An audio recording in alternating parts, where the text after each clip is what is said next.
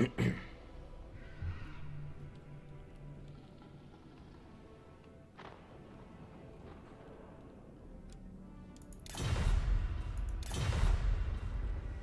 and welcome everybody, it's your boy Logic and we're here back with the Son of the Mountains tournament. So what does this mean to everybody here today? So this means it's going to be 14 games of the Dawi going up against every other faction in the game. And here what we're going to try and see if we can do is try and show some of the best Dawi play we possibly can on today. So I hope everybody's having a fantastic day, afternoon, wherever you are in the world. I hope you're having an awesome time. So welcome Bimbleton, hope you're doing well. Welcome Hank. How you doing, human boy? Yes it is. How we doing? How you doing, Sergeant Spaghetti, Zypher, Swiss, and of course Son of the Mountains as well. Everybody from Son of the Mountains. Quite a few guys participating today. So it should be really awesome. Fantastic. So it looks like here we're going to be having Mr. Bugman, otherwise known as Venge, most of you guys here from XMT, going up against Deadly Bunnies. So it should be pretty fun.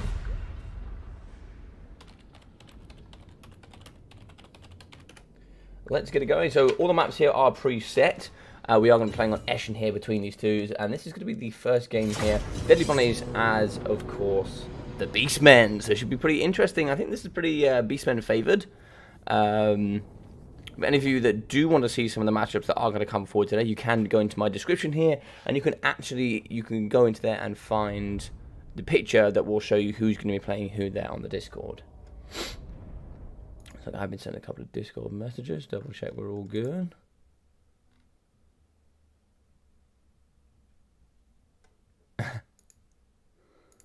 All right. Greetings, Mr. Grumpy Guard. How are we doing? How are we doing? Apologies, we are 1 or 2 minutes behind there, but we should be ready to go. It's going to be a long event, everybody, so make sure you grab your snacks, make sure you grab your drinks. It's going to be a good one.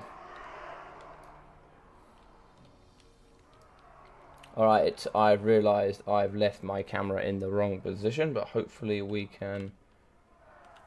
Yeah, I thought I did. Yeah, it looks like I've got the debug camera on, but that's okay. We can change that afterwards. I was playing a little bit last night trying to help some of these guys prepare. So there we go.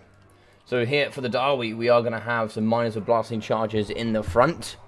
And it also looks like here we are going to have a couple of Longbeards in behind them. We are going to be having Ungrim Iron Fist here in the trees, and he's going to be nice and naked. We're also going to have some more miners with those blasting charges. And it looks like some Dwarf Warriors with some Longbeards. Warriors of Dragonfire Pass as well, which is also quite fun. With some Dragonback Slayers, Iron Drakes, and some Strawhammer Torpedoes. So I think the majority of the idea here is you're going to be burning most of the infantry using the Iron Drakes. Very good at dealing with that lightly armoured infantry. And then you're going to be trying to protect your back line here with the Slayers. And then trying to kill everything large with all the chariots here with the Iron Drake Trollhammer Torpedoes. So here, nice and wide for Bunnies, we are going to be having the Ungor Spearherds. Alongside some units here which look like the Ungor Herds. Yeah, it looks like there's going to be loads of Ungor Herds. We're going to have a couple of units of the Ungor Raiders. Very good here at dealing with those Slayers. And as you can see here, 2 units of the Razorgore Chariots. Nice and heavy here, 100 armor. Very difficult to slow down with a massive 74 charge bonus. We're going to have some Bestigor Herds here as well. These fantastically armored boys. 95 armor, good armor piercing. Think of them as a bit of a worse Black Orc version if you like. And we are going to have the Double Giants. The Double Giants is a play for sure. And I don't know how I feel about Double Giants. Double Giants can certainly do very well here. But Malagor the Dark Omen, let's see what he's got today. So he's going to be having Bestial Surge, Brace Scream, and yeah, just Brace Scream. He'll also be having the Unholy Power. That's very interesting. Apologies for the debug camera. I don't know how I can turn this off in the moment. Hello. How are we all doing? How are we doing for Poland? Bowmore, Grombrindle, how are we doing, buddy, as well? CJ, how are we? Hello there, I'm late, no problem at all. How are we doing? Alar as well. Welcome, buddy. Nice to see you here today. Hope you're all looking for a massive festival here. So, 28 players here that I've managed to organise to get together, and it took me some time. What's up, Crablin? How are we doing, buddy? It took a long time and a lot of effort to organise this, but I'm super excited. So if we do pop over here, as we can see, it's going to be some, it's going to be a pretty good box here. I like this box indeed. It is going to have good coverage here with quite a few units of the flames. We're also going to have Iron Drakes with the Warhammer torpedoes on both sides. They don't have massive range. They're just going to be having, as you can see, about to here. So there's not very much range. Yeah, I think he's going to be using the hill as the advantage. But we have blasted charges all around, and then we have big shots here coming from, I believe, the Master Engineer. So look at the distance there of that Master Engineer. Very, very good. Alright.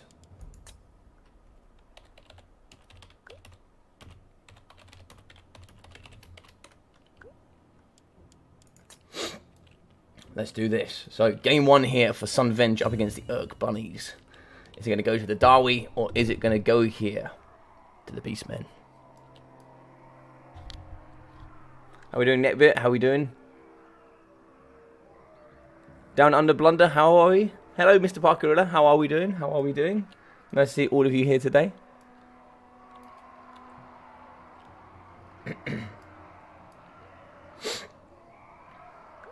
I'm not too sure how these giants are going to do. Of course, they have to get through Ungrim Iron Fist, through the double Iron Drake to Warhammer torpedoes, some Slayers.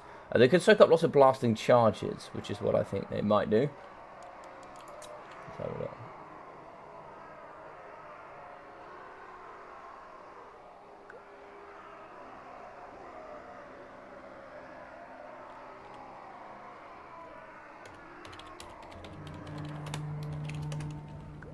Alright, looks like they're both ready.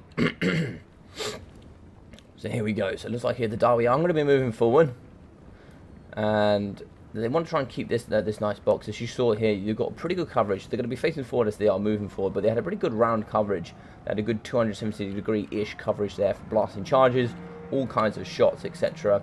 And it's just really going to help them here with this box up against Bunnies. Now, Bunnies has to really utilize these Ungol Raiders to the best degree he can. Blasting charges here. Iron Drake's going down in the front as well. Absolutely torching these Ungol herds. And, yeah, pretty much pushed them off the edge of the battlefield already. There we go. Let's go with those guys. Broken. Over here, we're going to have some blasting charges on the Ungol herd. But you don't care if you Bunnies. You just don't want those blasting charges on those key units. Pretty lightly armored here with the Giants as well, so they can be very susceptible to being shot. Blasting charges can also do, surprisingly, some good work there as well. Ungols, maybe want to try and see if they can flank around the back. Maybe trying to see if they can start withering down these Longbeards over time. As you can see, the coverage is still going to be over on each side as well, so they should be able to get some good blasting charges if the Ungol Raiders do get too close. They're not quite close enough yet, but they certainly want to get some poke here up against the Dragonback Slayers. Shots are going to be going in. They are going to be shooting into the backside of the Dragonback Slayers. They do actually have 20% physical resistance to the RMR, which is also quite nice. Charging in with the Razor Gore Chariots, get that nice downhill charge, and looks like they're going to be a bit slow on the way out, as they did get hit here from the very, very nice Dragonback Slayers. Ungrim coming in as well. Ungrim's coming in with that steel chair, I'm sure. He does, oh, big hit there into the back of that Razor Gore Chariot. Fantastic stuff. Brave Screen going down, really trying to push open this pocket to allow all of these very, very big goats to push through.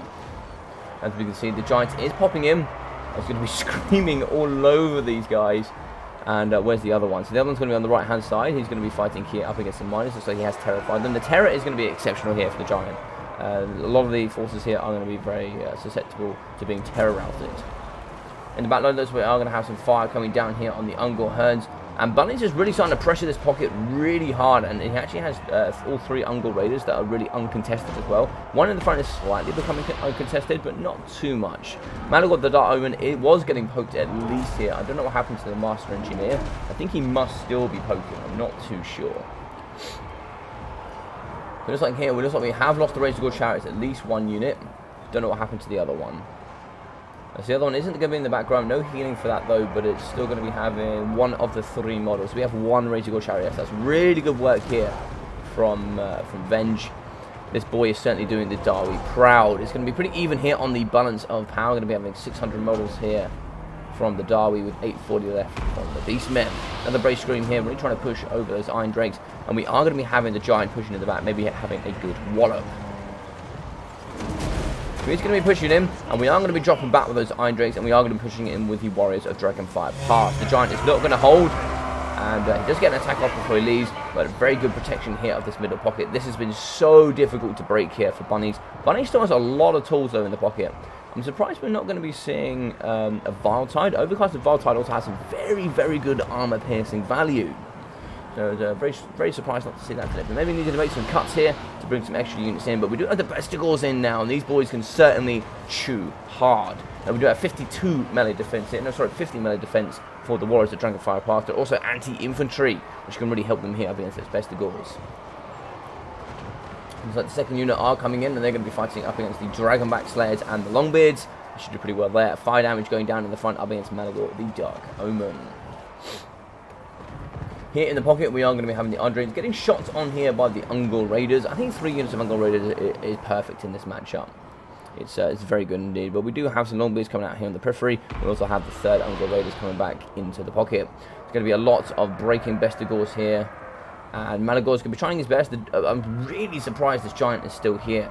He's still fighting very strong. Certainly going to be getting shot here by the Master Engineer. It looks like here we are going to be aiming up with the Iron Drake or Hammer torpedoes. Are they going to be shooting? Yes, they are going to be shooting into the Ungol Raiders. That's certainly not going to be getting their value, but they're certainly doing the work they need to do here for the Sons of the Mountain. Big shots coming in here into the backside of Malagor the Dark Omen.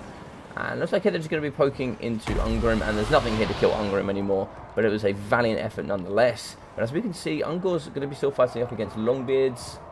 Shots going down here into the Iron Drake or Hammer torpedoes. We still have lots on. Looks like the Longbeards on the right hand side are going to be pressuring the Ungol Raiders here. Ungol Raiders going to be massively faster, 41 speed here up against 26, nearly a good 40% faster for sure. Although so we have actually the Ungol Spears. They are going to be pushing into the back pocket onto the Iron Drakes. That's some really good work there, and we're now going to get some poke here onto the Longbeards. The Longbeards are facing the wrong direction. They will be losing those silver shields. Over here in the back though, we still have this Giant going. Looks like Malagor the Dark Omen has broken. That is going to cause everything to waver. He has shattered, and I think there will be army losses. Whew.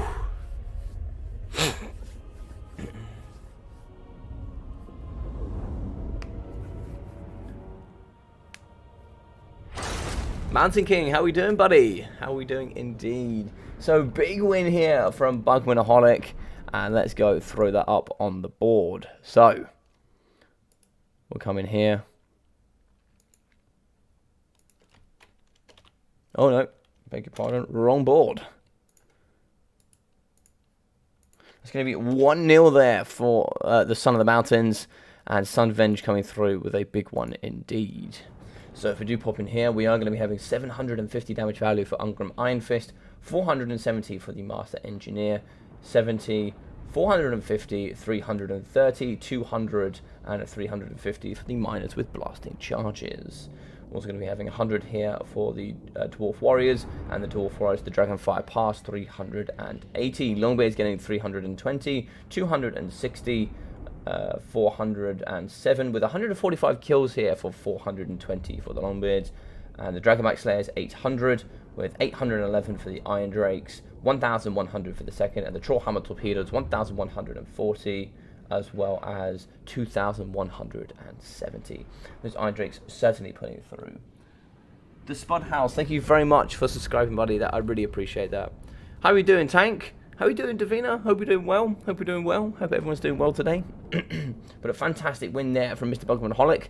And well played here to Deadly Bunnies. 944 damage value for Malagor the Dark Omen. Maybe I'll talk to him a little bit later. Not too sure why we didn't see Valtide there. But Rage Scream Valtide, some of the best spells you can bring here in this matchup. But it looks like 200, 350 there, and 128 for the Ungors. 100 here for the Ungol Spears, 620 for the very nice Gaul Herds, 184 kills, 1,500 for the Bestigors, 600 here for the second unit, 230, 330, and 630 for the Ungol Raiders, 625, 130 here for the Razorgore Chariots. They just got pushed on, unfortunately. I think these here were the win conditions, but as you can see, 214 and 830 here for the Giants.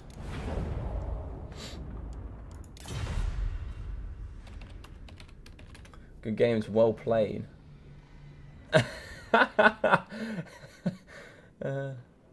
Alright, yeah, awesome game there. So if we do message up here, who is going to be next in the chat?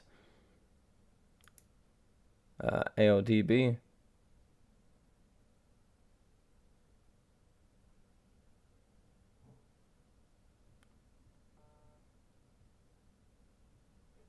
Alright, it looks like some people have to be moved. But that is okay. Let's move here to some of the mountains.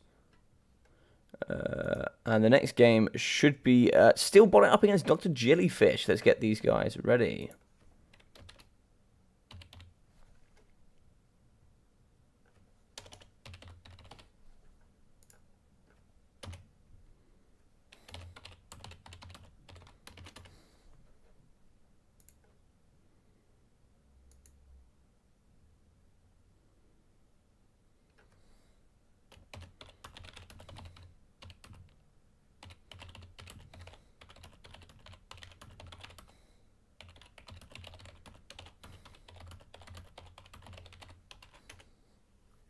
Alright, fantastic. So let's move. Let's get onto Mr. Jellyfish. Sorry, somebody messaged me there.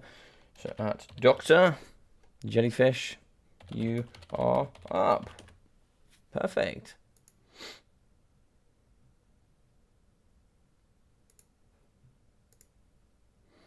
Alrighty.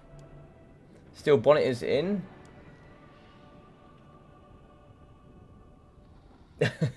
I love the build indeed. So I can't remember which map we're going to be playing on. Let me have a look.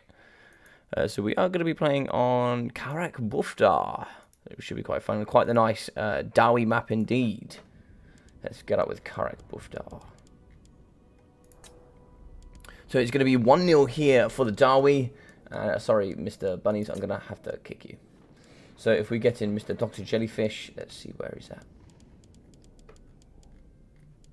I can't see Dr. Jellyfish online. But hopefully he's around. Welcome, Mr. Steel Bonnet. He's going to be going here up against the Vampirates. Logic, if it ends tie at the 7 wins each. I think I will. I think I will represent the Dawi. I think I will. How are we doing, Vincent? No time to meme when there is a grudge. Indeed. No time. No time.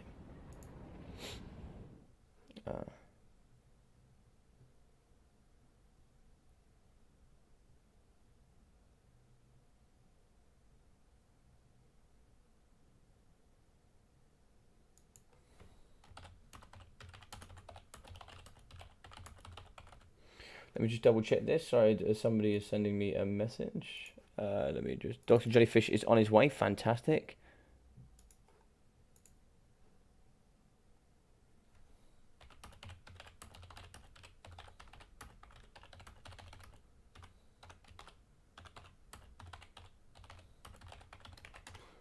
And then after this, we're actually going to be having to get AC Moore ready. So it's going to be AC Moore here. And he should be playing Artisan Tech Priest West, which should be good. So let's get those guys up.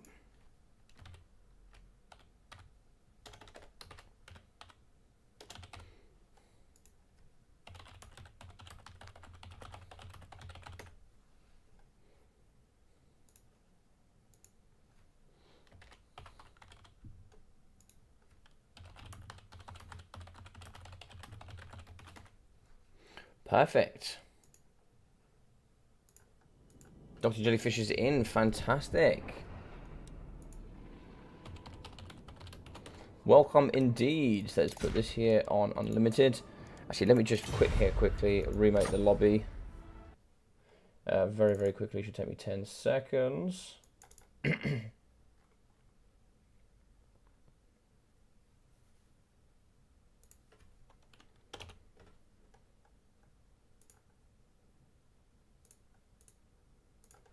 I should have done this before.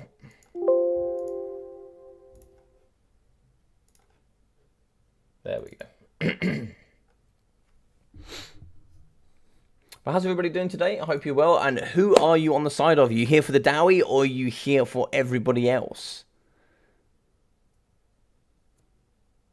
How are we doing, Bobo? Now that's a grudging.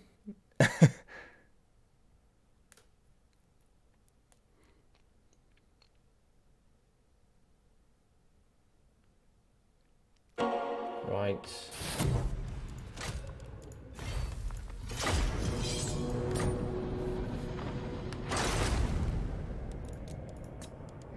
Right, let's get Steel Bonnet in and let's get Dr. Jellyfish. I can't see you, Doctor.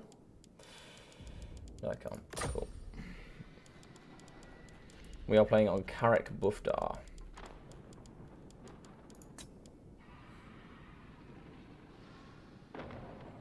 Here for Spice Power. So is Spice Power, that's Bowmore, right?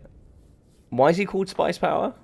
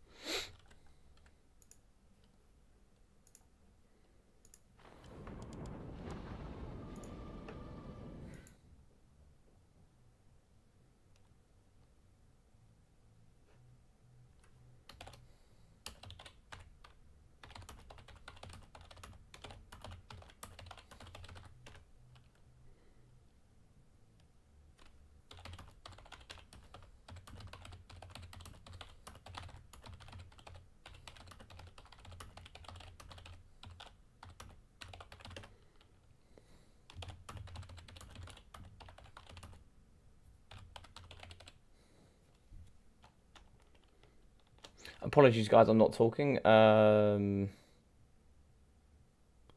me just see if somebody's come up with a problem. So I'm just trying to solve it whilst we do this. So let me double check.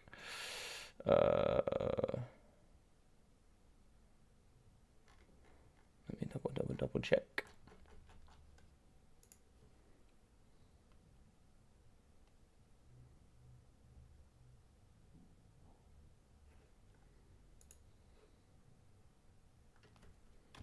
Okay, looks like we're fine. Right, let me hop in with you guys, see how you're all doing. Fantastic, looks like we're ready.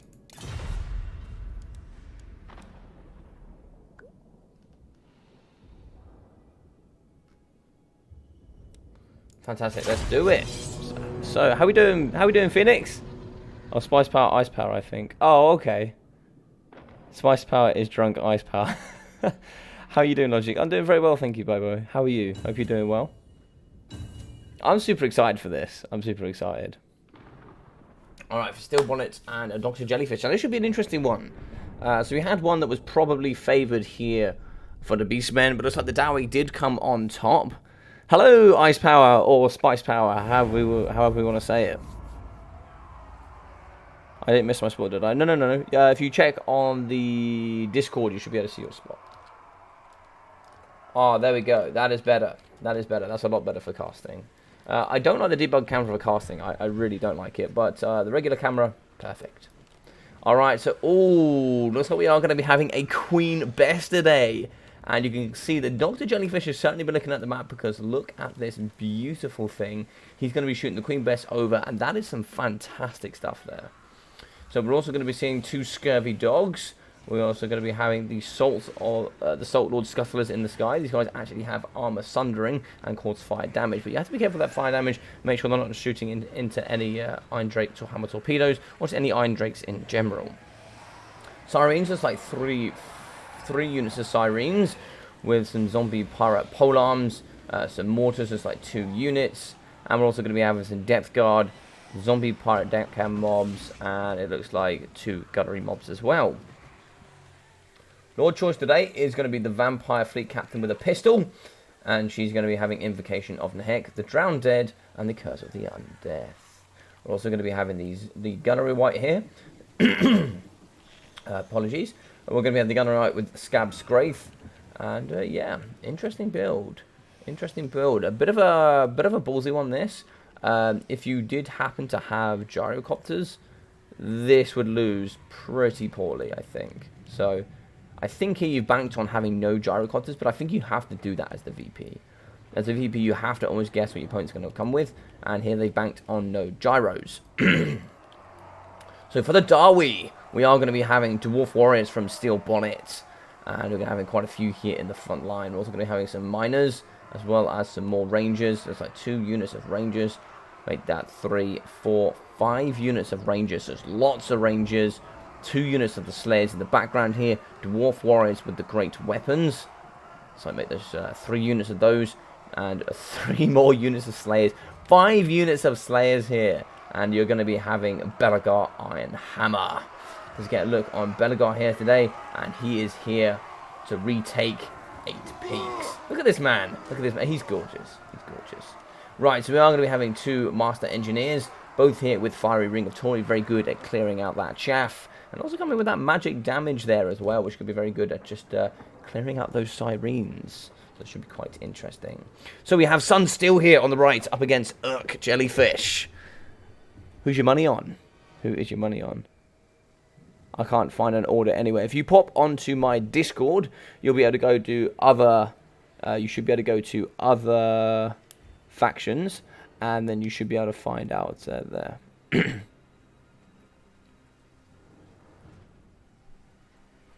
England versus Germany is going to be a snooze fest. Yeah, probably. I'm not going to lie.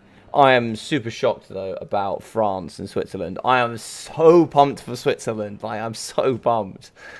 Yeah, my only issue with this stream is that it will, with England, Germany, are logic losers. Yeah, sorry guys, I couldn't do it tomorrow. I couldn't do it. But listen, if you do support me while watching England as well, I would be very appreciative of that. I knew what I was gonna miss. I knew what I was gonna miss, and I wanted to do this for you guys. So yeah.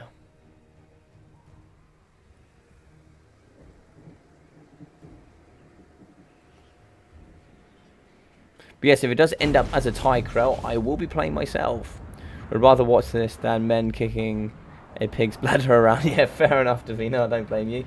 Alright, so shots coming down the front here. And they're going to be shooting into the Dwarf Warriors. Now, the one unfortunate thing here for Dr. Jellyfish and the Queen Bess is they really don't have anything to shoot into. The only thing they're really going to get any sort of value from is actually shooting into the Slayers. And the Slayers are going to be moving pretty quickly. As they're going to be shooting here in the background against the armor-piercing Dwarf Warriors.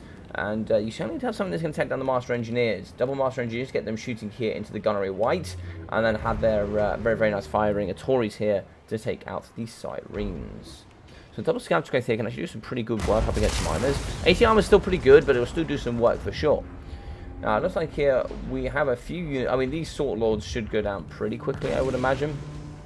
I actually think shooting Belagar is not the best idea here for these Gunnery Whites, and the reason being is Belagar is going to hold pretty strong. This boy is tanky. He has Silver Shield, 120 armor, and also missile resistance on top of that. He's no joke. So you want to get around the flanks as quickly as possible, shut this pocket down. It looks like here we're going to be having a box against the Dawi. That's very interesting for sure.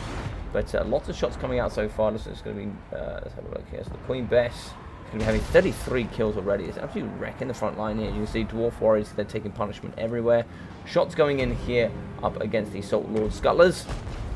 Salt Lord Scuttlers is such a cool unit, right? But they're going to be shooting into the Slayers. And the Doggo Scurvy Dogs will easily lose here against Slayers. Looks like here we had a Scub's Growth going down the front up against the Rangers, and they'll certainly deal with Rangers. That's no problem there. Shot's going to be going down here. It looks like they're going to be targeting the Queen Bess, and that's a pretty good target. Look how quickly that's dying as well. Fantastic stuff here coming from the Dawi. And what we're going to be getting here with the Master Engineers, need to get a nice fire ring of Tory here going down across those nice ethereal units. Bunch of power here going to be pulling into the Urk favor. And gunshots going down here straight into the Rangers. Fantastic shot there. Burning apart the boys here with beards. Looks like here we have broken the Queen Bess, and that is going to unleash this pocket of madness with the very, very nice Sirens coming forward. They do have that fantastic charmed ability here, that -9 melee attack. Very, very good stuff to hit the front line. So they're going to be getting in. Dwarf Warriors will comfortably lose here. Some pretty good armor piercing here for the Sirens. And it's only going to get worse coming forward here for the Total War Warhammer 3, as magic attacks don't count for that magic resistance. So like here, for the most part, we're going to be hitting with the double Sirens. This is a bit of a misplay here from Mr. Jellyfish. 2 Sirens into the same unit. And look at that, firing a Tory going down and hitting both of them. Fantastic there from Steel Bonnet. He's going to force an overcasted Invocation of Nehek to go down. Looks like it is going to be healing the Vampire Fleet Captain, and also going to be healing those Sirens. Coming through the pocket is going to be the Zombie Pirate Gunnery mobs, and this is where you need to push through your Slayers. Slayers need to get in and around the back, and they need to start chomping for sure. Scurvy Dogs are going down. Shots are going into here the backline range. And balance of power now back to even. Those firing Tories are certainly dangerous. Sirens are pushing through into the pocket now, and this is where it gets dangerous. It looks like some brave men here are going to be coming in and intercepting these ladies, which are going to be down to about half health. They're going to be very close to wavering. They all have critical binding. They're going to be pretty tired at this point. But good summons in the back here. This is where the Dwarf Warrior is coming in, and Belegar's going to come in for that slap. He's going to be taking on a Siren at a time. So there's fighting here up against Sirens. They're pretty even there for the most part. But we still have some guns here in the back shooting with some mortars for sure. Mortars will do some good handiwork over time at just disrupting the backline range. You really need to get some Slayers around the back here and shut this thing down if at all possible. Or maybe even just keep pushing in your Dwarf Warriors with great weapons. Over here on the right hand side we have 2 units of the Sirens just punching through the line. These Slayers should hold pretty comfortably, but in the back here we are going to have the Scurvy Dogs, which are going to be cleaning up crew. You do need kind of something to deal with these, otherwise they're really going to clean up all your ranges, and that's when you're going to start to have a little bit of problem here as the Dawi.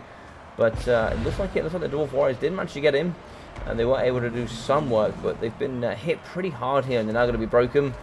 Some shots are going to come down from the Rangers. Still going to be, just they're actually targeting the Gunnery White, which I think it would have been better to target some of the crews here in the back, as these mortars are certainly going to be exceptional at taking care of them.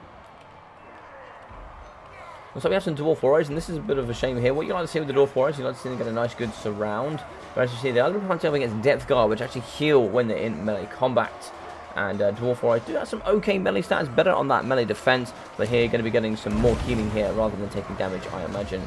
Another fire ring of Tory here going down up against the Sirens. Excellent work there. One more unit of Sirens in the back, though, is still going to be running havoc. Shots going down here into the back, and it looks like they are going to be targeting after those Rangers. All 3 Rangers are going to be down on that left-hand side. And yeah, there we go. So some of those Rangers have been gone, though. Balance of power is still going to be relatively... No, it looks like it has pulled a bit more to the left-hand side now. I was thinking it's pretty even. We've got some Dwarf Warriors here in the pocket that are looking pretty still. We want to try to see if we can get those involved as well. Looks like here we did manage to get some miners into the background, as they are going to be fighting up against the Gunnery Whites. I think here they will be getting pressured and pushed off. And the Dwarf Warriors here have won the front line. Hopefully they can get into the backside here and start shutting down these mortars. If we can shut down those mortars, I can see no reason as to why they couldn't come back into the fight here. So 1 unit of the Sirens to the right hand side have been dealt with. So now we need to get these Slayers into the back and shut down the zombie pirate gunneries. But it looks like here we are going to be losing the Dwarf Warriors in the back here to the Death Guard. Death Guard have actually healed a little bit in that engagement. And Belegar here is going to be fighting up against the Summons. He's going to fight up against the zombie pirate deckhand. And in the back here we have the Dwarf Warriors who have managed to push into the back. The armor-piercing boys are now probably going to be fighting up against the Gunnery Whites. Yeah, it's a big kick on the Dwarf Warrior there. And he's certainly going to come and try and finish him off. Also, they have managed to get into the background here up against the mortars, though, which is some good work there. We actually have the Master Engineer that's been surrounded by these Sirens. Maybe try and see if we can get a good spell through these ladies. That would be very, very nice. The only issue we got here is the Scurvy Dogs are still online. They were a key target, as their 95 speed is just going to allow them to really chew up here against the range in the back line. Belegar is super healthy, though, is the problem. Oh my god, so the Gunnery White is going to be going down here. Negative 44 leadership will allow him to, as Belegar is pushing on. Big hit there on the Gunnery White. Gunnery White will be going down here. Negative 52 leadership. Invocation of Hate still going, but he will certainly go down. Get Belegar on the back and shut down that second mortar is what my plan would be. Do you have enough to take down Belegar? Yes, you still have a healthy unit of the Depth Guard, and they're going to be the things that are going to need to be taking out the rest of that that nice Lord and Infantry Corps. We also still have a pretty healthy Vampire Fleet Captain with a pistol. She has lots of armor piercing, 542 weapon strength there. Should allow us to really chew apart the Master Engineers. I think we've run out of firing Tories here, unfortunately. That's why I think sometimes like having the Peak Gate God or having Grombrindle here can be quite handy, just for that magic damage. And he's going to be chasing down the Gunnery White. Belegar now needs to get back involved, and I believe that is going to be army losses. But a fantastic effort here coming from Sun Steel.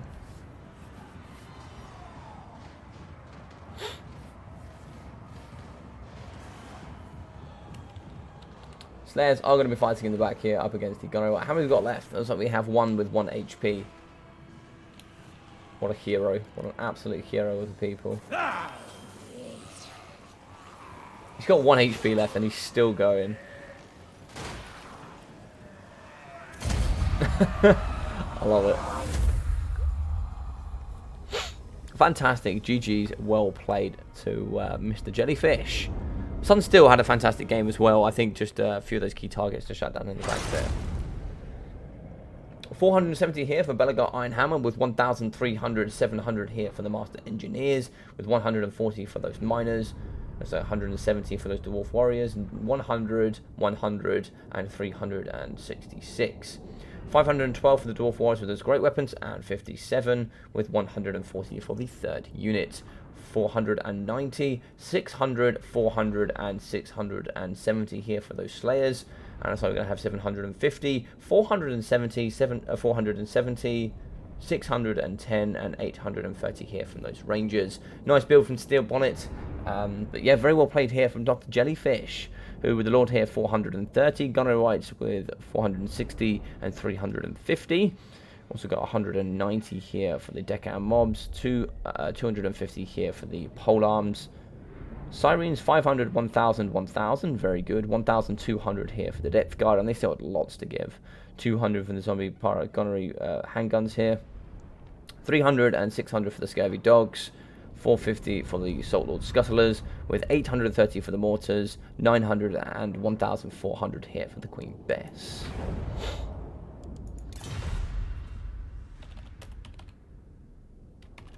GG's and well played. So if we go over here to the scoreboard, it was now going to be 1 apiece here between the Urks and the Suns.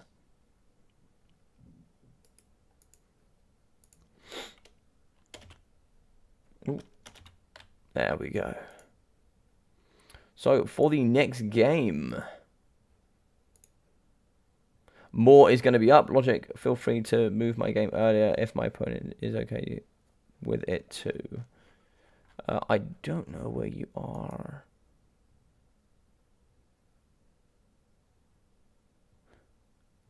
So the few before you have to play before you, Phoenix, if that's okay.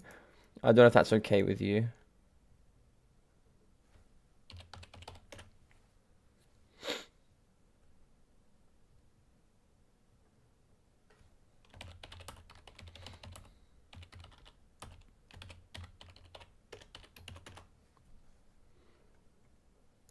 All right, let's hop in here. So, oh, sorry, Mr. Steel Bonnet, I'm going to have to kick you there. Artisan, if you swap sides.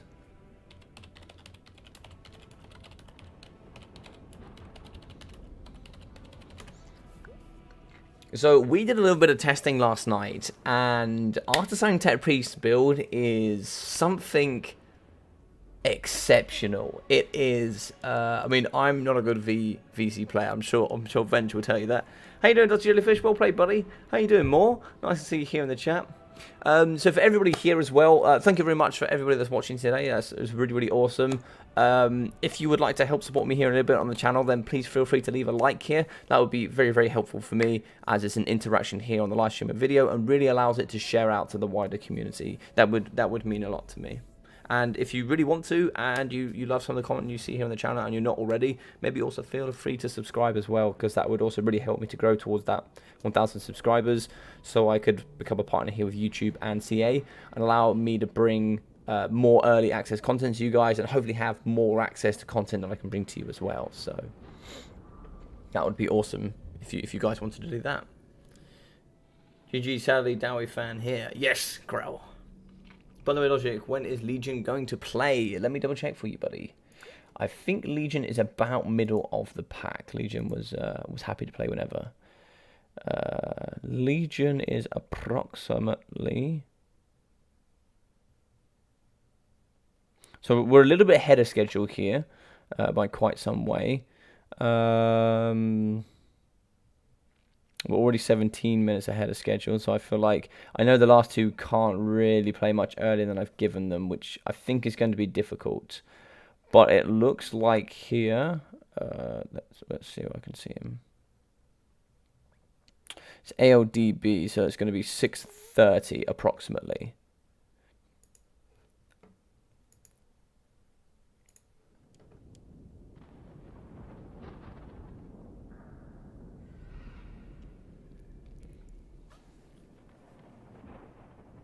Yes, you are going to take the Slayer Oath for that, Mr. Jellyfish. Certainly.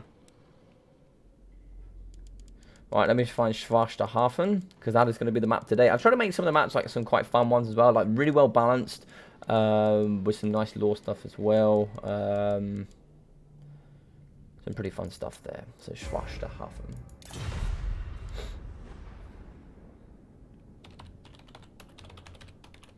Hello guys, indeed. Hello, hello, hello. Now this is going to be a map.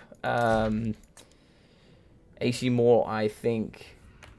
I played this yesterday. I know AC Moore is one of the better VC players in the game. He is certainly exceptional at his craft. Is he going to be able to beat this Artisan Piece whilst build? It's a very, very tough one.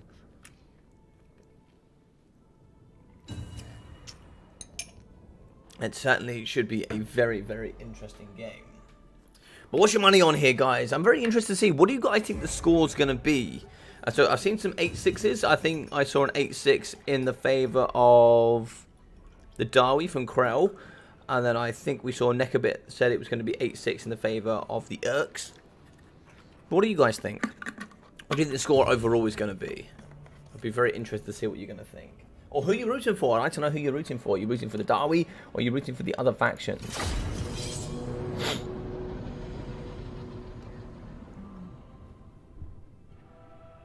Doesn't Shetland main lizards? He mains Dawi, but also plays lizards a lot.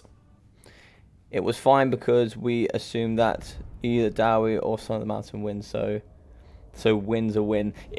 Indeed, I mean, I said this, like, Clansburg can really mess up Dawi. Yes, they can. Yes, they can.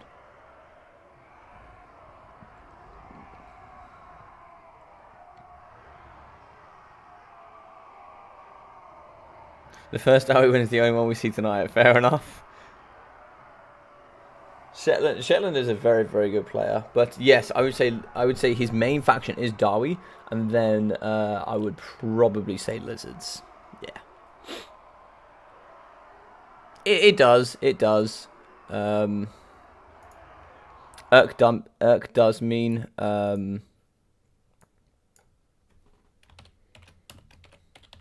But I'm just using it for everything today, so they all have different meanings, right? But yeah.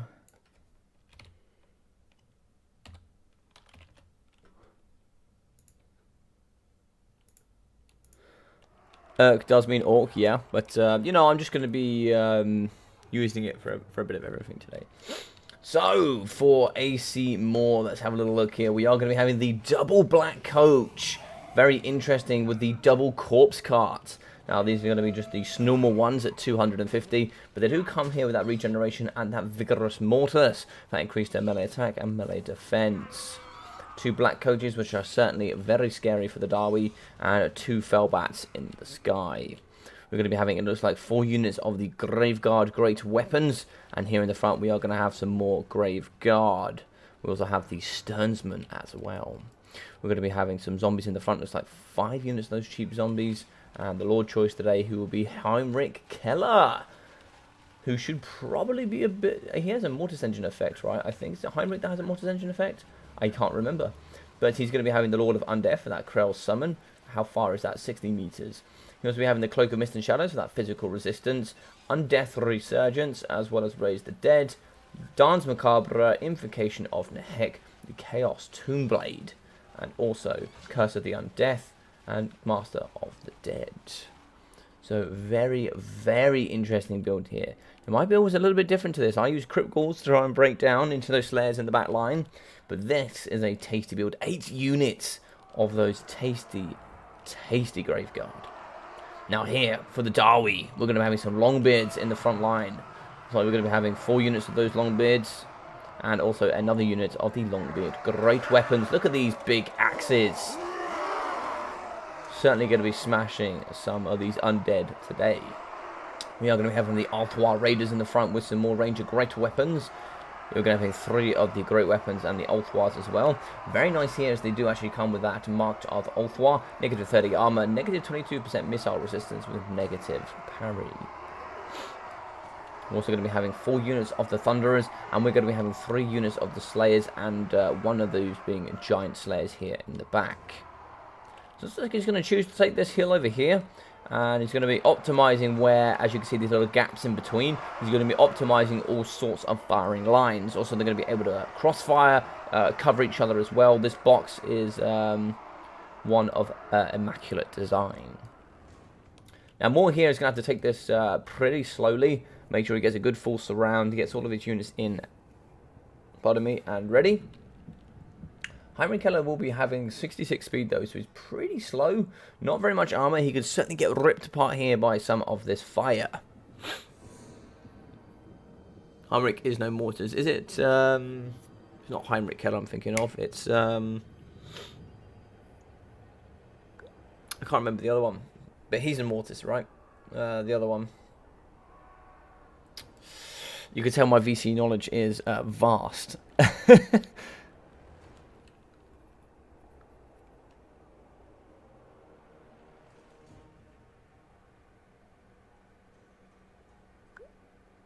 Oh no, doesn't bode well. What does Sergeant Spaghetti say? Kraken, counts with good micro, yes. But how you doing, Kraken? Hope you're doing well, buddy. Sergeant Spaghetti, Moore beat me in quick battle with this today. Ooh. But I'm sure you haven't seen this build before, have you, Mr. Sergeant Spaghetti? This is a build for sure. Helmengorst, that's the one I was thinking of. Helmengorst is the one that has that mortis effect, I believe. Helmengorst.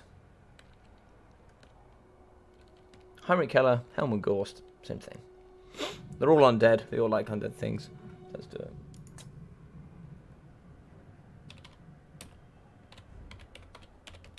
Let's do this.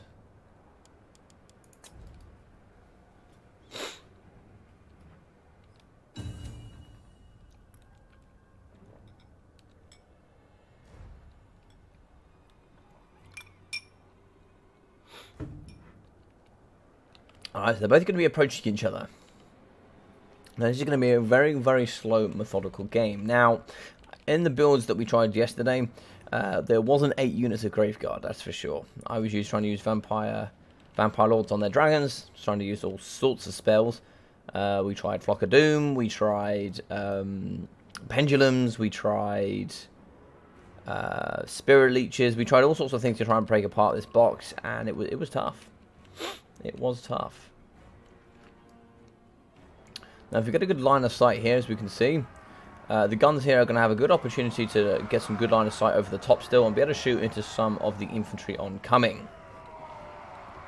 So it's like here, they're not going to quite be in range, but they're going to have some good coverage. So if we get a good look here, they've got a pretty good wide coverage here at the front, and these guys can certainly turn and shoot and burn as well.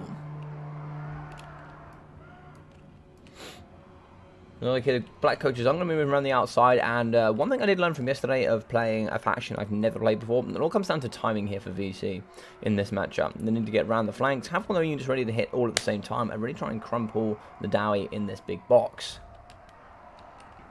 Now, the only issue with a box like this is the fact that if you break through any one element of this box, you're into the pocket, you're into the cookie jar, you're into the tasty bits for sure. So he's going to be very close to be able to shoot here at the front line. He doesn't really want to be shooting zombies. You don't have too much ammunition. Only 12 ammunition here for the Rangers with the great weapons. So you certainly don't really want to be throwing those into anything. Especially zombies, right? You don't really want to be throwing those into zombies. There's a bit of a waste there. So much armor piercing on these bad boys. 45 there, and for the ROR, they're going to be having 58 armor piercing. 16 throwing axes for those, though, which is quite handy. I almost indefinitely think for the extra 100, like, you know, you get, if you compare, you get 58 compared to 45, that's an increase by 13, increased melee stats, increased leadership, increased ammunition, no, sorry, the same ammunition, but you also get the mark of Ulthwar, which is already worth that 100 anyway. Like, it's such a good unit. Ulthwar Raiders are just such a good unit.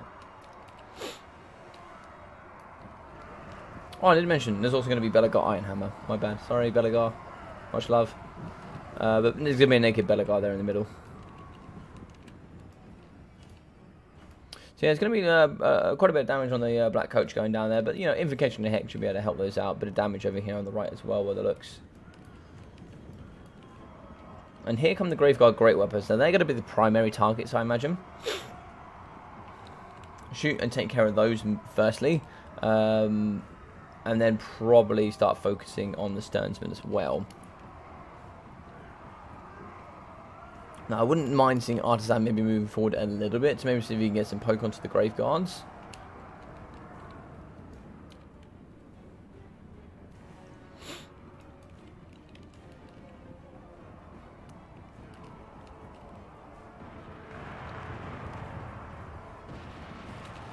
Shots going down here. They're going to be going into the flank of the Sternsmen and also the zombies.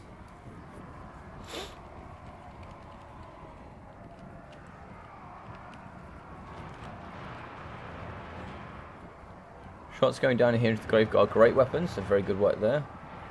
Most of the shots here are going to be hitting the zombies as well. But you don't really mind getting rid of zombies here, because getting rid of that cheap chaff is also quite handy. The only problem with the zombies in this matchup and no blasting charges is the fact that longbins are going to be exhausted by the time they start fighting the great weapons, etc. Shots going down here into the Grave Guard. Great weapons. Shots coming into the sky here up against the Fellbats. Fellbats has certainly been hit there pretty hard. Not as much damage as I would have thought, but they've certainly taken a bit of punishment. But they've come in as a bit of a bait, which is going to... Oh, here we go. Going to be ripping into the back here up against the Black Coach. That Black Coach has been punished, though. And this is the problem we found. I found playing against this build yesterday, is if you really want to push anything in, you are going to take some damage. So I might buy Ultra going here on the other Black Coach, but we're going to get some volleys off to get that traded value for it, though. No, maybe get some going there. Oh, yeah, there we go. Now we're going to rip some. Now we're going to rip some. Fantastic damage coming through down the Black Coach. That did end up making that worth it. Okay, that's good. The shots coming down the front here up against the Corpse Guard. Getting rid of that Corpse Guard can be quite handy.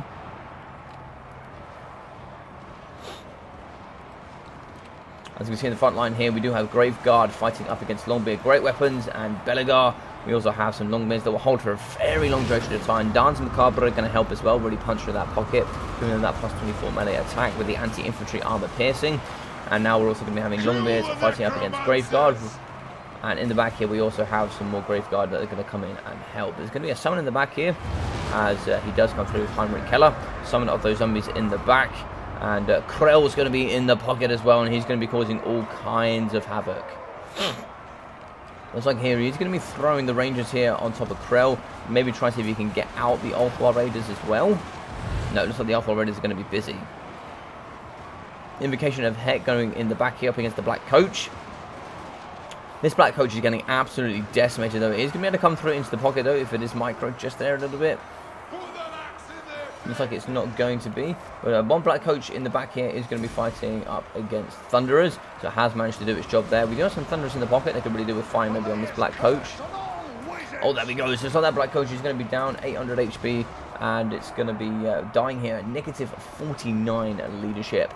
Very, very close here on the side of the Dawi. I don't know if they can pull this off. Good throwing axes here in the pocket. That is going to threaten the Thunderers to now start shooting here against this Black Coach. And now they need to start taking down all sorts. I think we've already lost one Corpse Cart. The second Corpse Cart could go over here on the left. That other Black Coach has been trapped and shot. That's going to be two Black Coaches down. Krell in the middle as well will struggle. Those throwing axes are so good at deleting specific models. Like Lords, Heroes, and Black Coaches. All sorts of single entities. They're just so good at destroying all of that. I'm not sure what Krell's stats are. He's 100 armor. He's not very good there with... he's going to be anti-large armor piercing. But he can certainly help here in the pocket. So gunfire is going to be going down here against the Fellbats. The backside is just about holding with the Great Weapons fighting up against the Grave Guard. The zombies are coming in. It looks like it is going to be hit by the Longbeards. Longbeards have moved from the front to the side to really try and hold that off. And so we have managed to get the Ulthwar Raiders. Ulthwar Raiders can really do with shooting into the Grave Guard now. The Grave Guard front line is winning over here. We have some more coming in on the left-hand side. Death Resurgence is going to go down. If you actually spread out the Thunder of Force here, you might be able to intercept. Feel like a lot of the back line has been impeded. Balance of power is going to be super even. It's going to be 600 here for the Dawi, and it's going to be 900 for the Undead. Throwing Axe is going to be able to get into the backside here of the Great Weapons, and that's going to be really, really devastational here for the boys here with the Great Weapons. I love the way the throwing axes go up. Look at those throwing axes. That's awesome. Belegar's coming over as well with the Longbeards. Krell is in the pocket fighting alongside the Graveguard. Great weapons, and here in the back we have some zombies going up against some Longbeards. And we also have the Sternsmen here fighting against those Slayers. In the middle, we're going to be having zombies fighting up against the Thunderers that are actually going to be shooting in close melee combat as well. That's absolutely fantastic. We are going to be losing some Rangers in the pocket here up against some zombies and the Corpse Cart. And on the left-hand side here, we'll be having the Longbeards fighting against Graveguards. And it looks like we are going to be losing some Thunderers to some zombies, Graveguard, and Keller. Do not shame your ancestors. So look here, marked by Ulthwar is going to be going down. Maybe try to see if we can get some shots off here. Shoot and move, shoot and move, shoot and move. But it looks like a lot of them are going to be pushing away. Now, Mark of Ulthwar might go to waste here if those Ulthwar raiders don't start shooting. It's going to be a bit of a turn and burn here. Get their axes nice and high. Look at that, taking out some very, very good models there. Really good damage coming down as well. Fantastic damage there. And now you can turn and hit with the other Rangers. They are going to be faster. They actually have 33 speed here up against 27 of the Graveguard. Fantastic damage coming through there. And they do have some good armor-piercing melee stats as well. So they should really be able to help carve through these Graveguard. Great weapons. And looks like the zombies here are going to be chasing the Thunderers. Thunderers actually have 28 speed compared to the 23 here of zombies. And I just feel like the zombies are catching up, which is quite interesting. The Graveguard great weapons are going to go down. Looks like we have lost another unit of Thunderers here in the back. Slayers are going to be fighting up against Graveguard. They should win there comfortably. And it all comes down to if they can out-skirmish here. Banners of Power is going to be going away from the Dawi here, as it is slowly getting pulled apart here from the very, very nice Graveguard pack. 8 units of Graveguard is certainly very difficult to deal with, but we do have some Thunderers here on the Rift. Can they get some volleys off here into the Graveguard? Can they really start shooting down the hill here and really aiding up against these Graveguard great weapons?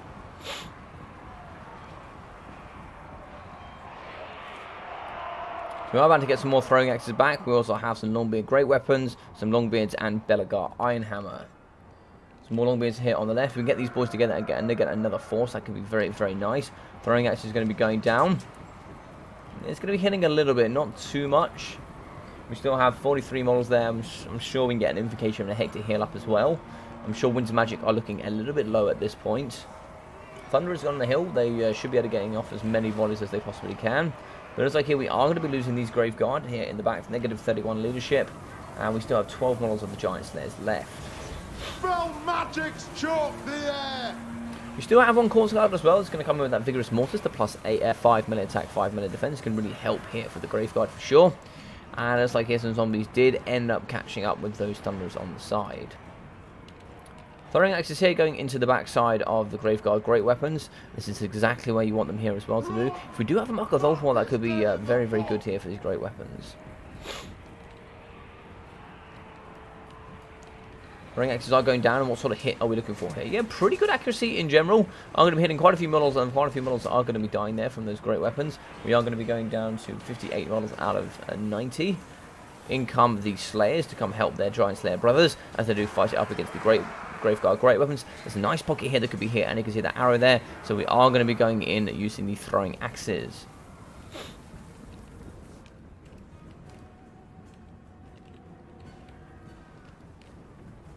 Marked by Ulthwar, giving that negative armor and giving that negative missile parry and negative missile resistance, really going to help them get hit quite hard here. A nice spread wide force here coming from AC Moore, meaning it's going to be a lot harder to hit them for sure. We're still going pretty strong here with those great weapons. The Graveguard are going to be doing their absolute best here. Throwing axes, I'm going to be hitting a few. I might try and save some of those throwing axes for a little bit later on, but the Dawi have resurged here.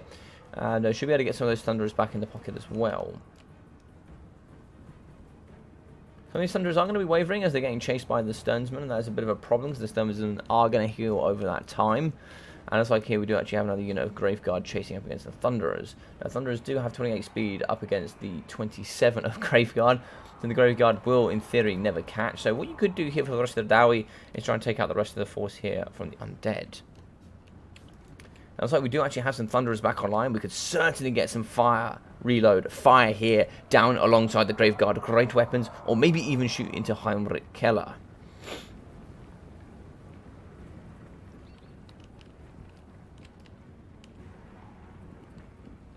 So the Dawi force here are going to be resurging. All four raiders still have quite a lot of ammunition left. Don't really want to be shooting into the zombies, but certainly want to be getting in and hitting those Graveguard great weapons. Take out a couple of units of these, and it could really start becoming a bit handy here. So something going to go after the zombies and see if they can kill those off pretty quickly. Thunder is still going to be wavering, chased here by the Sternsmith. If they do break at any point, they will certainly be going off the edge of the map. Looks like here we have some Thunderers which are going to be firing into the backside of the Graveguard great weapons. What sort of range are we talking here? Yes, they should be able to shoot for quite some time. Looks like here we are going to be able to punish the zombies. And there's going to be a summon of the zombies in the back. Should be quite interesting. So the off-world raiders certainly don't want to be taking that brunt. But here we go. So there's going to be another resurgence here of the boys. As we have lost the Longbeards. Going to be an aid here coming from Belegar. And it is going to be an overcast Dance Macabre. Increased 24 melee attack and speed. Which should be able to aid here in dealing with the rest of the Longbeard infantry. Belegar Ironhammer could also be in some serious trouble. Really, really good stats from Heinrich Keller. But of course, Belegar Ironhammer is no joke. We'll try and see if we can get some of those throwing axes in immediately here up against the front line of the Graveguard. Really try and shut them down if at all possible. But need to get those Thunderers in as well. Can we shoot here up against Heinrich Keller? That would be very nice. Cloak of Mist and Shadows going down, so that needs to be taken into account. 75% physical resistance is no joke. Good shots here, good throwing axes coming in the pocket up against the Graveguard. Great weapons. And that means there's going to be very little winds of magic here coming in for Invocation of the Hex. You're not going to get too much more healing coming here. And you're not going to get any healing from that corpse cart. So you've got to be very, very careful. But you have managed to pull away 2 Graveguard, which is very, very good. They're going to be miles away here. I have no idea where these bats came from. These bats are still alive. And this could be a big problem. Losing the Althwar Raiders, yeah, that's a big loss. That is a big loss here. And I think that could cause the doom and the end here for the Dawi.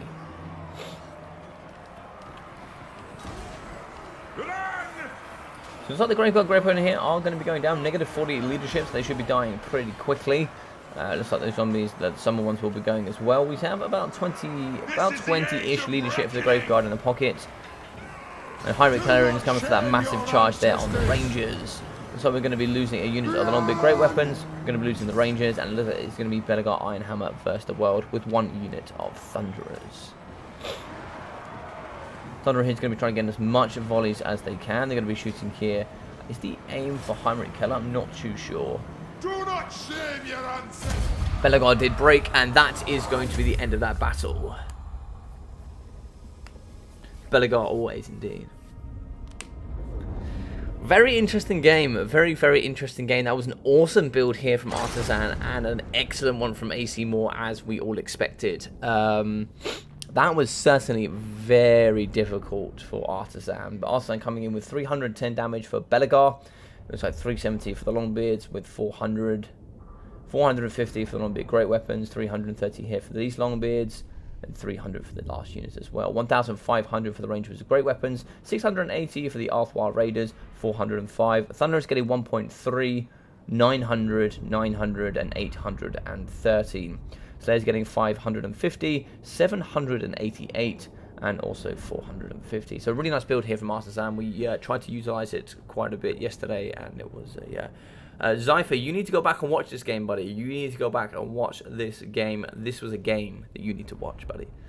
How you doing, Benji? Nice to hear, buddy. But GG's indeed. Let's go with AC Moore. 360 here for Heinrich Keller. Front line getting some pretty good damage. 170 for the zombies. Not sure what they were fighting, but they got some value. And 115 as well.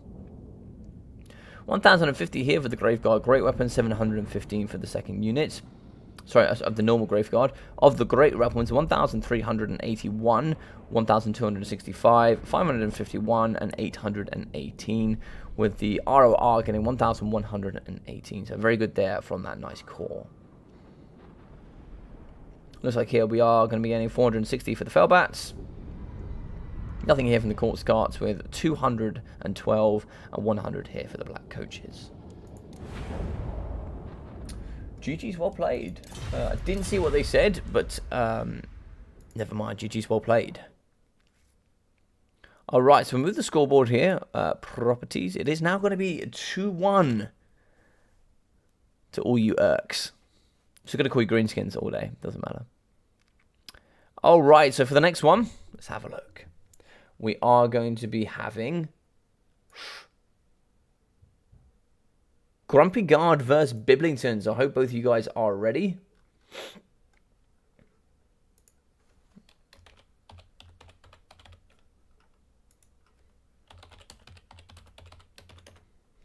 And then we need a Biblington, if he is about.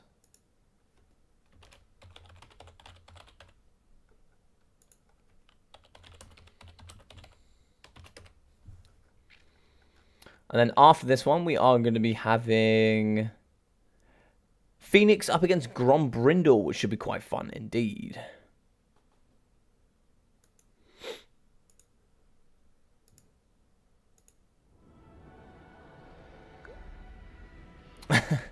Thank you, buddy. I appreciate it. Yeah, I appreciate everybody watching today, so thank you very much. So I think they are better versus...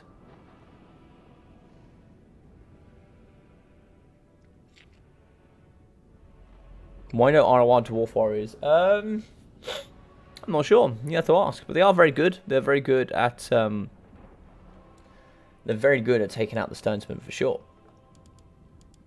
Right, so this here is obviously going to be on the outskirts, outside the city of the Empire. And we're going to have a Grumpy Guard fighting up against a Biblington.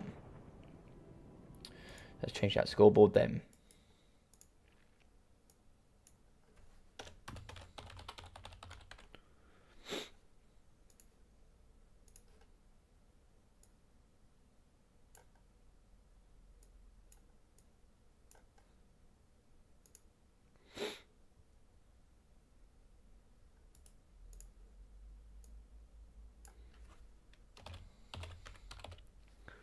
Then we're going to be having Son Grumpy.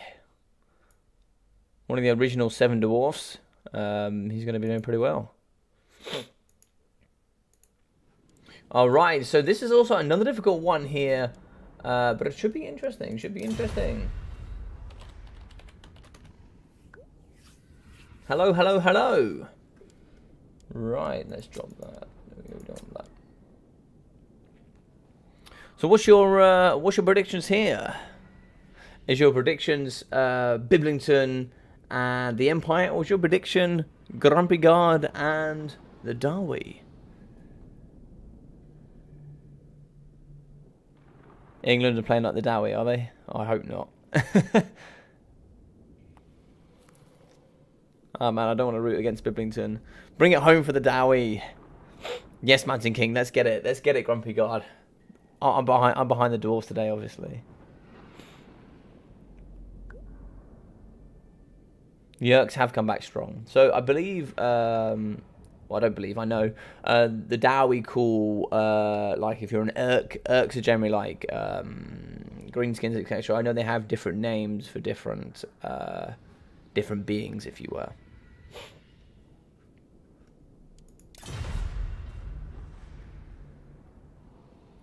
Right, so I'm ready for some hot and heavy men on Dawi action. Love that. Alright, give me 1 second.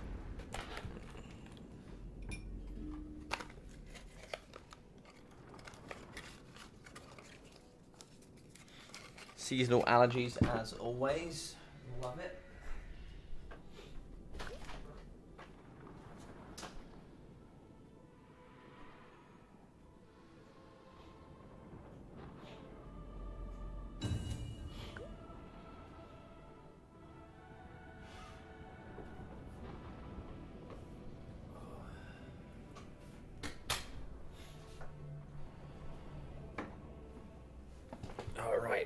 Hopefully that should kick in a minute and we should be all good to go. Looks like Biblington is ready.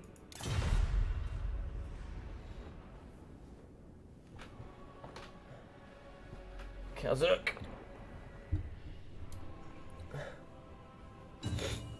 Now come Kazuk. Kazuk kick.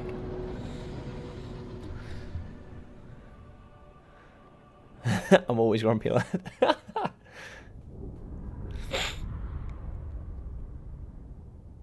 As long as DE come on top, I'm fine with that. Oh, DE have got a tough matchup. DE have... Oh, you have... Is it... I'm not sure who you've got for DE.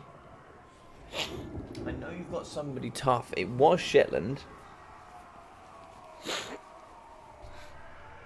Oh, you have Unamise. You have Unamise. So that's gonna be pretty tough.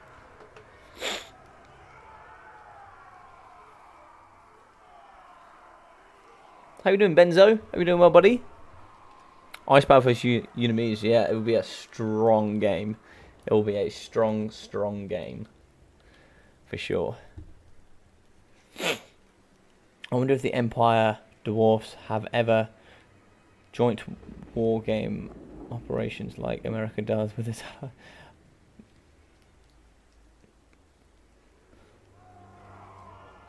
Marathi Malice is the real deal when it comes to Druchii. I think we're going to see Marathi Double Manticore today from Ice Power. I think it's going to be the one. All right, let's get in here with the Empire. So the men, the state troops. I think we're going to go pretty wide here today. We're going to have some great swords with some flagellants as well. Also going to be seeing some halberdiers with some swordsmen. Great swords as well. Lots of great swords. Halberdiers for that armor piercing. Lots of swordsmen. More great swords and more halberdiers. We'll try and get an overall in general. So we're going to be having 5 units of great swords, at least 3 or 4 units of the halberdiers, and 3 or 4 swordsmen. We're going to be having, it looks like 1, 2, 3 units of handgunners. Really sad to see that we're not going to see the ROR handgunners. That magic damage would really flex here on the Dawi. But not going to see it here today. We're also going to be having the Huntsman General, who's going to come with that ammunition, and also that 180 range. And we're also going to be seeing a Grey Wizard who has the Pendulum, Enfeebling Foe, Smoke and Mirrors, and Power Stone. Very interesting. No artillery here today. And what's over there in the side? Some flagellants. Oh, flagellants are going to be in the hidden side there. I think they're going to be used a little bit like cavalry, I think. How fast are they? 36 speed. 32. Ah. Super quick. Right, so for the front line, we are going to have some Bugman Rangers. These bad boys here in the blue and red. We're also going to be having a second unit and a third unit of those Bugmans in the front, with some miners with blasting charges, 3 units. We're also going to be having some nice thunderers. It looks like at least 3 units here in the pocket, with some longbeards, some dwarf warriors as well here. It's like quite a few units of this frontline infantry, with the Ulthwar Raiders here in the back, and maybe just 1 Master Engineer actually. 1 naked Master Engineer with Ungrim Iron Fist. The Slayer King himself, he is stunting and he is ready. Stunties be stunting, and his axe calls for Urks. This should be very good. No Slayers though, so luckily no Cavalry. I mean, Cavalry is also a bit of a bold move here, but Pistoliers can do quite well. That good speed at just really helping move stuff off the edge of the battlefield as well, giving that mobility and the nice extra can be quite decent. How are you feeling, Ice Power? How are you feeling going up against RTK Unamise with the Dawi? How are you feeling? Do you feel... Oh, Kraken says the Dawi's got this. I like it. LOL, it's got to be the crone for me when it comes to the Druchii. Sympathise with a person who uses dark magic and human sacrifice to look nice. Fair enough, Benzo. Sorry, I just woke up again. Yeah, no worries down under. It's going to be 2-1 here to the Urks so far. Vampirates coming out on top here for the Urks, and also the Vampire Counts, with the Dawi beating the very, very nice Beastmen.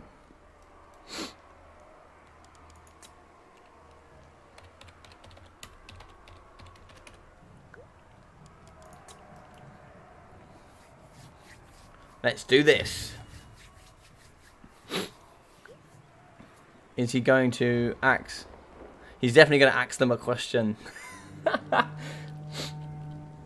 So, let's have here. Oh, we are going to have 2 naked engineers. Okay, so the naked engineers are probably going to be... They're 600 each, right? So they're quite expensive. Are they good in this matchup? I'm not too sure, but we'll see. Maybe having them shooting here up against the Lord, shooting up against the Grey Wizard otherwise could be quite nice. Guns going down here up against the miners with blasting charges. Do they have enough though to deal with the with the great swords? I don't know. gunfire going down here in the front up against the state troop swordsmen, and they're certainly going to take some punishment there. They do have that bronze shield, but they're certainly going to feel it there. Bugman Rangers are going to be dropping, but no blasting charges going off. Ooh, no, that's not good. That's not good. You need those blasting charges to go off. Sigma Sun's trying to get on the flank, but they are going to be getting hit here by the Longbeards. Good trade there for the Dawi. As you see, they're in that nice long line, so the Dawi will be able to surround here and get good damage here on that front end pocket. No! My beautiful Bunkermans, they have been hit by a very, very nice pendulum. Over here on the right side, we are going to have a very scary unit of Greatswords coming through. Dwarf Warriors will get chewed apart by these bad boys, and they need to have assistance here. Greatswords coming in the front as well. I think your Bunkermans are going to have to fight in combat. And that is the sacrifice you make here for the Master Engineers. You don't really have enough infantry to deal with just the mass onslaught of infantry here from Biblington. It's going to be pouring into every orifice here. And it's looking pretty bad, I must admit. Looking pretty bad so far. You can see Greatswords, they're really trying to pop through here into the backside. Huntsman General with the Grey Wizards in the back are going to be doing the dirty work. And you need to get in these Ulthwar Raiders. They need to get in. They need to help deal with these Greatswords for sure. They need to get in, use that Marked by Ulthwar, come in and really volatilely remove the Greatswords. Shots going down here up against the Master Engineer. And as I hear, the Greatswords are going to be fighting up against the Thunderers. And yes, it's a little bit painful there in the back line. As you can also see, we have some Halberdiers fighting up against the Bugman Rangers. In the back though, we do have the Flagellants. They are going to come in and try and fight the Thunderers. And like it's going to be another Pendulum coming in. Oh no, that Pendulum didn't really use the blasting charges here either on this side. Got a few off. Longbeard's getting hit here by the Halberdiers as well. As we can see, some Dwarf Warriors going to be fighting up against those Greatswords. And luckily the Greatswords are packed really nice and short here, so not all of their models are going to be fighting. But over here in the back, it looks like here Marked by Ulthwar has gone down. But they are going to be fighting up against your very, very needed Thunderers. They need to shoot here. They need to have some assistance. You can't be losing your Greatswords for that. Master Engineer is still online though, so you might be able to get some good pop shots here up against the Grey Wizard. Certainly take care of him. In the back though, we are losing some swordsmen.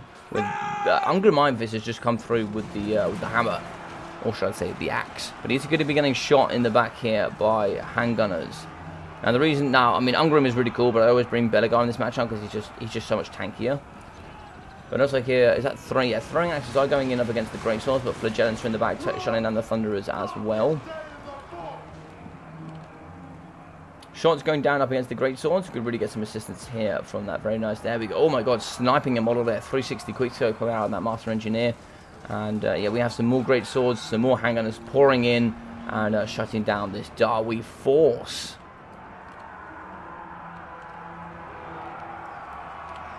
So if we do look here, looks like we still have the Ulthwar Raiders. They are going to be running away here from these Halberdiers. Thunderers will be going down to the Flagellants more than likely. Flagellants here, of course, being unbreakable. They don't have a massive amount of armor piercing, but they'll certainly do some good damage over time. Thunderers are going to be in, and they should be able to fire and help. Should be able to help the Master Engineer, but they're now going to be getting shots here from the handgunners. So we still have 4 units of handgunners online, I think. No, it looks like it's just going to be 3 online. Yeah, so it's just going to be 3 online here with a unit of the Halberdiers fighting up against the Bugman Rangers. Bugman Rangers were shooting here into the backside of the Swordsman. We still have the Sigma Suns fighting alongside these Longbeards as well. 3 units of these handguns still going to be firing here into that Master Engineer and the rest as the Ulthwar Raiders are running. Very nice healthy unit of Greatswords are going to be chasing here up against the Bugman Rangers. So you need to get the Thunderers in and get some volleys off for sure. Here, this is where it's looking a little bit scary for the Dawi. You can see all their forces are going to be a little bit spread around. They don't really have any cover fire, and they certainly have run out of infantry in the front line. It is going to allow free shooting here of the handguns to maneuver in any sort of way, shape or form that they want to. Also here, Ungrim Ironfist is super weak in the background. He's pushed forward, really tried to stop all this gunfire, but unfortunately he's taken a lot of shots as well. He will be going down pretty quickly. And that's, I think we have 1 Master Engineer left. He's getting shot pretty hard, but we also have the Greatswords and the Halberdiers coming in. And in the back, what have we got here? Can't see that there. What have we got? So we have some miners with blasting charges that still have their full blasting charges, which is a bit of a shame. So it's like here, coming in behind the Ulthwar Raiders, we're going to have the Greatswords. The Greatswords should break pretty quickly if they do fight correctly here. I love their capes, though. Big swing coming in for the Greatswords. I love like the 360-12. It's awesome. And there we go. It is going to be army losses.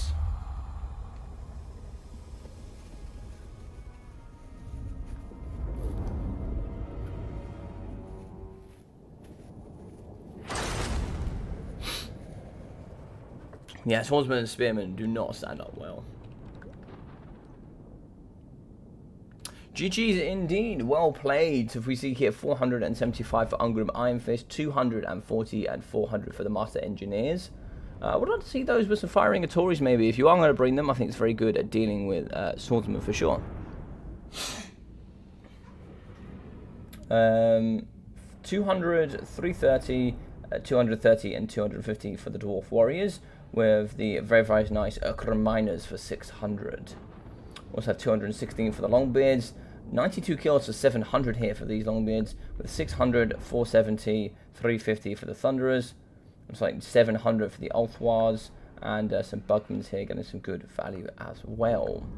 I think one way you maybe could have improved this force, probably drop the double engineers and bring in some more Longbeards. I think you bring in 2 more Longbeards if you can. Drop these to normal miners and maybe try and see if you can put in some more. I think you need some more infantry here, I think you need a bit more infantry. But GG's well played. It looks like both have left there, so I wasn't able to see what they said. But GG's well played. How we doing, Storm? Hope you're doing well, buddy. I think you're going to be up pretty soon, Storm. Let me double check here. Let's see how far we're running ahead of time. So it is 5:26. We've just played the 5:30 match, so we're already half an hour ahead. So we're in no rush here, but J Phoenix is going to be next.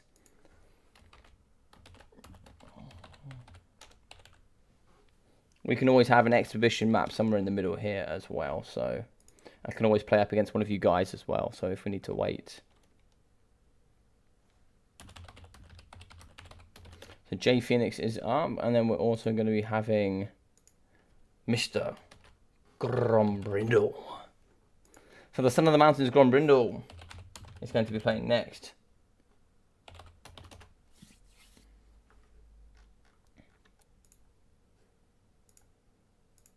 So we're going to be having the High Elves here fighting already here. Fantastic. Keen.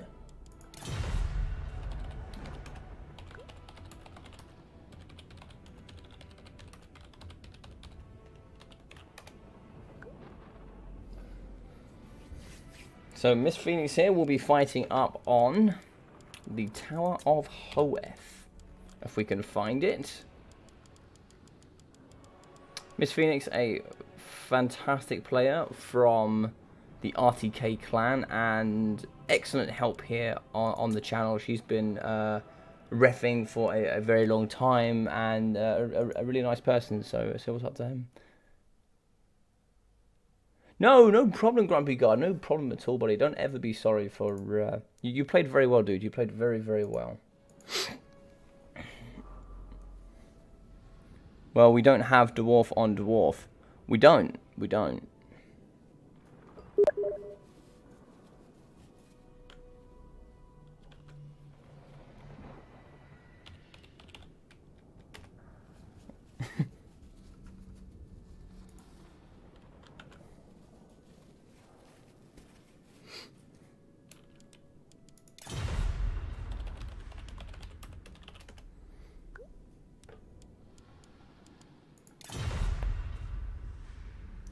So Mr. Chad Thorgrim.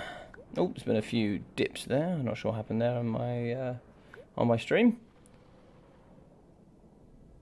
Good luck, have fun to both players indeed. This should be good. I always like this matchup. This matchup is a tough one for the Dawi for sure. But it should be interesting. So let's go here and change the scoreboard here. There's going to be 3-1 here. So can Mr. Grombrindle bring it back? I don't know.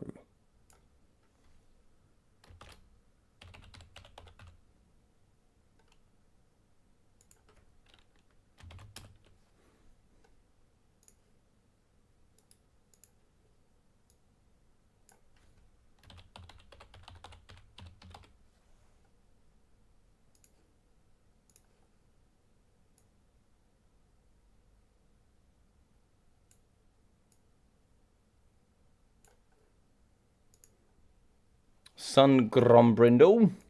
And I do have to unfortunately change the score. Now, we're going to be 3-1 to a piece here.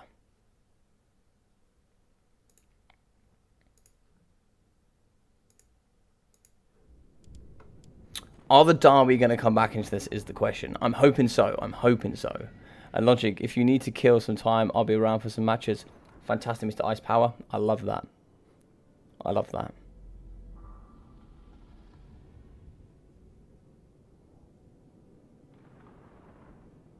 If anyone can do it, Chan can do it indeed. Chan Thorgrim can certainly do the business.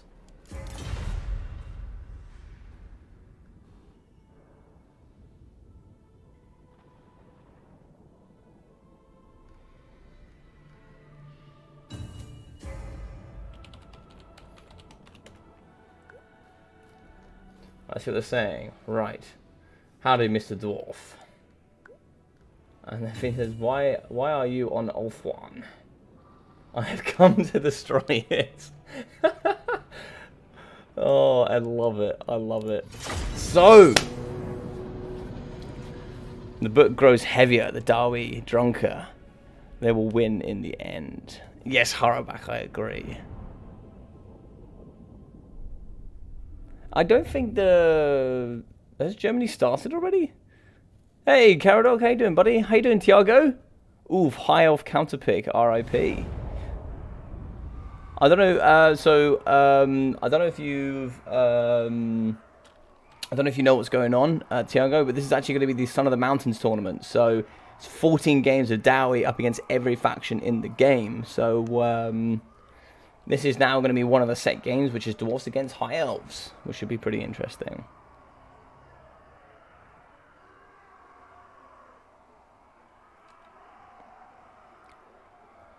How are we doing, Aldelmo? Hope you're doing well, buddy. Haven't asked how you are today.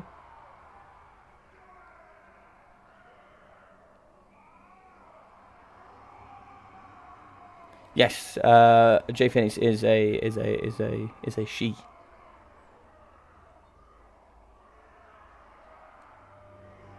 Oh, it's been going on an hour and a half now. Oh, I didn't realise. But it wouldn't surprise me if England lose. It really wouldn't surprise me. Here, I'm not trying to pay attention. I'll watch it after I've done the stream. So for the stinky pointy ears, we are going to have 2 great eagles, and we're also going to be having a lion chariot of chase. Also going to be having lots and lots of archers, 5 units of those cheap archers to deal with slayers, and the rangers. White lions of chase, 2 units.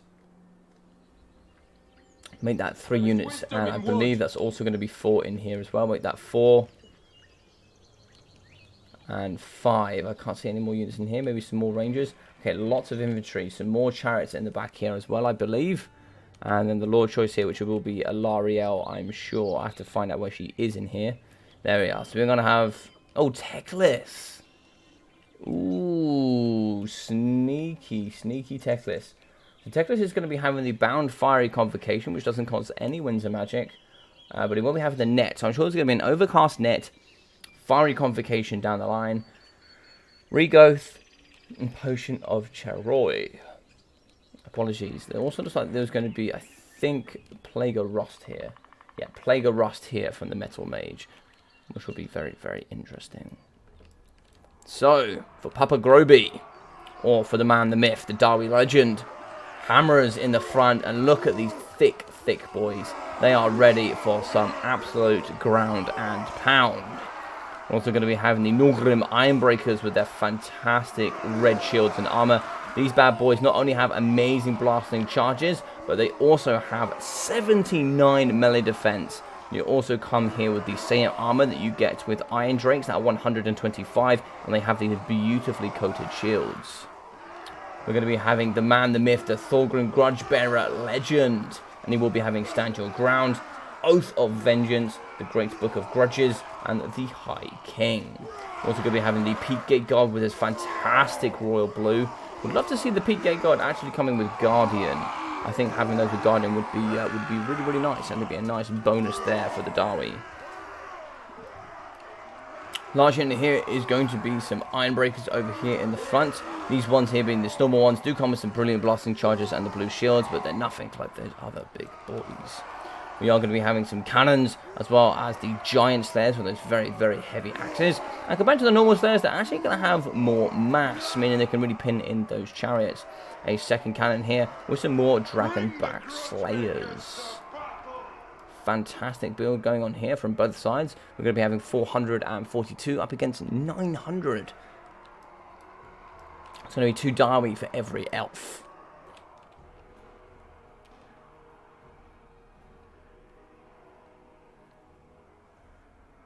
But with terrible taste in hats.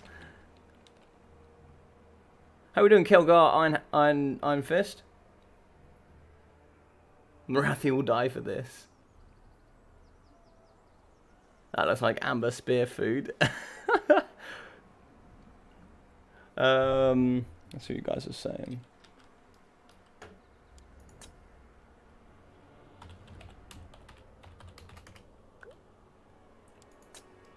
Good luck, have fun between these guys. The High Elves lost all their colonies in the...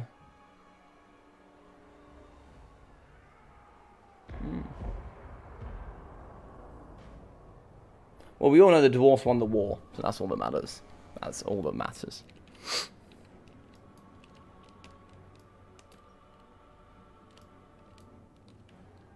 So like a lot of the forces here are going to be going into the trees, and that's okay if they're going to rotate.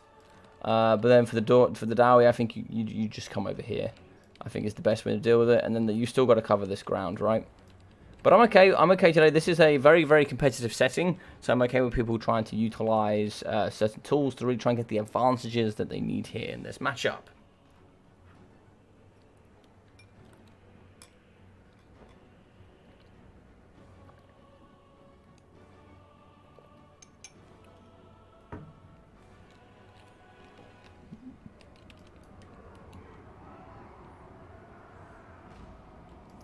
So the Dawi certainly have the cannons, so they have the range, they have that advantage. I think you're going to be waiting here. Phoenix is going to be waiting to get the Eagles around the side. Eagles are going to be very good at taking down some of these cannons and good mobility there. I think they have 105 speed. No, 110 speed, so very good at just swooping in and just taking out models. Good cycle charge, get out, cycle charge, get out sort of thing. Forces here are coming forward with 4 units of the White Lions of Chase. Do we have enough here in the front? So we have 2 hammers and 2 the Norgler Mine Break. Yeah, they should chew through it very, very comfortably. That front line should hold quite nicely. The only issue I've got is the archers. There are so many archers. Kind of said look like they're shooting Teclis. It's an interesting choice. He is going to be on foot, and shooting him can be quite difficult. Might be more interesting to shoot maybe the front line, maybe. I'm not sure, but shooting Teclis for sure. It looks like he is going to potion destroy himself, get that healing. Big hit there going down on him. Surprised the accuracy. I mean, the accuracy of the cannons are always very, very good, but they are absolutely smashing Teclis. Teclis can obviously be a ginormous pain here in this battle. Great Eagles are on behind, and what are they going to do is the question. Now, they're going to swoop over. Are they going to come after these cannons? They kind of need to be a little bit patient here, maybe. Now, here we go. So, the boys are coming forward. They have that good range. Blasting charges could come down on the White Lions of Chase, and let's see what they do. Blasting charges in. Fantastic disruption in that front line. Pretty good damage in general. They are getting rear charged here by the Eagles, so that was what she was waiting for, to get that rear charge to stop the rest of the blasting charges going off. It is going to allow them to come in, and that is a shame there for the Dawi. The issue with that means there's no more blasting charges can go off, which would really help them win in that matchup. And as you can see, the Norgler Mine Breakers are getting absolutely destroyed here in the front line. White Lions are fighting here up against the Peak Gate Guard. Looks like they do have the Plague of Rust Overcaster going down, and then give them only 40 armor, but they still wreck through those White Lions of Chase as Oath of Vengeance just go down with the assistance of Thorgrim Grudgebearer. Looks like here we do have the Giant Slayers trying to fight up against the Eagle, but we have the very good Rangers, anti-infantry here, are very good at dealing up against. Blasting charges for sure need to go on these Rangers as quick as humanly possible, or as quickly as dwarf possible. but the rest is going to be winning. White Lines of Chase are actually in the back, but they need some assistance here. Blasting charges in the back is not great either. You'll certainly be able to hit your own boys as well. Eagle's coming down to shut down that cannon, and as like here, Thorgrim is going to be coming through to the backside, and hopefully trying to see if we can shut down these chariots. Very weak here is going to be Teclis. Fiery Convocation going down here into the Northern Ironbreakers as they were netted. Very, very nice spell going down there. Balance of power already in the Urk's favour, as they are going to be shutting down the cannons. And yeah, Ironbreakers still going to be throwing their blasting charges in, smashing straight into the backside here of the White Lines of Chase. Looks like the Ironbreakers coming forward, trying to hit up against the Rangers here. Giants there is coming through to maybe trying to see if they can assassinate these Rangers. Rangers are perfectly designed to deal with them. Looks like the I'm going to be breaking both the cannons. Both cannons will be offline here. We do have the Norgrim Ironbreakers. They have used half their blasting charges at this point. And in does come Papagrobi here with Chad Thorgrim. Chad Thorgrim coming in with that Oath of Vengeance. He is going to come in with a slam in the backside here up against the White Lines of Chase. It's really going to help the Norgrim Ironbreakers punch through. They have 47 melee attack. It's not huge, but they should be able to get through. Those are the assistance of the Hammerers as well. But also these arrows are going to be shooting here into the Dragonback Slayers, as I believe they're going to be chasing after Teclis. Now Teclis on foot is 36 speed. We have 40 here for the iron, from the very, very nice Dragonback Slayers. Get them in the forest though. Get them in the forest. You don't want to be utilising them too much here. In the front here, looks like we have the Ironbreakers. They're going to be fighting here up against the Rangers and the White Lines of Chase. But here, as you can see, Teclis is super duper weak. He's going to be only having 400 HP left for himself. You can certainly use a potion very quickly to heal himself up. But the chariots in the back are just going to be pushing around to those cannons. So we do have the Eagle here on the Norgrim Ironbreakers. Stand your ground. It's going down for the extra melee defense. 103 melee defense here from these bad boys in the front. As you can see, the Hammers though have managed to win here up against those very nice White Lines of Chase. Hammers coming in to help deal here with the Great Eagle. Great Eagle is going to be really struggling here. Hammer is going down, and that's going to be the negative there due to armor sundering. Oh no, it's just going to be the normal hammers. I beg your pardon, just normal hammers coming in for the slam. Looks like Thorgrim and Grudgebearer are going to aiding as well. Blasting charges actually kill the Eagle and actually break off the White Lion. So the front line has gone down, and it's like it's just going to be shooting here into the Dragonback Slayers. They have been netted. No, you had to get them in the trees. No. Okay, they're unfortunately, that's a big loss. That's a humongous loss. P-Gate Guard coming through. They should be able to beat the White Lines of Chase. But it looks like here the boys of the Dragonback Slayers are going to be going down. Now you are going to run out of ammunition here. Now the front line has been won. Can you take down the White Lions though? I don't know if you can. But here Teclis is going to be coming forward. A net though has been used on the Dragonback Slayers. 20 models left there. They really don't have much health left.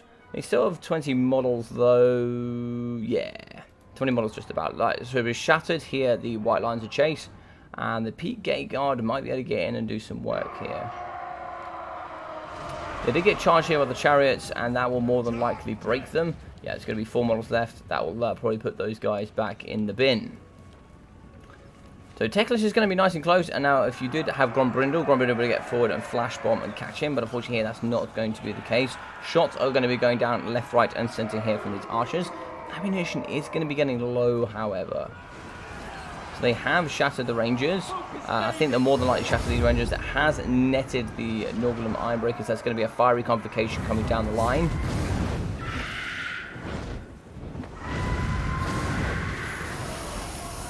Oh, that was painful. But looks like the Ironbreakers just about got away with it. But that is a very nice spell. I really like that ability there from Teclis to net fiery convocation. How are they going to stop these White Lion chariots? I don't know. There's still 3 models left. So that's only 2 as far as I can see. I don't know where the other one is. It says there's 3, but I can only see 2. One of them must be invisible. But, yeah, we also have a pretty healthy Eagle left as well. So this core force here is going to try and fight. Oh, there is 3. I just couldn't see the other one. So Hammer's going in. Good armor piercing there. We're also going to have the Ironbreakers in. Oath of Vengeance going down as well. You now need to try and see if you can stay with these Hammers. If you can, I think it's going to be very, very difficult.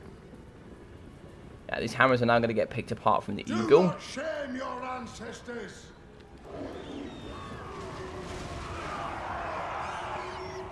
Now, I don't know what you have to take care of Thorgrim. Now, cycle charging from the Phoenix could do. Plague of Rust is going to be going down on him, and now they're going to be trying to shoot him. Right. Yeah, that's really, really good work there. Overcast a Plague of Rust and just shoot Thorgrim. Yeah, very, very good. And that will be balance of power heavily shifting. Now we have the White Lines of Chase that have been shattered in the trees. Won't be seeing those anytime soon. Iron Breakers are also wavering. It's looking pretty scary here. In comes Chad Thorgrim. Run! Mark this day in the boot!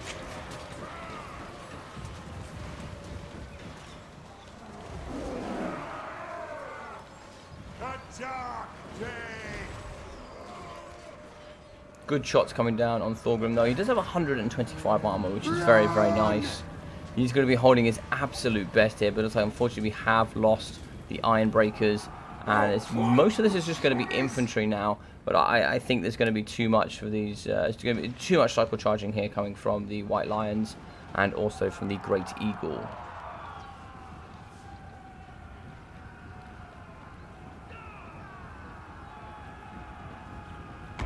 Plague of Rust is exceptional in this matchup. Double Eagles are very good. I feel like you either have to go 2 Eagles or don't go them at all, I think. I don't like just 1 Eagle. I think you need to have 2. Stand your ground going down for that increase to melee defense and leadership. Now they're going to be able to chase off pretty comfortably, but they got some way to go. If we do get into the castle here, we can see they are going to be able to go pretty far before they get off. So they're going to actually have to probably kill these models or shatter them, I imagine.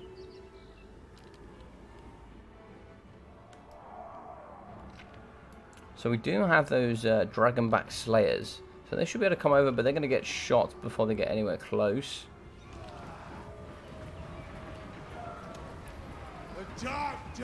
Fortunately, those sneaky lions, they are going to be chasing after the Iron Breakers. And here, Thorgrim is going to be getting involved. For the king! Another Plague of Rust. Doing lots of damage here up against as well. I'm very surprised that there's another Plague of Rust left in the pocket. I'm surprised there was enough left to find that. But that is going to be, I imagine, the end, as that will be army losses. And very, very well played here to Mr. Thorgrim Grudge Bearer. But here, it looks like it is going to be a win for the big bad Miss Phoenix.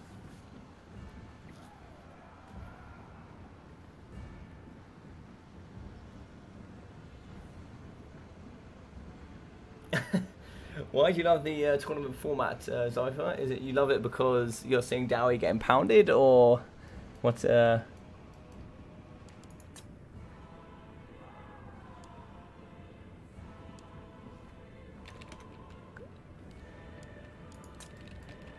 Slayers, in they come. And where they're going to be charging to is the question.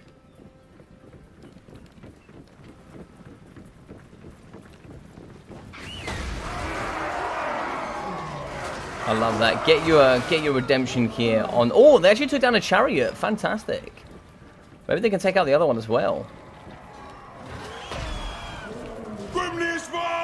Take it down. Oh, they've done fantastic at taking down that chariot. That's awesome work. Might be able to hit now into the Phoenix as well. And then come the archers. It's really unlucky they didn't snipe Teclis, actually. It's really, if they sniped Teclis, this could have been a very different game.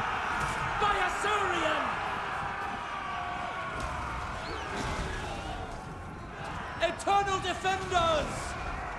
Drinking upstairs, 4 models left. And there we go, GG's. GG's indeed.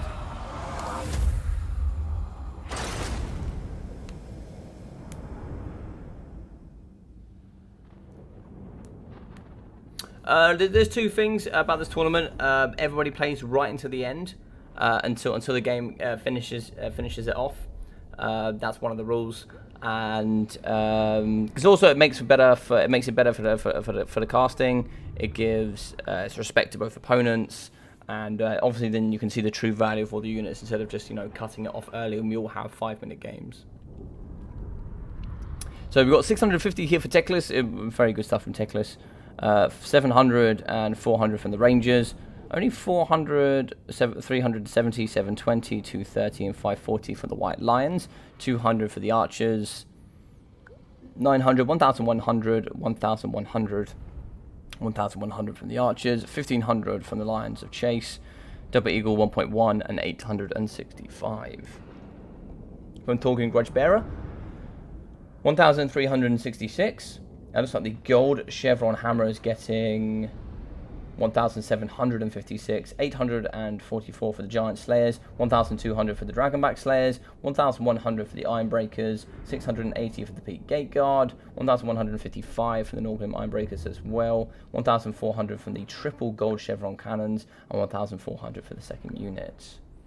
Now this is a cool build. I like this build. I played with a different one, but what a build this was! What a build this was! This was a true build. A true build. So many chevrons.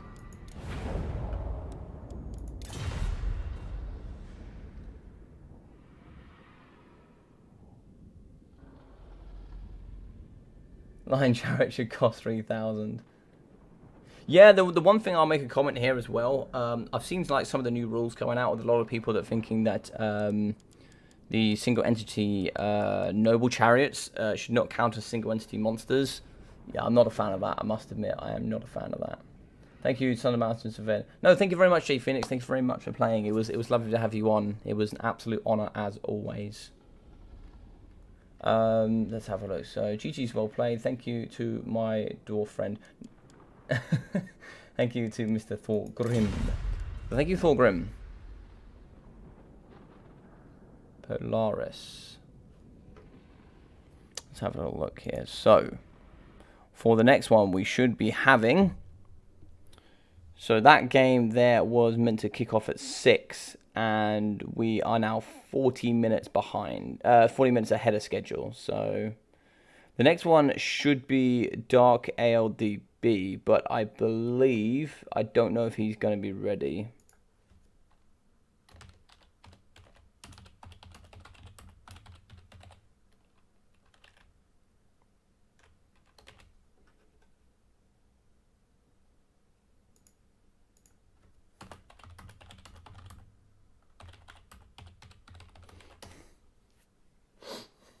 It's technically his game next. If not, we might try and see if we can hop in somebody else. I don't know if Sergeant Spaghetti is going to be ready. Perfect. Perfect, perfect, perfect. Legend. What an absolute legend. Alright, and then he is going to be playing up against a Legion.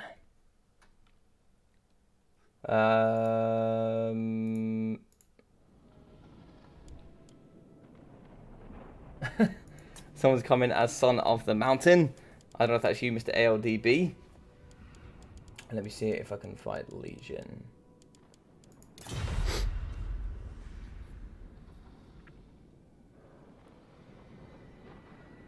Polaris is Legion. Ah, okay. Thank you very much for that, Butcher Bird. How you doing, buddy? Nice to see you here today. Hope you're doing well.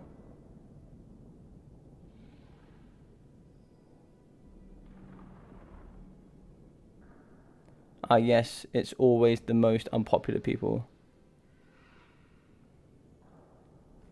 None of that, Mr. Legion. None of that, Mr. Ice Power. Sorry, none of that. This is a fun and friendly event.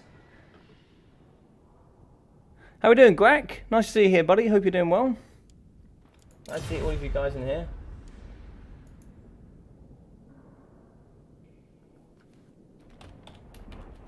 All right. So, is this what I think this is? I probably ought to check that this is... Who is that? So we have Kappa and Son of the Mountain. So that's... Is this ALDB?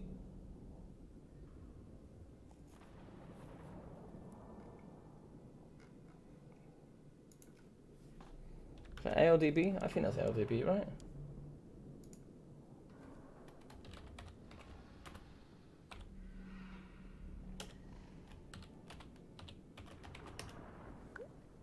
How are we doing, Wessel? How are we doing? Thank you very much, Ice Power.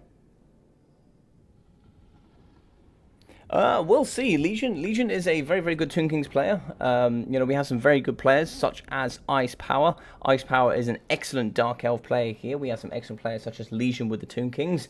You know, he's up there for one of the best Toon King players in the game. So it should be very interesting.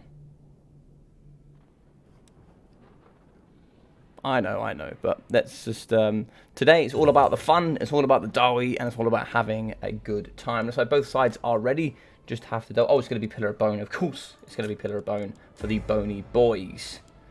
Let's get in on that Pillar of Bone. Where can we see him? Pillar of Bone, fantastic. We are ready. Let's do it. TK Dawi is pretty rough, depending on the map, to be honest. Indeed, indeed. Right, let's change some of these things around. So here it's actually now going to be 4-1 to the Dawi. Sorry, 4-1 to the Urks, which is a shame. But I'm sure we can put it back.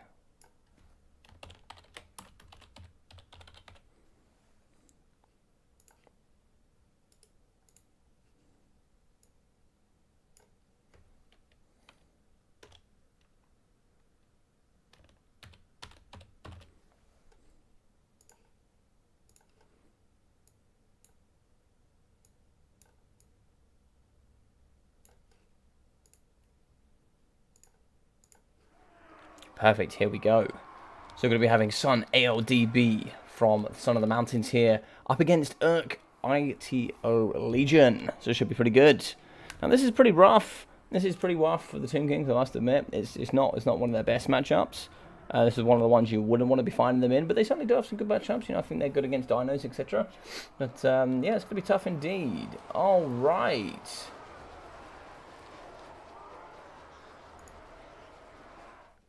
Let's just double check. Ah, I see. Now, we did have a joke here from LWA, and it looks like he's done it. He's fully gone for it. So we have a full Slayer push. We have, including the Dragonite Slayers, we have 5 units of Slayers. We are going to be having Ungrim, Iron Fist, and Gotrek. Look at here, the boys with the beards, indeed. So we are going to be having Gotrek here. Is going to be nice and naked with that heroic fortitude. What else have we got here? So we are going to be having Ungrim naked as well. We're going to be having the gyrocopters in the sky. So like some normal ones. Yeah, it's like there's just going to be lots of normal gyrocopters. I like that indeed. So we're also going to be having 5 units of blasting charges, including the Urkra miners in the front, that are really going to push through and deal with that chaff and try and get through into the back. So here, for the boys and the skelly bony ones indeed, we are going to be having some Tomb Guard meeting the front line with some of those skeleton warriors. We have some carrion here in the sky. And look here, this is where it all comes down to. We have 2 Necrotechs in the back for that restore and 2 Toon Scorpions. We're going to be having Ark in the black, and he's going to be inside some very, very nice Tomb Guard. Now, where did Arkan go?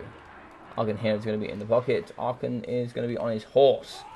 So Arkan will be having the Tomb Blade of Arkan for those summons, Staff of Nagash, the Liber Mortis, the Purple Sun of Sexorus, and Spirit Leech. So it's like we're going to be having lots here. So lots of Tomb Guard, lots of Skeleton Warriors, and lots of Carrion in the sky. Now Carrion pretty decent. They have 46 melee defense, pretty quick as well, 100 speed. Good weapon strength. Armor piercing should be okay. It's not going to be fantastic. Yeah, 10, not bad. 10 per model's pretty decent. Full Slayer build indeed. Full Slayer build.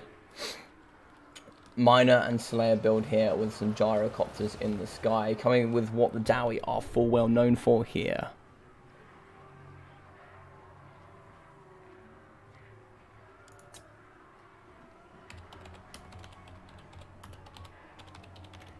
Enjoy, let's have good fun with this. Fandabi Dozy. I didn't want to praise at all though. What are we saying?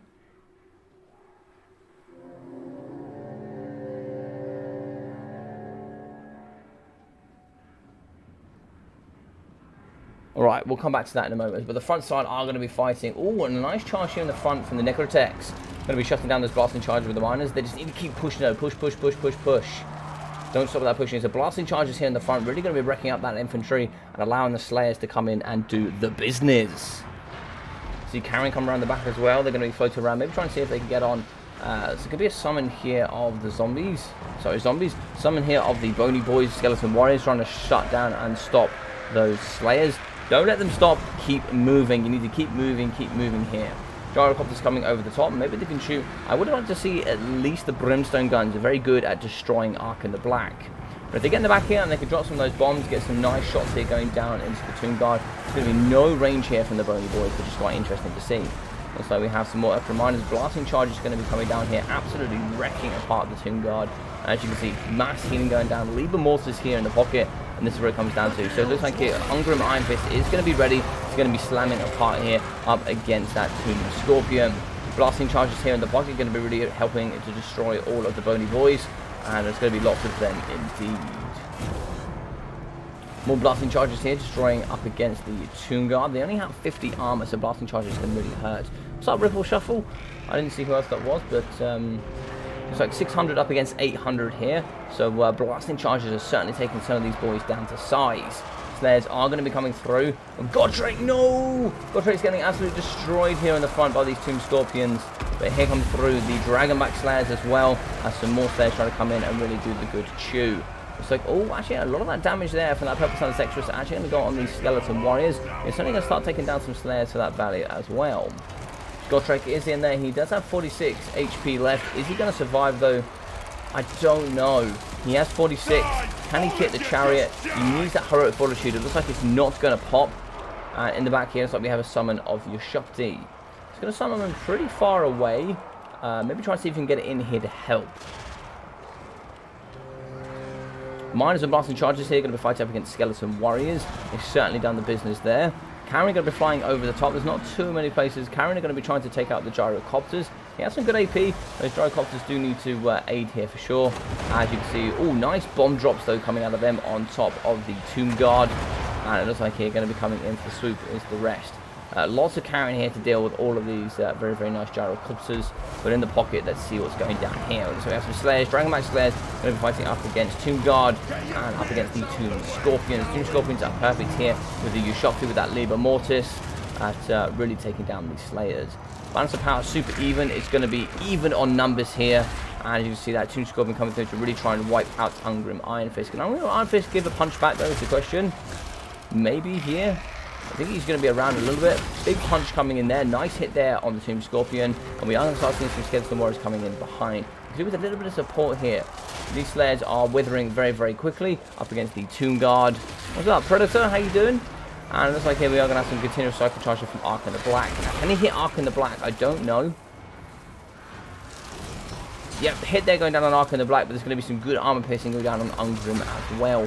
Balance of power is going to be shifting away here from the boys in blue. And it looks like the Ukra Miner is still going to be fighting up against those Tomb Guard. And we have a very healthy unit of Miners and Blasting Charges over here on the right. They could really do with getting in. So we are going to be having some shots coming down in the pockets. Really going to be help dealing with those Skeleton Warriors and Tomb Guards so we can get these Dragonback Slayers free. But as you can see, unfortunately, so we are going to have a Spirit Leech. And all three are going to be punching here up against Ungrim Iron Fist. Balance of power is still relatively holding even. If we can destroy at least one of these Tomb Scorpions, it could really make a difference. Slayers coming in, and that Tomb Scorpion is going to be going down. That's some excellent work. Now we can just focus on the next one. That's going to be halving that damage output coming through. And unfortunately, you could be losing Ungrim here for that Tomb Scorpion. But the second one is coming in. Negative leadership. He has 1,000 HP. Ungrim has gone down. I don't know what we have left here. We're also going to have another summon of zombies, of skeletons. Sorry, I don't know why I keep saying zombies. We have another summon of the skeletons in here. Dragonback Slayer is going to be down to 1,020 models as they fight here up against the Tomb Scorpion. There's going to be no healing for him, but he does manage to get out. He might be able to stabilize. That's why we have Liber Mortis in, so maybe try and see if you can run away from your Slayers while this is going down. But here we need to get the rest of the force in. We have the very healthy units over here of the Miners with Blasting Charges. Banners of Power here going to be going pretty heavily away from the boys in blue. As you can see here, that Tomb Scorpion will die. Negative 70 leadership. That thing's going to fall like no trouble. It does need to die, though. When it dies, watch the balance of power. It didn't shift as much as I thought it would, but looks like they are going to be fighting up against Ark the Black. This game is certainly not over. That's for sure. It is certainly not over. For the everlasting realm. I don't think there's enough to take care of all of these boys. I really don't. Looks like here the gyrocopters are getting chased by the Carrion. I don't think the Carrion have enough oomph to finish off this force. These boys need to stay together, and they need to fight here. Now works. Looks like they're all going to be fighting up against Ark the Black. It looks like here the Skeleton Warriors are going to go down, which does mean that Ark the Black will need to get into melee combat here. Good charge there from him up against the Slayers. All very good. So get them out. Oh no, there's been a break. Very interesting. I don't know how that has happened, but it looks like the entire force has just broken. I'm going to question that a little bit. I think that's really unfortunate. I don't think 3 units of Carrion would have held enough there to win. I will be honest. I actually think with the remainder of this force they would have won. They had like 5 or 6 units of miners. I am really surprised. I really am surprised. But there we go. It looks like that's what's going to happen there for the balance of power.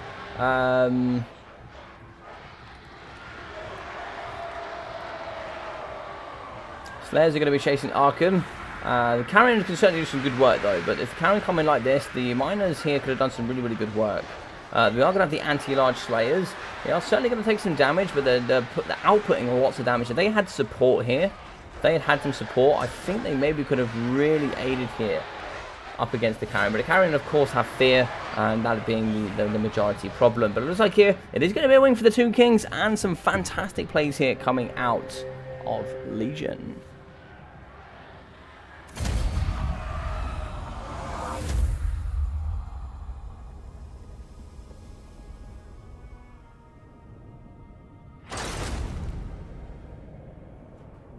Very, very interesting stuff. Very well played from Legion. I know a lot of people, including Mr. CJ, does think that this is heavily dwarf favored, but very, very good example here as to how you can do well with the Tomb Kings. Very good example here from Legion. 2,035 damage value from Ark the Black. 680 with 840 from the Necrotex with those very nice heals, and you can see 100. 200, 400 here from the Skellies. Looks like 560, 430, 550, and 660 from the Tomb Guard. 420, 480, 480, and 700 from the Carrion. 1160, 650 here from these Tomb Scorpions. Very, very well played.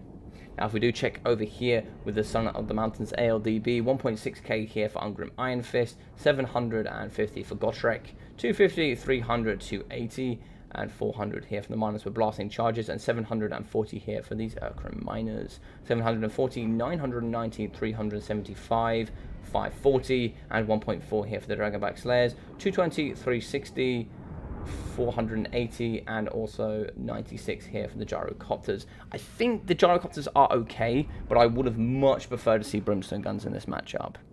2 reasons. A, well, maybe that 3 reasons. A, armor piercing anti-large. B, fire damage, which is very good at taking out Ark the Black. You can 2 of them. You can take them out with 2 or 3 volleys. And the other one is extra range. They go from 75 range up to 100 range. That's an extra 25% on the range there. They lose 25% of the range, not being the Brimstone Guns. 54 watching, 36 likes. Can we bump up the 40 chat? Oh, thank you, Human. I would appreciate it, guys. If you do want to support the channel and you really are enjoying this video, do feel free to drop a like. What it will do from supporting my this content, it will really boost it out to the wider audience, as it counts as a interaction with the video, and then therefore YouTube will share this if you like. And if you want to help a little bit more as well, you can also think about subscribing. That would be very kind as well. So thank you very much. And for those that don't know Human Boy, he's a really, really nice guy from the RTK. He is a brand new caster and streamer as well. He actually just dropped a really awesome video that I was just watching. If none of you guys have played Skaven, or you are currently playing Skaven and you'd like to learn a little bit more about those, go check out his channel here on YouTube. I was watching his video about how he goes through the very, very awesome faction that are Skaven. You can go through there and pick up all the details that he talks about and learn more about that really awesome faction. So feel free to go check out his YouTube channel as well, please. Alright, so GG's indeed, and the Dawi are falling now. It's going to be 5-1 here to the Urks, and it's a sad time. ALDB, subscribe to your channel. Thank you very much, ALDB. I really appreciate it. I really do. Obviously, one of my... Hey, Bowmore! One of my achievements I'd like to do is get 1,000 subscribers. That is my achievement. That video doesn't even exist. How you doing, F&G? Really well played, Legion. Thank you for playing, buddy. That was a really awesome game. But yeah, no, my objective is trying to get to 1,000 subscribers. So if it is possible to do that, then awesome. So let's try and see if we can get Sergeant Spaghetti in here.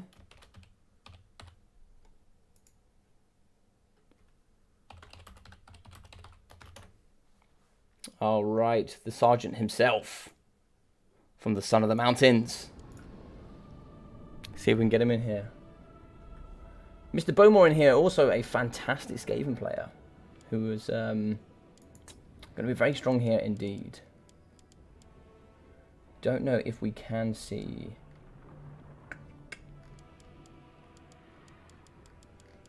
Aha. Sergeant Spaghetti, how are we, sir? Welcome. I cannot remember the map here today for this one. Let me have a double check. So I believe we are going to be on... Oh, the Desert's Bounty. Now, the Desert's Bounty I thought was a good map for both sides.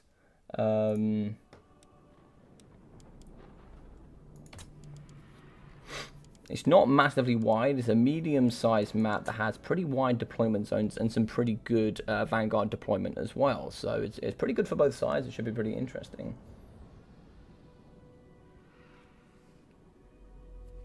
May the universe dedicate my fate. Now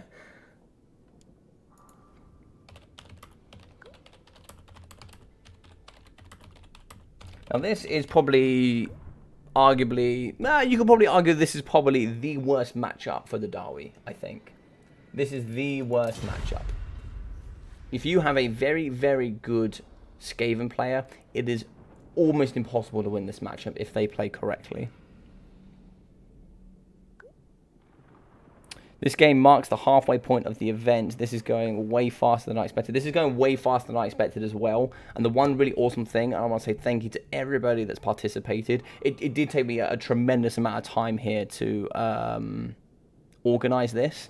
But everybody has gone away and practiced. Everyone has gone away and worked on those builds. They've made themselves ready for today. They've come in. They've been sharp. They've been quick. It's been awesome.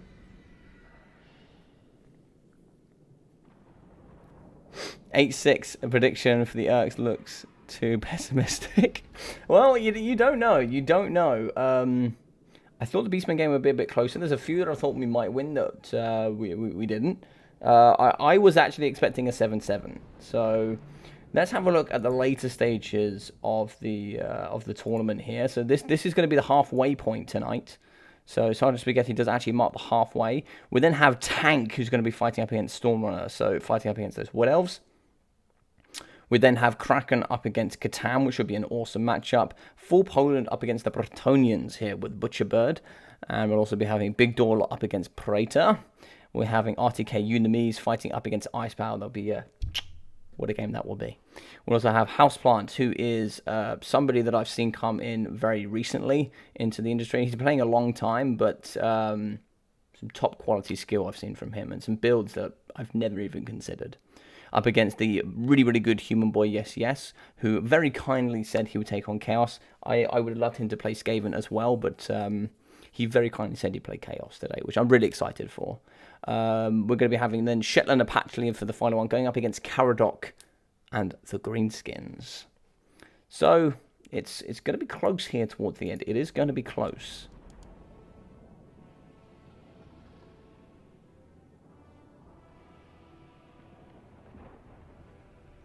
There is a good build. I've seen that build. Logic, would you consider this format for other factions, by the way? It would be a fun series. Yes, so this is what this is going for in the future. Alright, so they're ready. Let's get into this. So I will be doing other factions in the future. And the main reason behind me doing this is the fact of I've seen a lot of people recently discussing, for example, CJ discussed with the Tomb Kings. He was saying that, oh, Tomb Kings just suck. And I was like, well, that's not true. You just don't see any of the top players all the time playing with that faction. This is why I wanted to start with the Dawi. I know a lot of the Dawi players in the community, obviously because I play a Dawi a lot myself. So I want to do this for multiple other factions as well, to really try and show some of the factions you don't see regularly. So the ones you do see regularly, Greenskins, you definitely see Bretonnia a lot, you see Lizardmen a lot, you see Vampire Counts a lot. That's a great idea series. I vote Lizardmen next. Of course you do, of course you do. But you know, I won this matchup versus Dawi in the quick battle logic. It made me an army that was pretty hot. Yeah, there are some beautiful. Do you mean for the Dawi, or do you mean for oh, do you mean for the Skaven there, Biblington? Vermintide versus everybody. Houseplant is very good with the Dawi. He's very good. Not familiar with Houseplant. Yeah, he is a player from the old Wolf clan. He's an old school player, but a very good one indeed. Right, let's go in here with the Skaven. We will be having in the front line some gutter runners with poison for those slingers for that 140 range. Some natty bobo sharp shooters as well. Very, very accurate. Also going to be having some night runners here in the front. Having some more Warlock Giselles here on the flanks. Looks like 3 units of those bad boys. Some more night runners with some Skaven slaves in the pocket. We are going to be having an Eshin sorcerer here. And also a Gracier of Ruin on foot. So the Eshin sorcerer, he will be having the Skitter leap, giving that speed and stalk. And we're going to be having the Gracier here, who will be coming with the Arcane Conduit, Warp Storm, Howling Warp Gale, and also the dreaded 13th spell. In the back here, we are going to be having the very nice Poison Wind Mortars, as well as those Skaven Slingers to deal with, I'm sure, to deal with those Slayers. I'm also going to be having some Death Runners, 3 units in the back. Different force that I'm used to seeing here. I'm used to seeing at least 4 Warlock Giselles, massive infantry front line, lots of Death Runners as well. I'm surprised we're not seeing the ROR. The ROR are exceptional in this matchup. But here from the boys in blue, we are going to be having Dwarf Warriors around the pocket with some Miners with Blasting Charges. A very nice box here from Sergeant Spaghetti. Certainly one of the best players in the game alongside Grom Brindle, Humanese. There are some phenomenal players in this in this tournament today. Gyro Bomber in the front for that slow and just some amazing missile strength. Some of the, I think, if not the strongest in the game, is the ROR for missile strength. We're also going to be having the gyrocopters here in the sky. It's like it's just going to be all the normal ones. Now, the normal ones are good. They don't have the fire damage or extra range or armor piercing with anti-large, but they're very good anti-infantry. In the pocket, we're also going to have some, it looks like some grudge throwers and some cannons, which should be very interesting at taking all out. In the back here, we are going to be having the double Thane. Going to be nice and naked with Belagar Iron Hammer.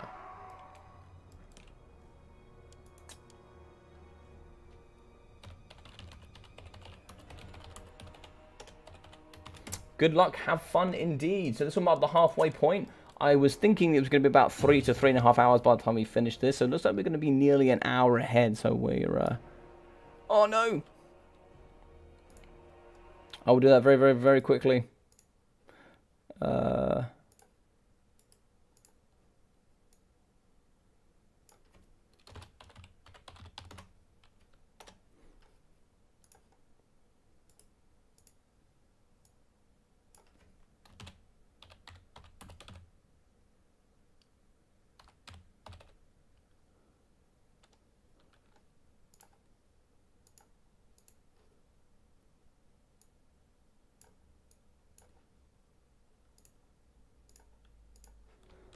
Alright, looks like they're going to be moving towards each other there. Oh, that was sleight of hand if I ever saw it.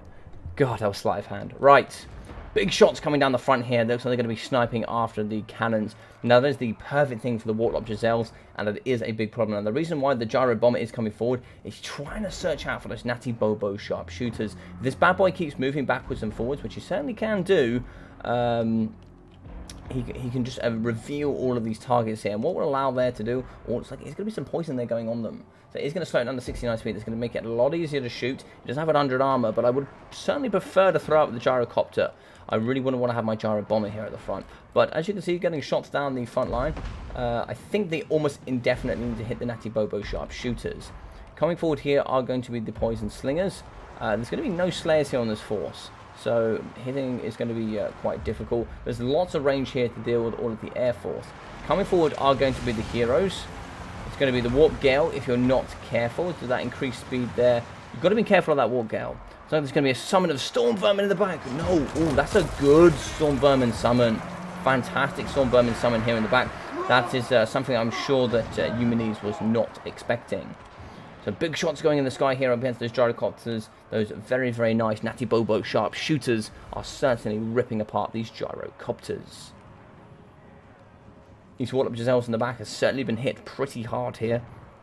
And you do have to be careful. Now, as you can see here, a bit of a mistake that I see from some players, including myself a lot. You can see a bit of a blobbing up here of those Skaven Slave Slingers and the Warlock Giselles. Death Runners coming through to the front. And those Poison Runners are going to be coming in, trying to damage here up against these Gyrocopters. Now, the thing here is the Gyrocopters can outlast the Warlock Giselles. It could be a win here for the Dawi. That seems to be the win condition. But that Storm Vermin summon here in the pocket was really painful. Look at these sneaky boys run. Look at them run with their tails between their legs. Absolute vermin. But here we go. Absolutely no problem here for Belagar Ironhammer. Coming here to retake the 8 peaks up against these filthy, filthy rats. Big shots coming in the front here up against the Warlock Giselles. And as you can see in the front here, these Dwarf Warriors, not sure why they're being damaged there. I can't see what's going on with those. But as you can see, the Poison Wind Globes are in line now, and they are certainly going to cause some damage in this fight. Look at that damage coming down against those over time. That is seriously painful stuff.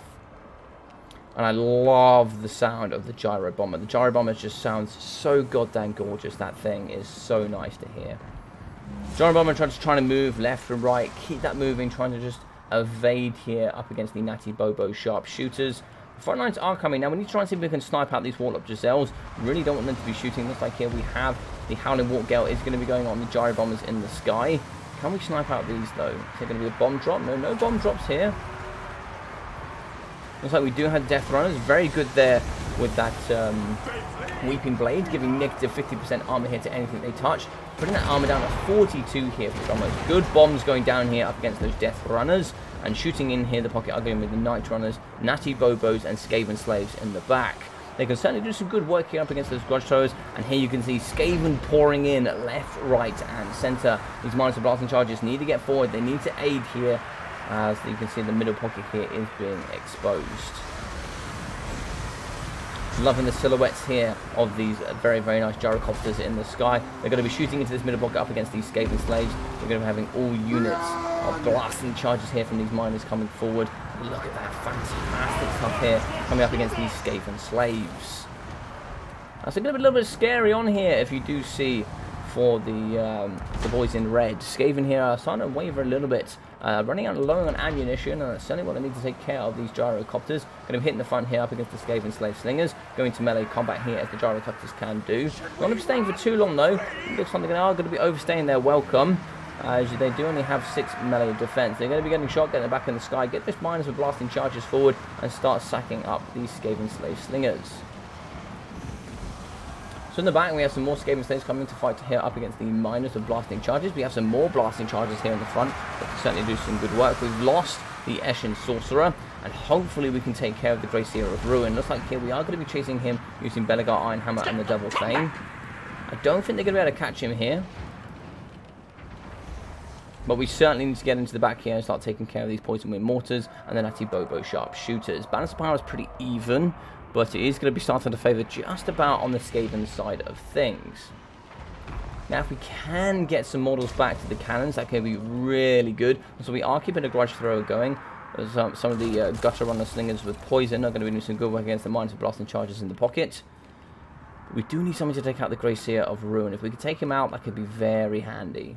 Negative 16 leadership as well is awful for the Skaven. Big charge there going into the miners with blasting charges.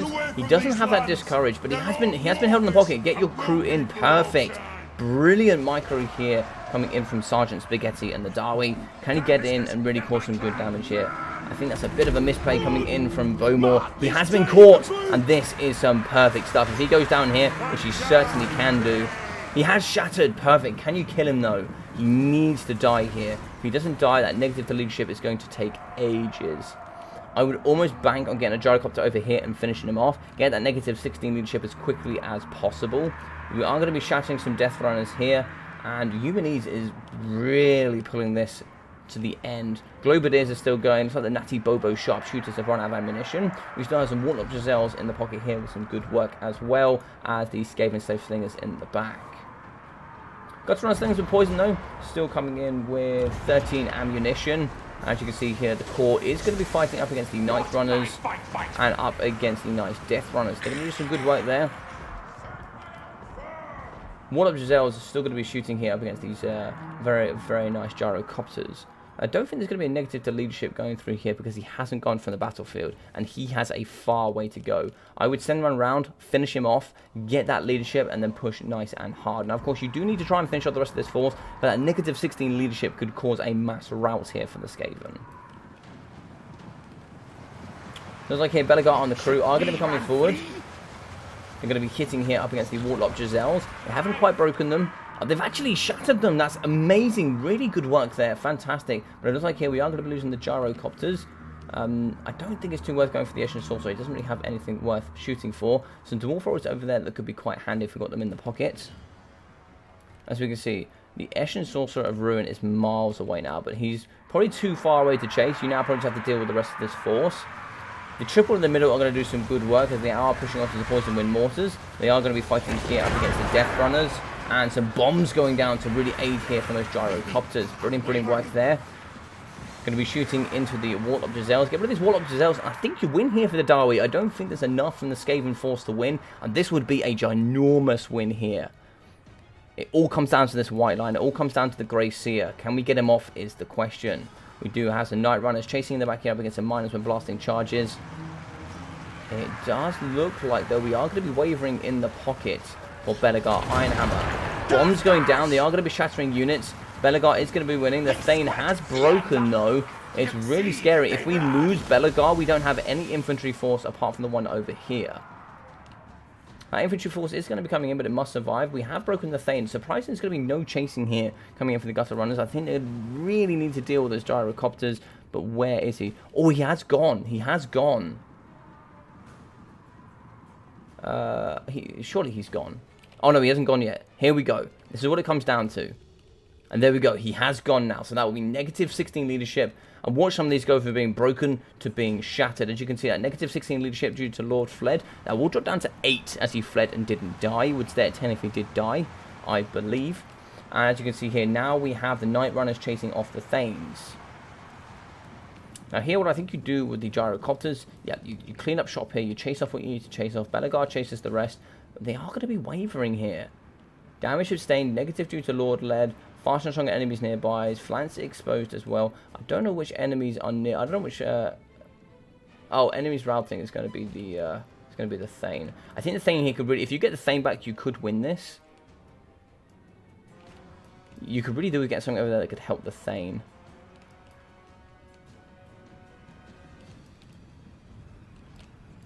But I understand there's a large force over here that needs help. Poison Wind Mortars have come back. They're exhausted. They're very tired. Now you have lost the Death Runners, which is a big win.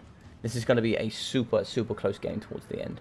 You still have ammunition here. 3 gyrocopters that will be going into melee combat. Let's get a look here on these boys. I'm sure they've done some work. These gyrocopters, 97 kills, 1.4k. God damn, getting double their value. These ones over here as well. 119 kills, 1,000 damage value already. Belagar Iron Hammer is still chasing, I believe. Dwarves, of course, they are natural sprinters. Oh, Oh, one of them did come back. Would you believe it? It looks like the Thane did come back. Dwarf Warriors coming back into the mixture as well. Balance of power going back and forward here, but it is just about in the Dawi favour. They are going to be shooting into the Thane, however. Not a lot of armour piercing here from the Skaven Slave Slingers. But if you throw enough rocks, you will do some damage. Big hit here, big punch. He's going to get the charge, so plus 15 leadership for himself there from the charge. But he is going to be fighting, and he should be winning in combat here up against the Natty Bobo sharpshooters. They actually have 30 melee defense and 22 melee attack, would you believe it? He's going to be fully surrounded here, the Thane, and he is going to get pushed off. The other Thane has gone, and now we see the Night Runners who have pretty good melee attack. They could do some good work here against Belagar Ironhammer. He is going to need some support from those gyrocopters. Units are going off the edge of the map. These Dwarf Warriors, I think, are going to be chasing the Poison Wind Mortars, and it comes down to a lot of skirmish here. They need to chase off the Dwarfs.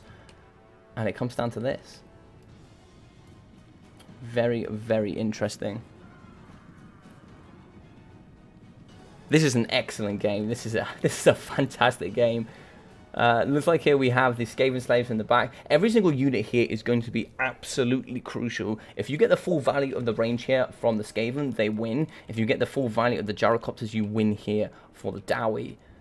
This is going to be super intense once again. So the Thane's come back. The Thane has come back. The man, the myth, the Dawi legend. These Thanes do not... Oh, it's the good-looking Thane as well. He has the really, really nice wings on his... I love that. He's just stunting, man. Just throwing his arms up like, yeah, what? Come at me. Come at me, you wazzocks. But yeah, no, he's going to be coming through with some big punches here. We do have 70 armor here for the Natty Bobos. We're also going to be having the Skaven Slaves coming in. That should be an Elder Assist. We are wavering. He's currently winning in combat, but he will be losing over time more and more. Leadership is just about holding. 5 leadership there. But we are going to get the Skaven Slave things as well. Big punch coming in from him. He has certainly performed well. 48 kills for himself with the Thane. 50 kills now. 1,250. These Thanes have done... They have put a backpack on and they have carried. Brilliant stuff. So we've killed these Skaven Slave Slingers. As long as the Gutter Runner poison ones don't hit here, they can be very good. We want to break them as well. Get one around the flank and get the other shooting in here against these.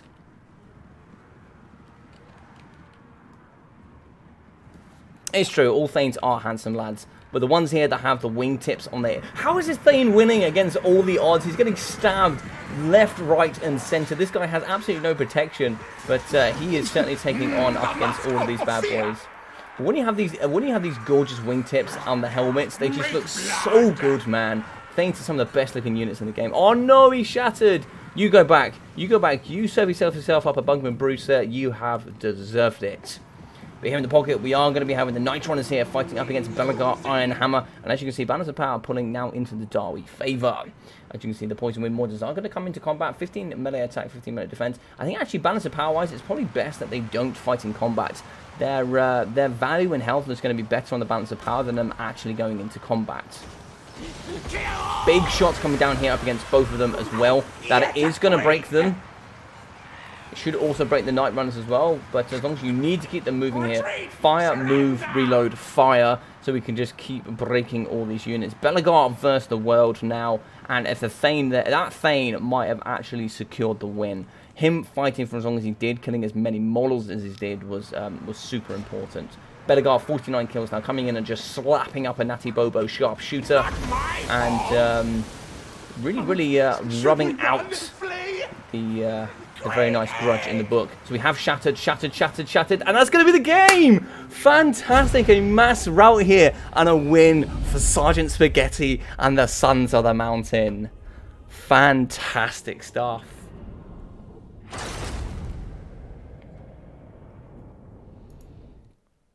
Absolutely awesome stuff. I'm so excited, I'm going to change that to a 2 immediately.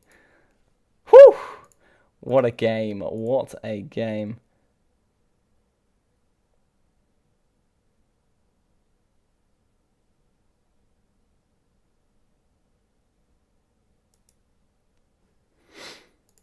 Alrighty. Well, Mr. Sergeant Spaghetti. You, sir, salute. You destroyed and took back Mr. 8 Peaks due to these sneaky little rats. But we have 600 damage value for the Grey Seer Ruin, 100 here for the Eshin Sorcerer. front line here. 166 for the Skaven slaves is not bad, but 420, 500, 250 for the death runners, 222 and 170 for the Skaven slave slingers. 360, 370, 470 for the Knight Runners, even with their triple chevrons as well. 1,000 from the Gutter Runner Slinger Poisons, and 750 Natty Bobos coming in here with 2,093 damage value, and the Snormal ones 360 and 350. Poison Wind Mortars 1.5k, 18,000 damage dealt, and a fantastic game here from Bowmore. Thank you very much, sir, for participating today. Now for the man, the myth, the spaghetti legend, we have 1,480 for Belagar Ironhammer, one Thane in with 500, and this second Thane here, 1,274. You, sir, deserve a beard rub. Good man. Good man. 17 damage value there, 250 for the Miners of Blasting Charges, 430, 350, 188, 83, 59, and 77 for the Dwarf Warriors, 156 kills, 1.2k damage value, 380, 1,600 damage value, and 270 for the Gyrocopters. Brimstone guns getting only 62, not dropping off any bombs, unfortunately. They can generally have anywhere between 5 and 11 for the ROR. Can be very good with the amount of bomb drops they get as well. So 1,000 damage value for the Grudge Thrower, 280, 480, and 450 here for the cannon. Excellent game between these two, making a fantastic finish to the first half. Excellent stuff.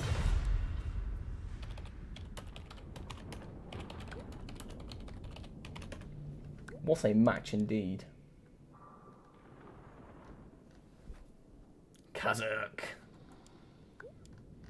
So what you said there. The beardlings have had their fun. Time for the long beards to march. Yes, sir. Yes, sir. So yeah, really fun tournament so far. Good. I'm glad, man. I'm glad you're enjoying it. Really well played to both these guys. That was a really fun match. I got a bit carried away with combining him with the invisibility spell. Oh, I see. Yeah, I didn't think he was going to do that with the Dreaded 13th spell as well. I thought that was really cool. That was a really cool one. I have let open the bearded floodgates. Yes, you have. You have allowed the men with the beards to come back into it. And it's going to be 2-5 here for the Urks. Anybody watching England versus Germany, if you know, you know. I'm assuming England are out. Is my assumption. It's not I don't have faith in England. I just yeah. Easy matchup, says Mountain King. The talk of the Dwarf Discord. Now we'll be seeing build against Skaven for the next 20 years. I mean, listen, we don't see that matchup much at all. So seeing it there today was quite epic. So here we're going to be at 6:30. Let's check where we're meant to be. But that match was meant to be at 6:30. So being we had a pretty epic match there, I think we've managed to bring some time back to around roughly where we were. Yes, this is meant to be... Oh, actually, it was meant to kick off at 7 o'clock. So we're 23 minutes ahead, but that's okay. So next we have a VM Tank, and we have Storm. Dawi is the password, Mr. Tank. Dawi indeed. We have a VM Tank here up against Storm Runner. So I'm excited to see Mr. Storm as well from DBD. Bring it on, big fella. You are going to be up.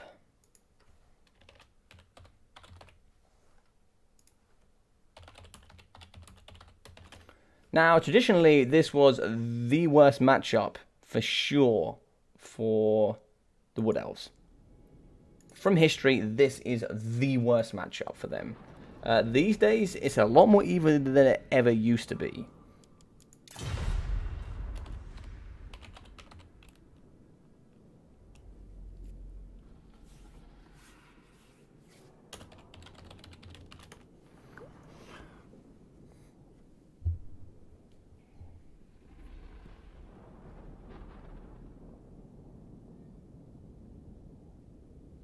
No talking about sports in here. Let Logic see them. No spoilers on spots. Yeah, fair enough. Oh, okay. Thank God. I didn't see that. I didn't see it. No. I didn't see. I didn't see. I didn't see. Alright, who else wants a grudgeon? Get a grudgeon in there, Mr. Sergeant Spaghetti. Good stuff.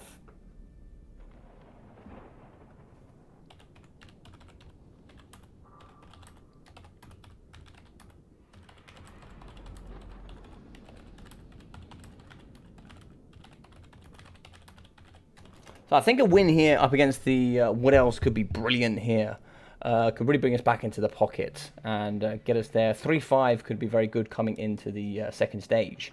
So the first stage of 7 games for the first half, and it's going to be 5-2 here to the Urks. Let's get ready here for the scoreboards. So we're going to be having properties. Let's get that VM tank in there ready.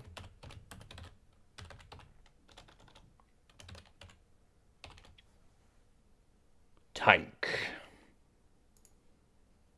The Tank Master. The Tankinator. VM Tank, obviously an exceptional player as well. And a really, really nice Dawi player. I actually saw him play a couple of tournaments with the Dawi, and I was really quite impressed. He played in a couple of my single faction tournaments with the Dawi, and he played really, really well. I really enjoyed watching him play, which was nice. You know, I always like to see new Dawi players coming into the scene. Always makes me smile. Well played to Bowmore. Just got to take you off here, buddy. And we are going to be fighting up against Storm Runner.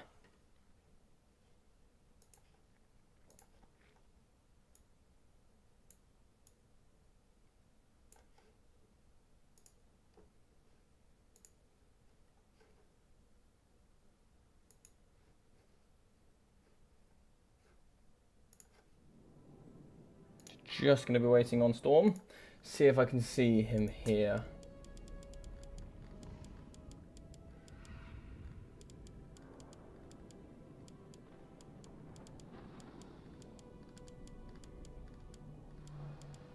I can't see him online. Let me send him a message.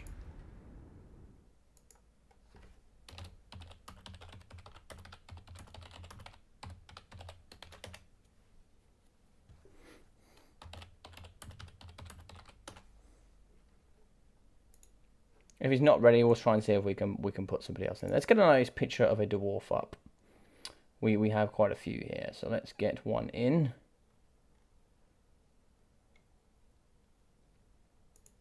Here we go. Lovely, lovely dwarf, see?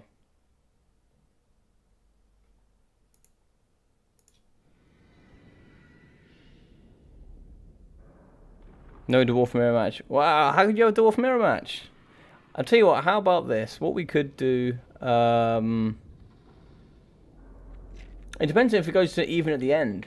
It all depends. It all depends.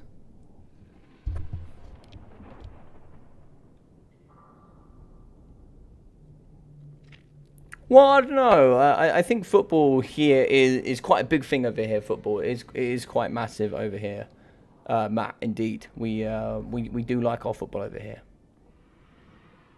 What factions are left? Right, let's go through it. So for the factions left, looks like Storm is here.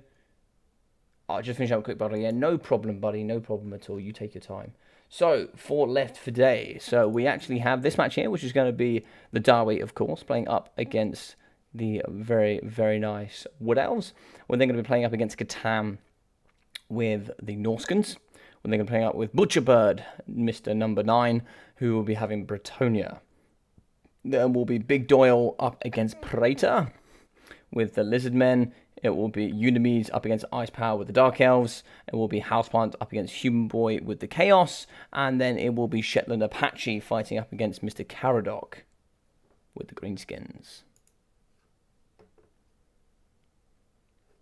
So lots and lots of good fun games to come. Let me just go through here.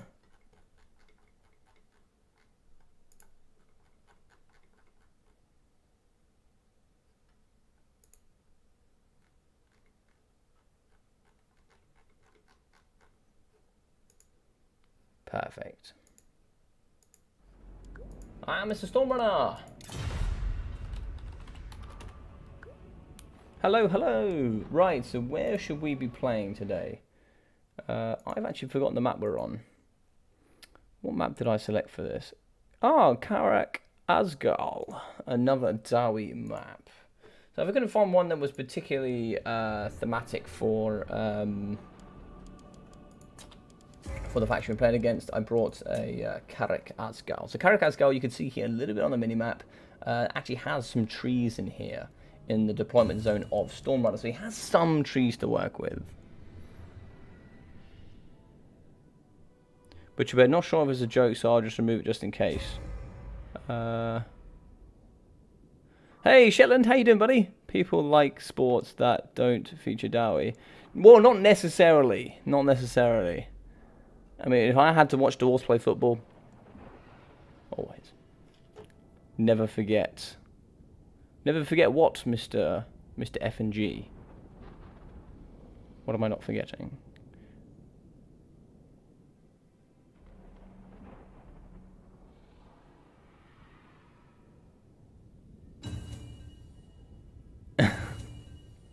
Katam, you're going to be up next, buddy. I'm excited to see what you have. Right, now this should be a fun matchup. Now, I think there's two ways you can do it here with Stormrunner and the Wood Elves. You can do an infantry push that can be quite difficult, but can certainly pay off if the Dawi player hasn't prepared. Or it can be a mass range onslaught, where you go with lots of Starfire shafts. You can go with all sorts of range.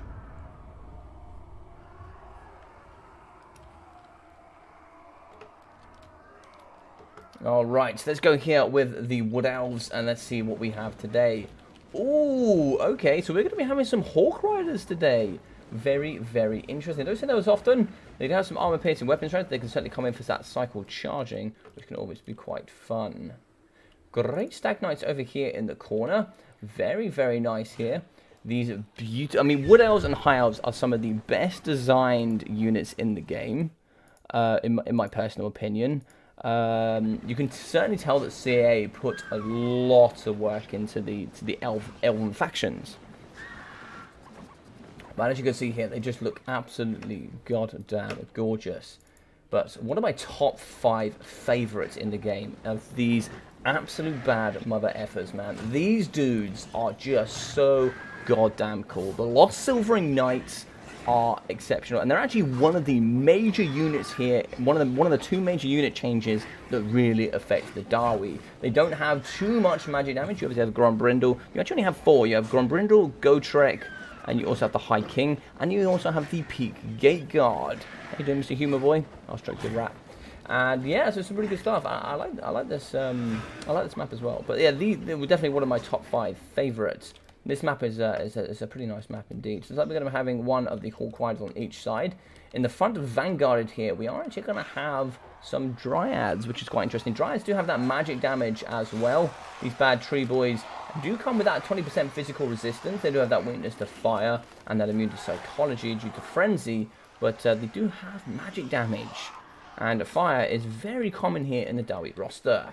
Now here in the front, we are going to have the Wardens of Sithral, these badass looking Wood Elves, man. The ROR Wildwood Rangers have armor piercing, armor sundering. They will be anti-large, but they're certainly very good. In the trees, they also get the bonus for large and charge defense. And they're certainly good for sure. We're going to be having Drycha here, and Drycha will be having her nice Rouse to Wrath for that very nice Malevolent Dryad summon. She'll also be having the Pendulum, the Enfeebling Foe, Mystifying Miasma, Smoke and Mirrors, and her Fanatical Resolve. So you'll be having all of those nice buffed abilities.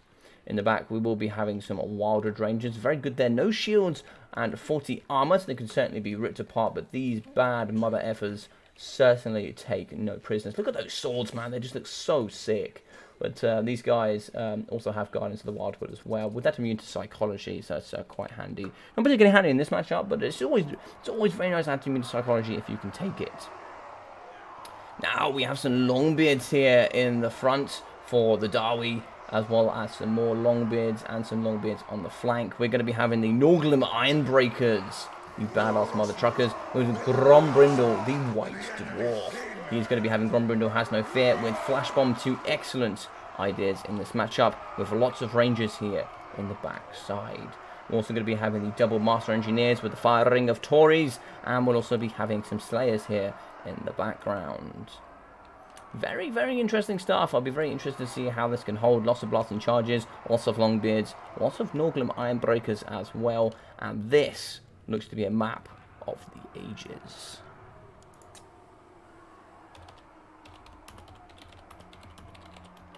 Now, I'm not saying that we need tank to win here, but the Dawi here, the Sons of the Mountain, are looking pretty bleak for sure.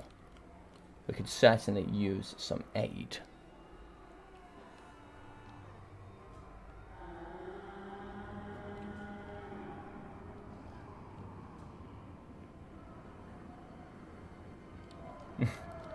So big shots coming in the front. They do have 60 armor for those Dryads, but they're certainly going to get a shot. They have no missile resistance, just the 20% physical resistance, of course. They can also aid in that as well, but lots of shots coming in the front. Blasting charges here. They do have that imbued fire damage to rip apart that front line. Not as many blasting charges going off as I would like to see here in the front. Blasting charges now are going to hit into the back, and they do actually have the 55% missile resistance here for the Wardens of Sithral. As like here, the Longbeards are going to hit.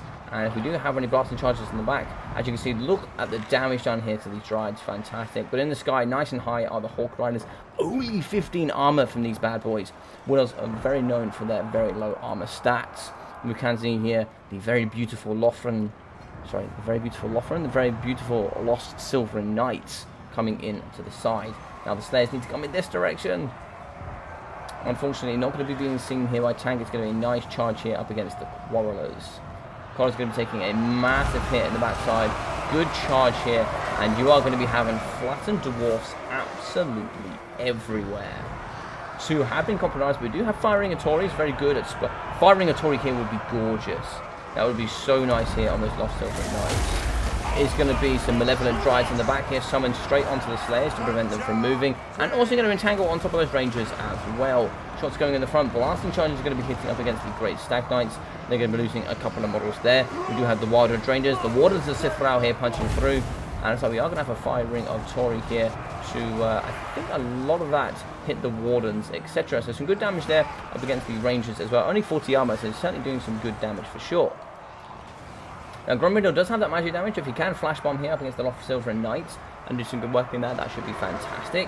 But we do have the nice terror here for the Lost Silverin Knights. That's why the Longbeards can be quite handy. Hawk Riders are going to be shooting into the sky. We certainly need to get some Rangers over here to deal with them. It looks like here that Gromrindle has no fear, has gone down for an increase to melee defense, whilst we do have Drycha in here. Gromrindle can certainly slap apart Drycha if he wants. And the Master Engineers could probably do is just shoot in the Hawk Riders, maybe? Or maybe, maybe just keep them on the Lost Silver Knights. Keep shooting the Lost Silver Knights to your heart's content. Down by 4 models now, so you've lost 4 models permanently. Certainly can't heal those up. And we are going to be shooting the, unfortunately, lovely Great Stag Knights. Balance of power here going to be super even. Going to be 500 here for the Dawi, and 330 here for the boys in green. Pray to your ancestors. Looks like here we have lost the Wardens of Sithral and the Wildwood Rangers. Coming in from the front and side, we do see some drives with that nice fear. They are going to be impeding here the Master Engineer from shooting. He should be able to come back with that nice big axe and chop them apart. Big cycle charging coming in from the Hawk Riders, hitting here up against the Rangers, stopping them from firing. Looks like all the Rangers here have been hopped onto and are going to be getting shut down. It's looking a little bit scary here for the Dawi, I must admit. A lot of the boys here are getting pounced upon. Where are the Slayers? The Norgrim Ironbreakers. They're going to be very difficult to deal with. I don't know what they have to deal with the Norgrim Ironbreakers. We have managed to break some Hawk Rider, which means we might be able to get some of the Rangers back, which would be very, very tasty. Also, the Wardens, Sithral and Co. have come back in the rear side there. We've also lost some of the Hawk Riders as well. Gromrindle is going to be very tough to take down with the Double Master Engineers as well. As you can see, disengaging here are the Lost Silverin Knights, which are fighting up against the Longbeards. They do actually have that 75% physical resistance, thanks to being ethereal, but of course they still take damage over time regardless. We're in the pocket here. It does look like we have Drycha. Is there going to be flash bomb going down? I'm not too sure. Big hit there on Drycha, and Drycha is certainly going to struggle here up against Gromrindle. Now she does have physical resistance, but no magic resistance. Now she is certainly struggling. Balance of power here going into the Dawi favour. So let's bring it home for the boys. Big hits going down on Drycha, and Gromrindle is the perfect man to take out the Lost Silver Knights. They need to keep the cycle charging. Drycha is certainly getting slapped around here. If she dies, I think it could be GG's. But shots going down from the Hawk Riders. Oh, a nice pendulum in the pocket. Brilliant stuff from there. Just before she breaks.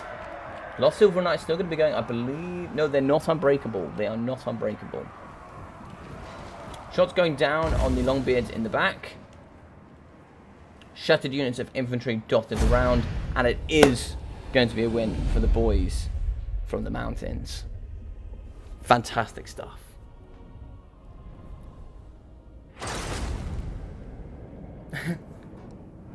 US rugby, if you talk about... Oh, apologies. I can't say I've watched much of any sport, but I can imagine it being funny.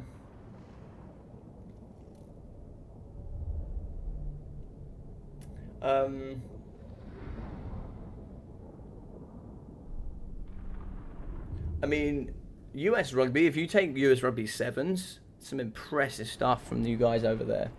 But yes, let's go in here, and we're gonna be moving that immediately. That's gonna be shifting.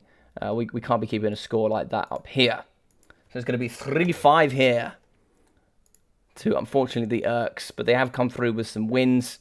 And let's see what we got here today. So well played to Stormrunner. Thank you very much for the DVD Legend coming in here. 430 for Drycha, 100, 100, 160 for the Dryads. They were there just to soak up blasting charges, to be honest. But 500 for the Wildwood Rangers, 150. And it looks like 615 with 636 here for the Wardens of Sithral. 1.3k here for the Great Stag Knights, 1.1 here for the Lost Silver Knights, and the Hawk Riders 570 and 500. Not seeing Hawk Riders in this matchup. Very interesting. With the Lost Silver Knights, I think actually having a healing caster might have been quite nice. But still, big fan of Drycha. Big fan of Drycha. 1.2 here for Grombrindle, 600 and 900 for the Master Engineer. Apologies. This yawning, by the way, is not me, like... It's because of my medication. It's because of the medication for hay fever. I'm not tired, but my body really struggles with it. 230 for the Miners of Blasting Charges, 430 here for these, and 860 for the Miners. We got 770, 570, and it was like 780 for these Longbeards. Excellent. 420 for the Slayers, and 1.6k for the Norglim Iron Breakers. 400, 575, 443 with 312 for the Rangers, and for the heavily armoured Quarrelers, 270 and 136. GG's and well played. Unfortunately, when they leave, I can't see it. But yes, very awesome and well played. Yeah, that's true. We're not the best. I mean, we're not really the best at Iron Swords.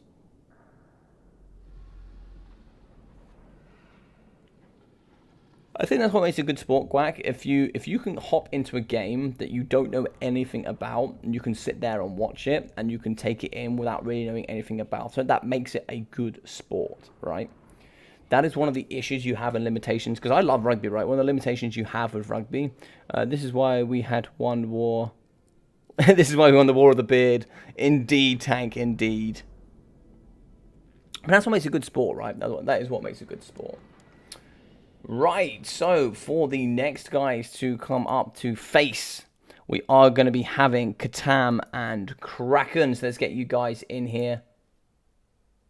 Yes, indeed. Indeed, indeed, indeed.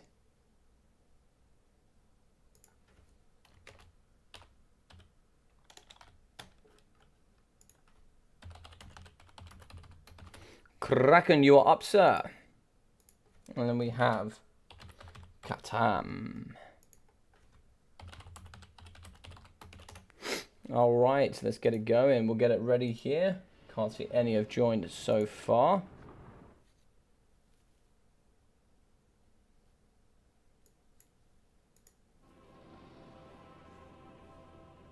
No, I didn't see a question, buddy. Let me just change the properties here. So Stormrunner will change to, I believe you're XMT, Katam. I believe you're XMT. I could be wrong. I apologize if you're not. Pretty sure. Maybe somebody in the chat can verify, but I believe he's XMT. And then we have Kraken from the BBB crew. Kraken.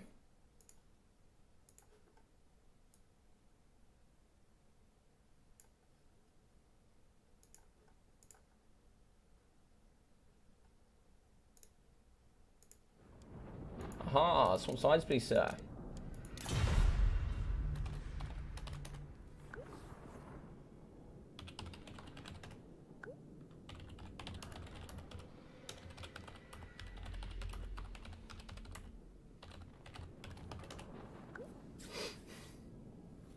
Katam here for the Norskins would be absolutely fantastic. Perfect. Let's pop that in there.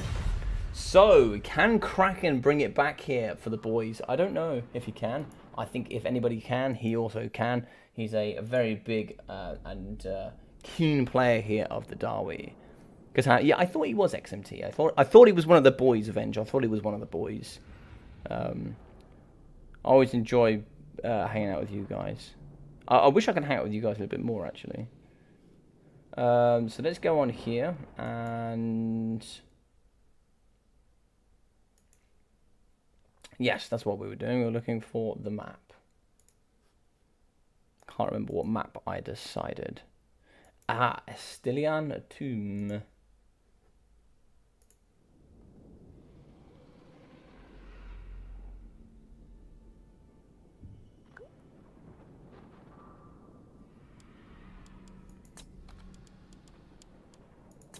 So Estilian Tomb.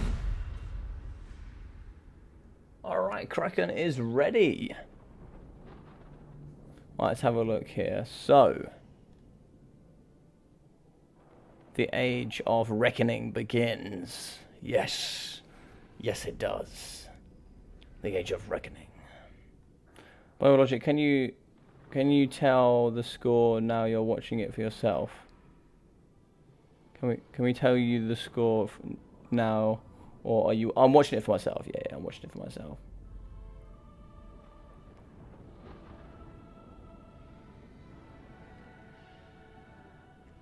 Yeah, I think the issue we've got with our own sports here when it comes to the rest of the world, we have such a small population pool to pull from. Like we do pretty well at most things, but the problem is like 65 million, say compared to what is it, 275 million in America. You know, that gives you 1, 2, 3, 4, nearly 4.5 times more to pull from than we do. And then, you know, you compare it to Russia as well, which is, I think is 3 times. It's like 180 million. You know, and you have like China and all those places that have like just massive pool of people to pull from. It can make it difficult, you know, when it comes to just natural selection and opportunity for fantastic players to arise.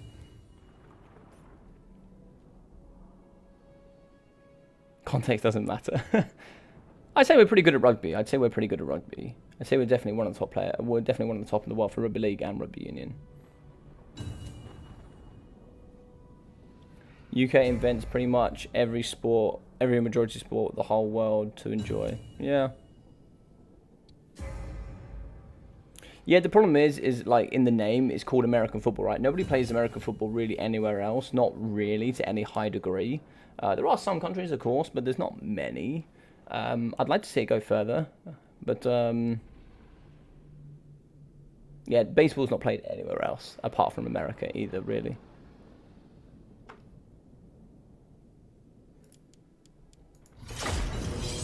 Basketball is, I would say, basketball is one of the more worldwide successes. You see a lot of that in Europe, for sure. You see a lot of basketball.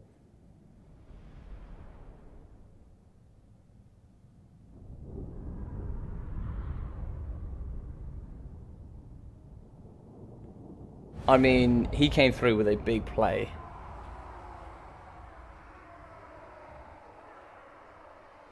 What did Krell say? Britain invented America, so technically everything they did, we get credit for it. that is also true. That is also true. All right, for the Norskins. Ooh, I see some tasty things in here. So, for Catan, we have the Feral Manticore, 2 of them in the sky, and the beautiful Frost Worm. This beautiful double-headed wyvern will be having its lovely frost breaths, chilling aura, and obviously that lovely terror. It will be having a, it has a fire weakness though, I believe, because it's a frost worm. So that's a 25% weakness to magic. Here on the floor we have some Marauder throwing axes, 2 units. 2 Marauder chariots with the 90 armor. Apologies, I'm trying not to do it. I can't help it. We also have some Marauder great weapons in the front line. Lots of Marauder great weapons with some normal Marauders as well. Normal Marauders are going to suck up those blasting charges, whilst the rest go through, I'm sure.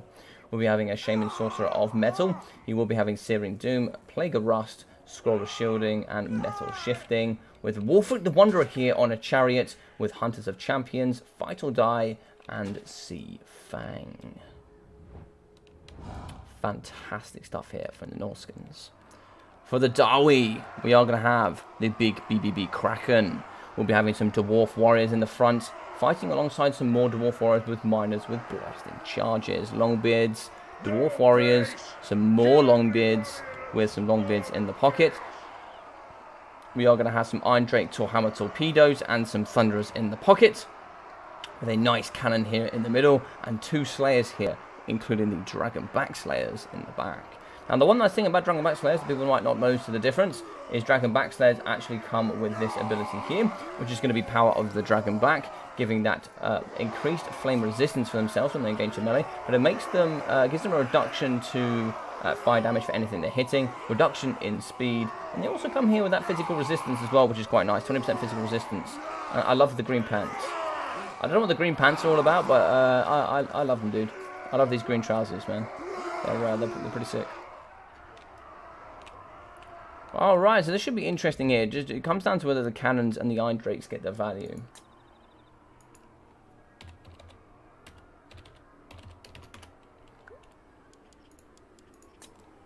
Perfect. Let's get this underway and let's enjoy the show. No dwarfs winning on the meme front.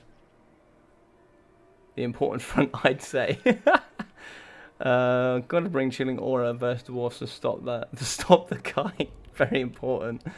Oh man. Catan coming in with that XMT signature of the Frosty. Yeah, the Frosty boy's quite fun, right?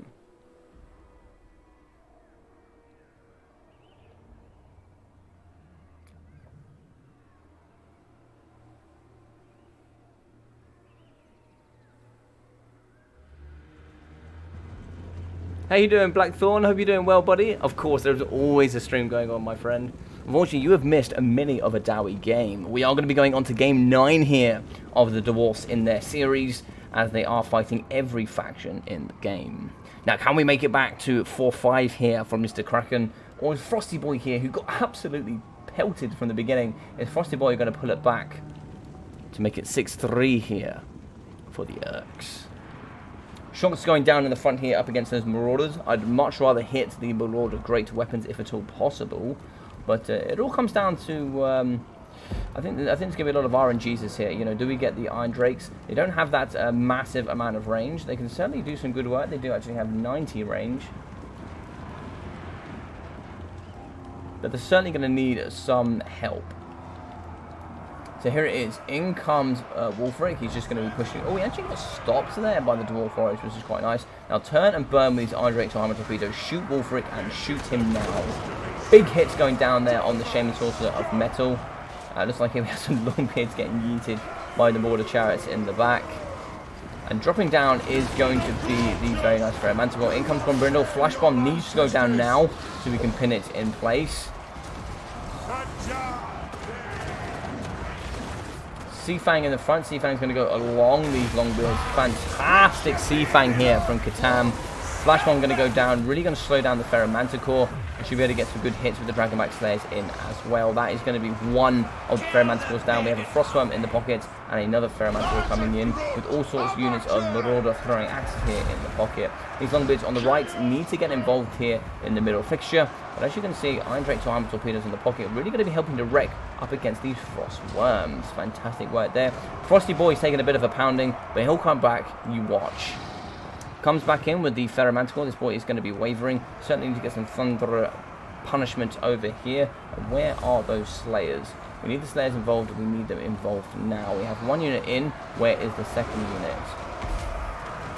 I can't see the second unit just yet. But it looks like here we do have Grombrindle fighting up against the Ferromanticore. Fight or Die going down, giving him that increase to melee attack. 64 should really help him punish Grombrindle as well. Grombrindle's going to come in, but Grombrindle is wrecking this Ferromanticore. God, he's just destroying Ferromanticores left, right, and centre. Fantastic stuff from him. The pocket has been exposed here. As you can see, Iron Drakes are going to be getting pushed onto Broken Thunderers as well. These Iron Drakes or Hammer Torpedoes need to punish the Wolf the Wanderer and these Chariots. It looks like here we do have a Broken Ferromanticore. Oh, I can't see the other one here. So it looks like Frosty Boy is coming back into the mixture, and it looks like here Kiting using the dwarf warriors are going to be fighting up against the Marauders with throwing axes, but they moved them away. That's not too bad. Thunderers should be coming back here. I'm not too sure why these Thunderers haven't come back, but we need to get that cannon crew back on the cannon ASAP. So you're going to get some shots here from the Iron Drakes or Hammer Torpedoes. They need to shoot here up against these Feral Manticores. Fire, reload, fire as they're coming through with these big anti-large armor-piercing missiles, and they are just going to be wrecking. Really nice Frosty Breath attack there going down on the Iron Drakes. That's really going to lower that leadership as he does push in with that terror.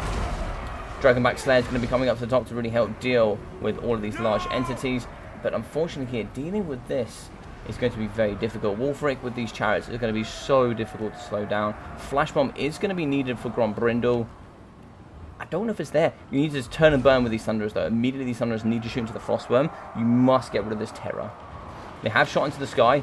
Good volleys going off. Fantastic work there. Really nice. Now they aren't going to get terror after to push off, but they have done some good damage against the Frostworm. Any more damage going down though could break him if he starts to lose in combat. But it looks like we have terrified the Thunderers, so some good work there. And a downhill charge coming in from Wolfric and the crew.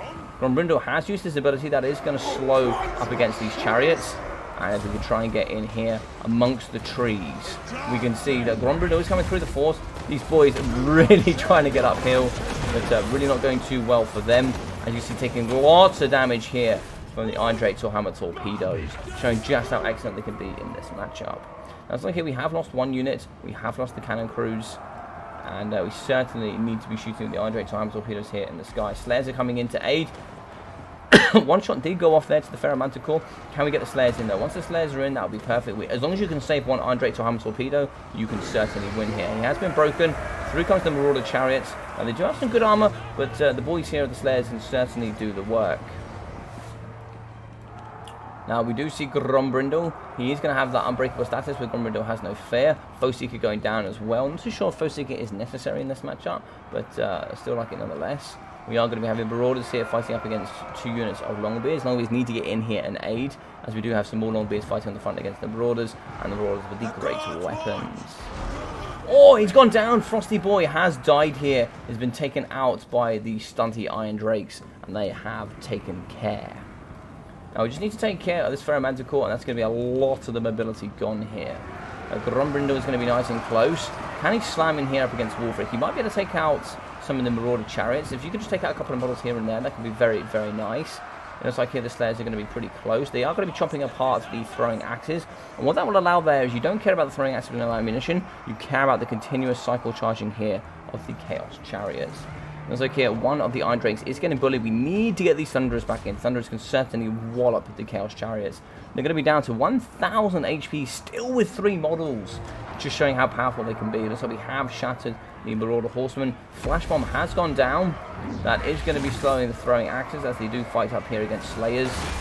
So we are going to be having Grombrindle fighting up against Wolfric. Fantastic. Fight or die going down for him. Wolfric's coming in with that slam for sure. Can he hit here again? I don't think he's going to get another chance. But Balance of Power is going to be pushing into the Dawi favor.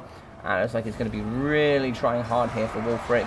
Coming in with that terror here with the Manticore. Oh, look, he's terrified the Iron Drakes. That's a good win there. But it looks like here, he has been trapped in the middle of Wolfric. They just need to pounce on Wolfric here. Wolfric has been trapped in the middle.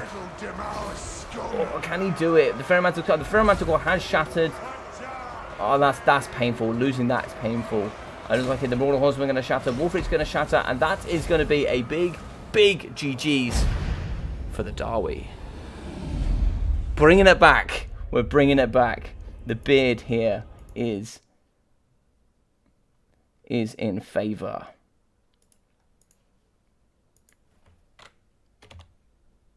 Fantastic stuff. It's going to be 4-5 here for the Sons of the Mountain.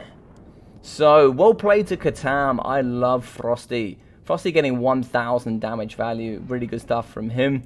Also getting a Chevron, which is quite nice. 380, 600 here from the Feral Manticores. Looks like we got 477 from the Marauder Horsemen with 650. 477 from the Chaos Chariots and 600. 880, 560, 800, 340, and 260 from the Great Weapons. Showing how good Great Weapons can be in this matchup. It's like here you can actually go 480 from the Marauders and 250 here for the second unit. 83 here for the Soma Sorcerer of Meta with 1,300 for Wolfric the Wanderer and really good stuff from Catan. We're going to have 1.4 here for Grombrindle as well as 380 for the Miners of Blasting Charges, 200, 250, 380 and 120 for the Dwarf Warriors, 220 for the Longbeards, 477, 644 and 600 here from the Longbeards. Slayers 1,200, 1,350 here for the Dragonbacks, 677 for the Thunderers, 1,000 here for the Iron Drake Hammer Torpedoes, 1,680 as well, and 420 for the Cannon. Excellent, excellent stuff. So now we have a game. I want a Dwarf DLC only with terrible units so they can finally bring funny builds. Indeed, indeed. GG's, well played. Fantastic stuff.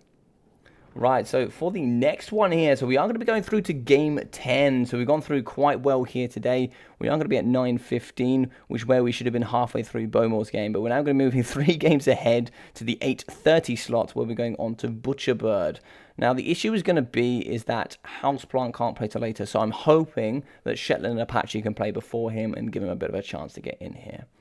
But what we can see here will also be quite helpful for Caradoc as well to play a bit earlier. So we are going to be having Butcherbird and For Poland next.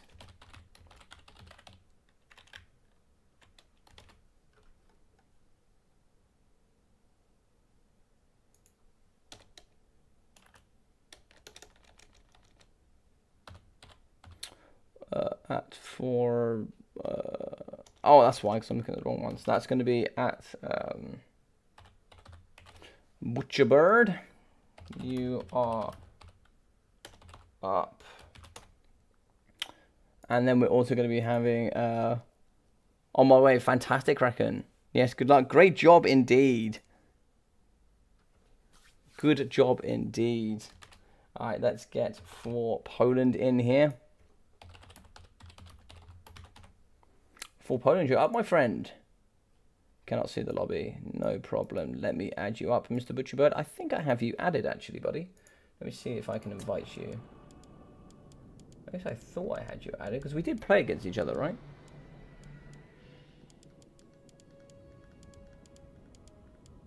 Should have you added. I can't see you.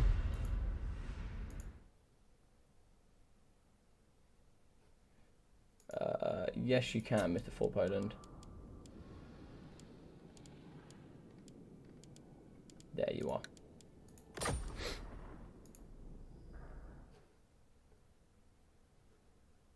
Oh, big good luck's going down here in the chat for Mr. For Poland. He's getting a lot of support here, which is good to see. Dawi men looking after each other here.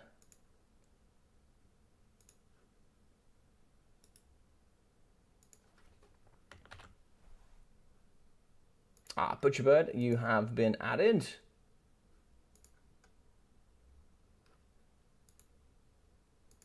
So I have a message here. Okay. So, what an interesting tournament we've had here today, everybody. What do you think about some of the wins and stuff that we've had? Been some surprising ones for sure.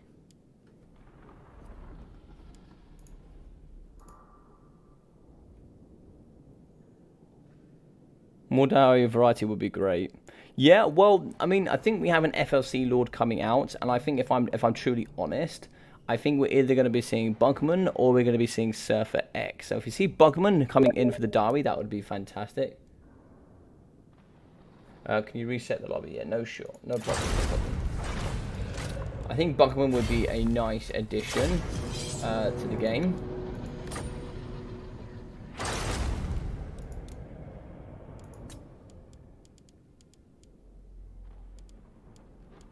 And I also think Surfer Ek would be quite nice as well, as he's pretty good there with his chariot. By the way, thanks for doing this, Logic. I had a lot of fun practicing builds and preparing for this. I'm really thankful. No problem, Kraken. Thank you very much for playing, buddy. It was really nice to have you playing.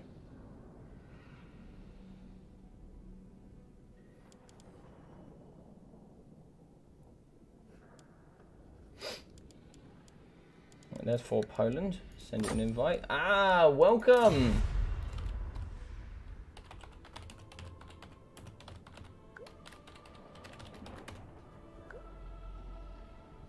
Welcome, son for Poland. A true man of the son of the mountains.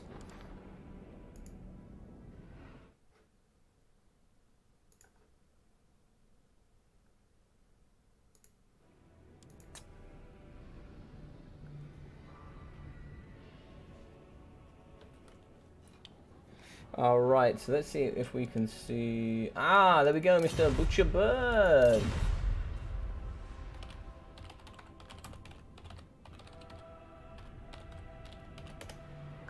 Welcome, Butcher Bird. How you doing, buddy? Nice to see you here.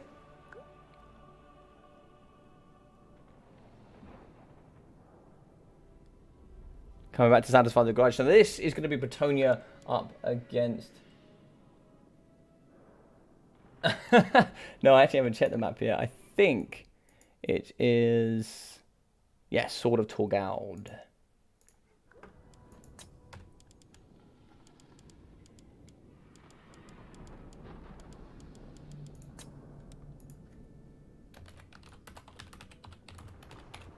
Map is set. Perfect. So yeah, we've had some really interesting stuff. You know, for example, we didn't expect VP to win. You don't normally expect Empire to win. But we've had some other stuff as well. You know, we had the win against Skaven. We've had some really good stuff, and we're even here now. It's really quite nice to see. We are going to be going through to game 10 on 3 hours already.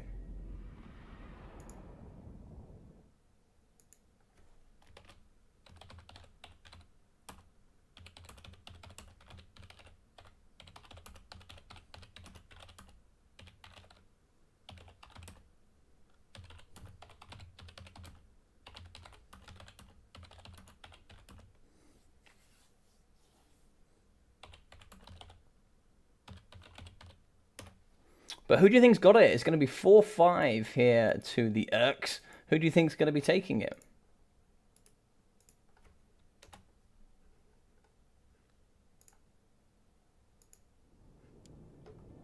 Right, let's hop in with you guys and see what we're saying here.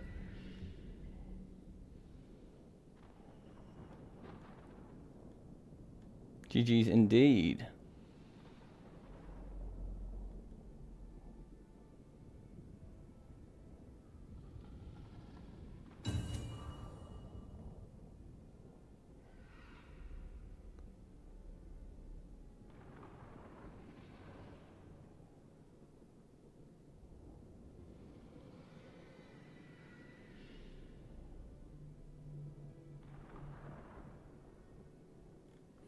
All right, so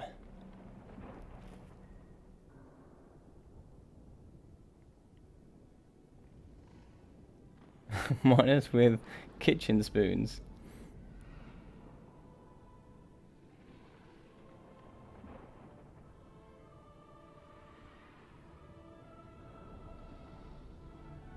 Yeah, I think like dwarfs that I'd have a little bit more would be pretty good. I would like that. Dawi do have the advantage in this matchup for sure. They certainly do. They certainly do.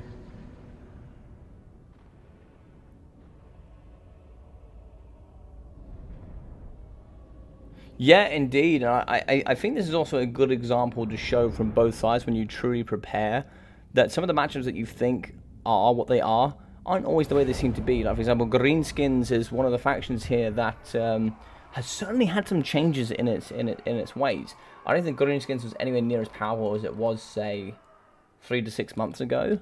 Simply because people have come up with some excellent forces to deal with Greenskins. You can use Vampire Counts, you can use Tomb Kings, you can use Vampirates, you can use Empire. Lizardmen are very strong. Yeah, there are some excellent things to deal with Greenskins now. Obviously still being one of the strongest forces, but you do have some excellent stuff.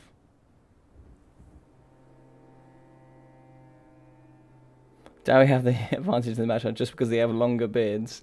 I have faith as well. For Poland is, well, he's a Lizardman main at heart, but he's also a very good Dawi player, so having him is it's quite good.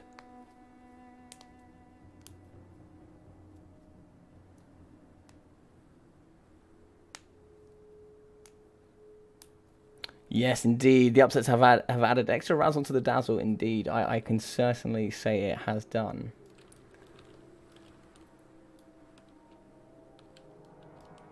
Let's get a look at this map whilst we're waiting, but this is a really, really nice looking map. Obviously, I believe this is a Bretonnian city. Indeed, up here on the precipice of that cliff. And yeah, it just looks absolutely fantastic. Like, you can actually, if you do go in debug mode on the camera, you can look around at some of the surrounding areas of this map, and it is just an awesomely designed map. It is generally a very, very good looking map. So for the Bretonnians, I'm sure we're going to be seeing lots of foot squires, but we are going to be having some knights errants. Very good here. Some foot squires and some battle pilgrims. Battle pilgrims have lots of leadership. They are very good indeed. We're also going to be having lots of foot squires, lots of battle pilgrims with some peasant mobs as well. So very heavy on the infantry. We're going to be having the defenders of fleur-de-lis. Very good there for the anti-infantry and frenzy and those silver shields. Lots of knights errands. So very, very good indeed.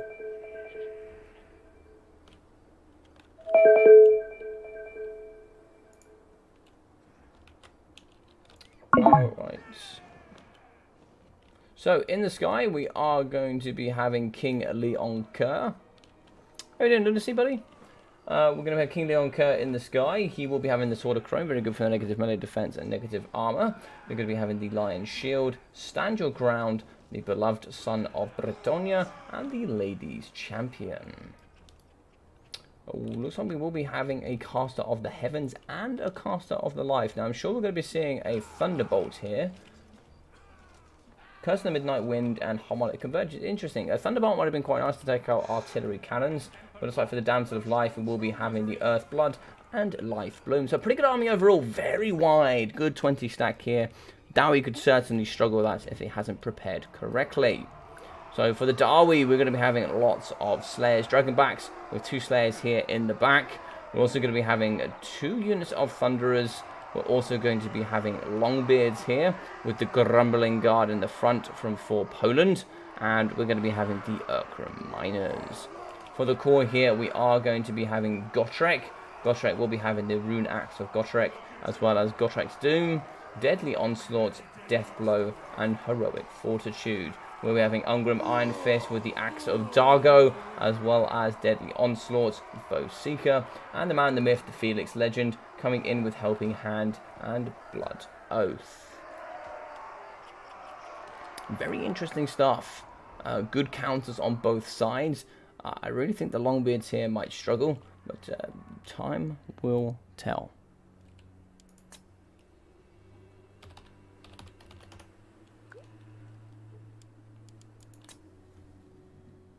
Oh!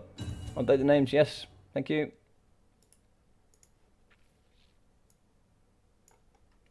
Oh.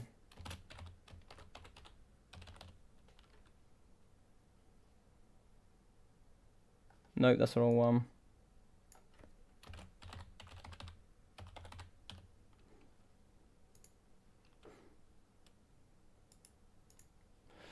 And then we're going to be having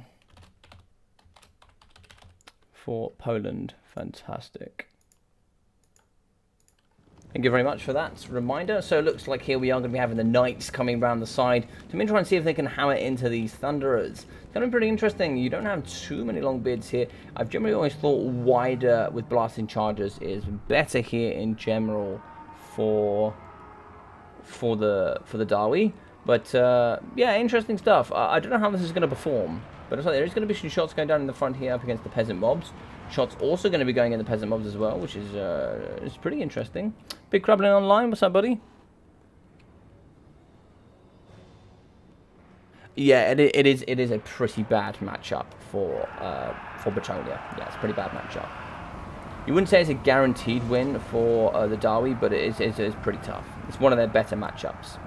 It's certainly Bretonia's one of their top 2 bands.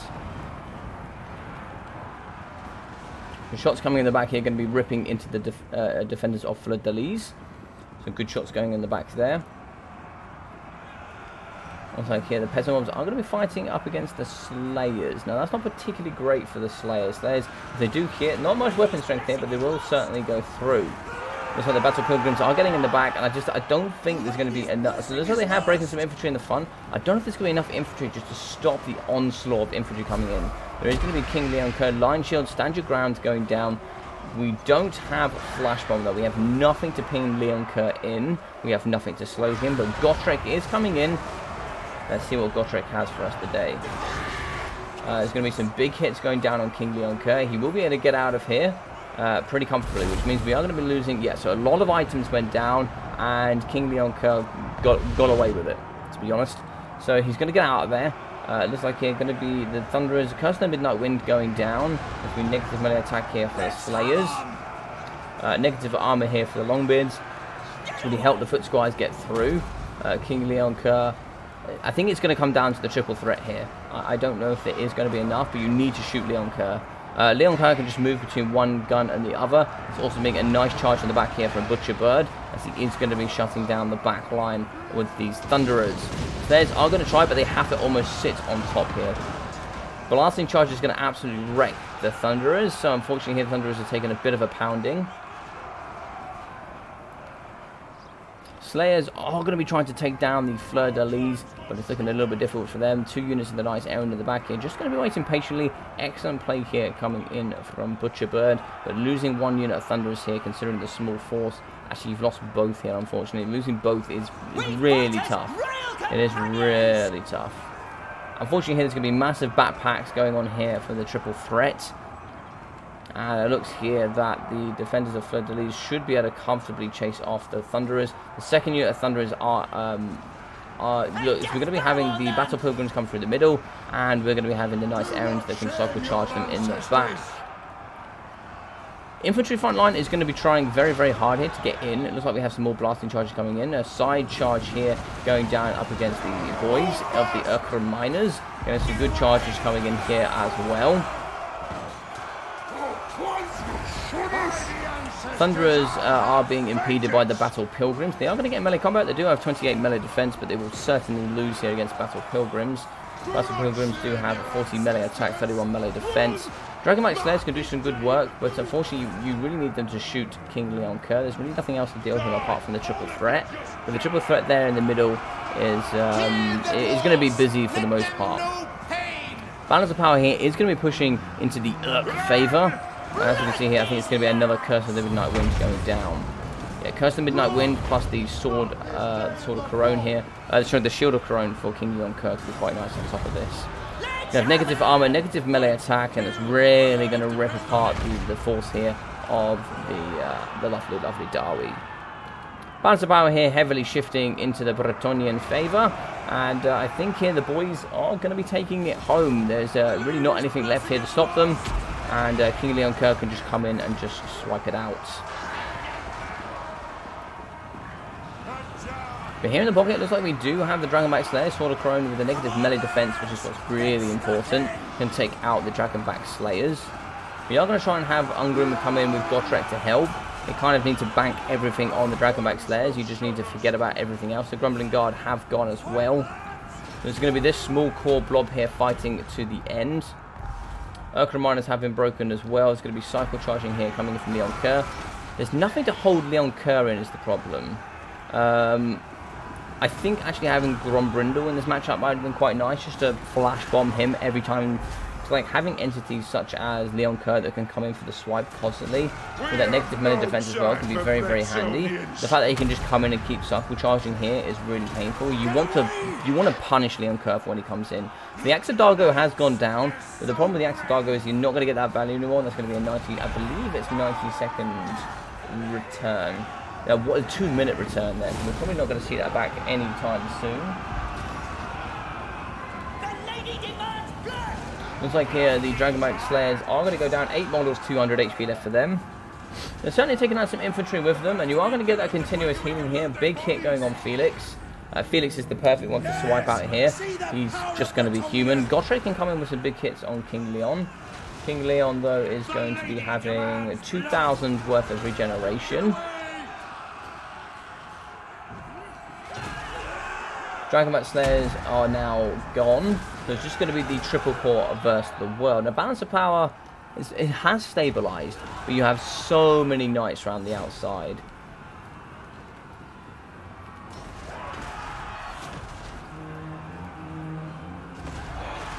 Felix has got hit here in the middle. You do need to have Ungrim as well as Gotrek here hitting. Gotrek did hit him in the back and he got a good swipe on there. You don't want to have Gotrek go too far though. You probably want to get him back in the mixture. We are going to be carving apart the infantry here though. He's going to be helping. I thought the Fleur-de-Lis want a bit of the part of this as well. King Leon Kerr's going to come in for another swipe. I think he's going to miss there. Big miss from him. Back to their hells.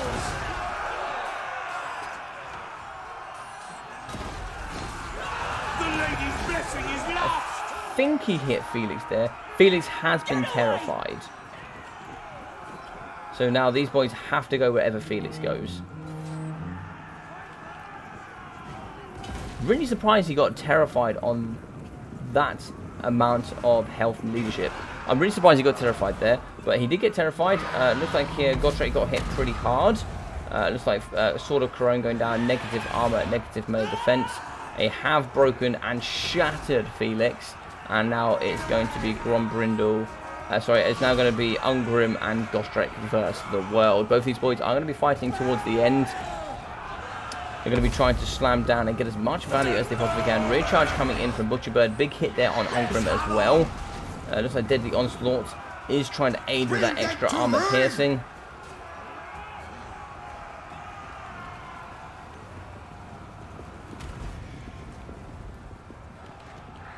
So sad to see Felix go. No, Felix, come back. But hit there going down on Ungrim. Good cycle charging. King Leon Kerr, though, is very close to his healing cap. If we get on the Leon Kerr, he is going to be having 1.5k worth of regen left. Damage has gone down on the foot squires. There's been lots of kills here from Ungrim. There's been lots of kills from the very nice Ungrim Iron Fist. Axadago and Foe Seeker going down. Maybe try and see if we can hit the defenders of Fleur-de-Lis here. Take out a couple of models here for your troubles. They are going to be just slaughtering these things. And Leon Kerr comes through the screen to try and snipe here up against. But the Axadago is still going. So you get a big hit here on King Leon Kerr. Could be nice. Get a big hit going down there. Big Praetor online. You'll be up very, very soon, my friend. But hits coming in. Nice cycle charging here from the defenders of Fleur-de-Lis. Ungrim, Iron Fist, Gotrek. Still holding strong, but Ungrim's now going to be one health, and that will be him down. It's going to be Gotrek versus the world. Can he come through with all his abilities and slap Leon Kerr? Possibly. We'll have to see if he can take down Leon Kerr. Stand your ground for the increased melee defense going down. Everything's got a dogpile in now. Going to be 500 HP left for Gotrek, the Slayer himself. And oh my god, it's just a rapid advance here. Deadly Onslaught going down for Gotrek. 800 worth of health left for him. 600, 500, 33, and GG's. Well played. Aim at their beards. Foot Squires do need some love, but they do suck. They do suck so hard. You put human in Dawi army and they betray you in no time. Indeed, indeed. So 121 kills, 1,700 for Ungrim Iron Fist, 200 for Felix, and 2,100 for Gotrek. 900 here for the Urkra Miners, 170 for the Longbeards, with 400 and 750 here with 130 kills for the Grumbling Guard, 180 for the Thunderers, 350 for the second unit with 570, 113 kills for 530, and 920 for the Dragonback Slayers. 2,200 for King Leon Kerr, as well as the front line did pretty well. Look, 200, 200, and 100 there. So these three paying for themselves, which never happens. 1.2 here for the Battle Pilgrims, 1,000 and 1,280. Battle Pilgrims are excellent in this matchup. I actually prefer them to Foot Squires, but 800 here for the Foot Squires, 1.4, 600, 600, and 800. Very, very good there. These very good infantry doing some good work. 100 damage value, 200, 500, and 1,630 for the defenders of Fleur-de-Lis and the Knights Errant. Very good games there from both of those guys. I think what the Dawi needed there was just a little bit more frontline force, which would have been excellent. Right, so if we do hop in here, we are going to go to the scoreboard, and we are going to give an unfortunate point here to Butcherbird and the Urks.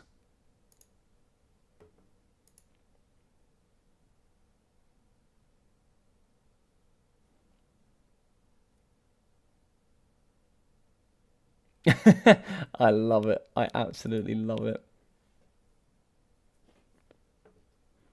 All right, so now we will be having, I believe, the Lizard Men. Yes, so it is going to be Big Doyle here up against Praetor on River Amaxon, and we are going to be an hour and 20 minutes early. So we are in no rush here because a few of these guys are really going to struggle on time constraints. So we'll just have to see if we can get it here. So it is going to be Big Doyle. You are up. And then we'll go to other factions and at Praetor, you are up as well. So a little thing about these two guys. Awesome guys, very, very awesome. They actually have their own clan, so they're going to be called SPQR. They are. What's the password, my lord? Password, brother, is going to be a Dawi. Now, these two have been practicing quite a lot as well, and that's really nice to see. These guys are new in the scene, but the reason I wanted them in, they're two friends from a clan. They're brand new. They came onto the scene. I've gotten to know them quite well. They're very evenly matched. Praetor loves his Lizardmen, he mains them, and obviously we have the reason I wanted to get Big Doyle in is the fact that he also loves his Dawi. He loves his Dawi a lot, which is really nice. I can't see that. So Legatus is in. Welcome. So for anybody here that is brand new and wants to have a little bit more fun, not necessarily too much on the competitive side of Warhammer, but want to get involved in a clan, well, these guys do other things as well, but they obviously play a lot of Warhammer here still. The SPQR clan is something that you could be interested in. If you'd like to know a little bit more, you'd like to go talk to the guys, feel free to drop into my Discord and ask away. On the plus side, this will help Logic play for the next faction series.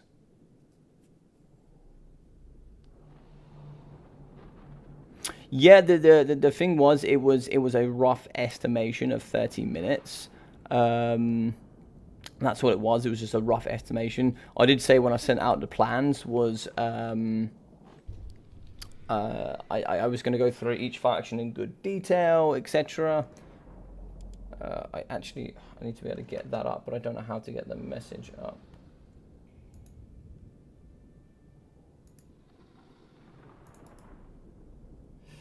How do I message? How do I message? Invite to the lobby. I'm going to message you on Discord.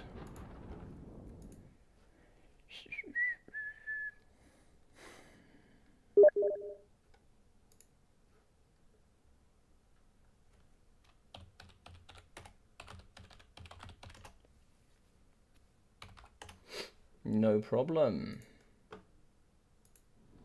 Yeah, so I made a rough estimation. So what I said to the guys in the chat was just it's going to be a roughly half an hour. This is roughly what the schedule is going to look like as an approximation. All right, so welcome. So if anybody does want to find out a little bit about these guys, do feel free to drop into my Discord and ask me a couple of questions, and I'll be happy to answer all of them. But well played to Butcherbird on that last one. Fantastic victory coming in from him, and yeah, excellent stuff.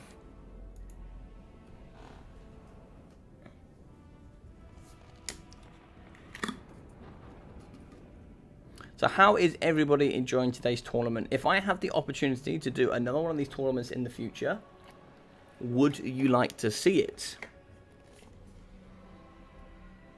Now, of course, we do have the DLC coming out very, very soon. We have 2 weeks to the new DLC. Super exciting. Now, if we did have the DLC coming out for Beastmen, would you guys like to see one of these for the Beastmen? Maybe. What do you think? I certainly know a good couple of Beastmen players that play quite a bit. Would you like to see them? Thank you very much, Biblington. We'll get that sorted now whilst we're waiting.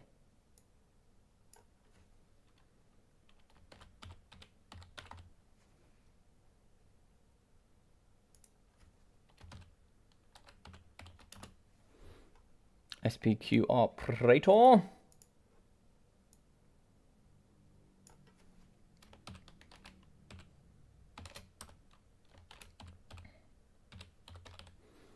SPQR Legatus.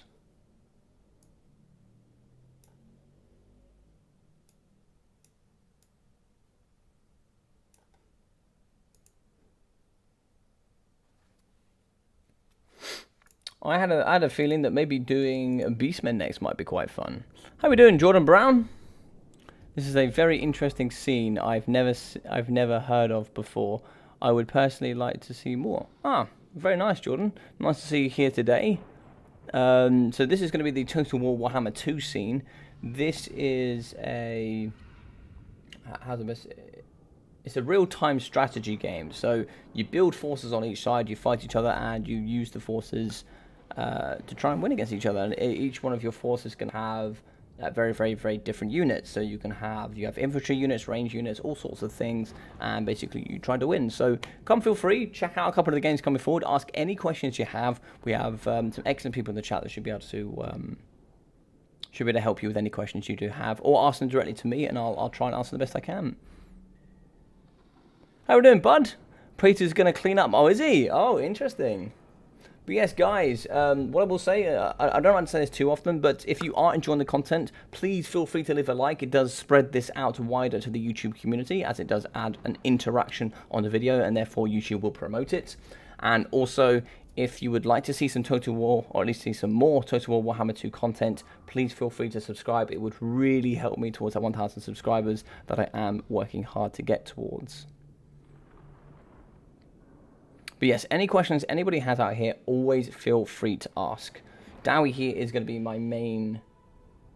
It is my main force, so if you have any questions about the Dawi, feel free to ask as well. So maybe as the DLC drops, yeah. So I wouldn't be able to do this anytime soon. This took ages to organize. It took a very, very long time.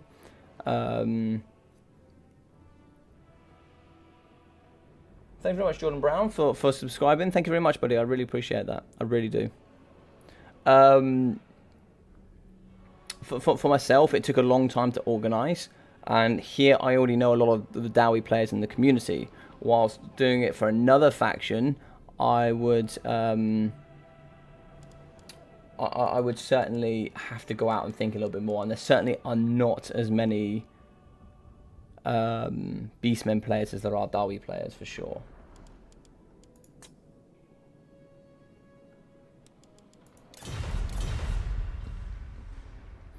Thanks, guys. I've actually played the game for a while, but I don't know there was a community like this, so I guess I'll hang around for a bit. Awesome, dude. Yeah. Do you play a lot of the single player? Do you play a lot of the single player where you can do like the Vortex campaigns, etc.? Because I do that myself as well every now and then. I think more than likely Wednesday I'll be continuing my... I actually do legendary difficulty campaigns. So I was currently doing a Belagar Ironhammer one. Directly after the DLC will probably be funnier because less meta. Indeed, indeed. And who knows what will be there. I think having Beastmen with all of the new updates and all the stuff coming here for the multiplayer scene will be quite fun after the DLC.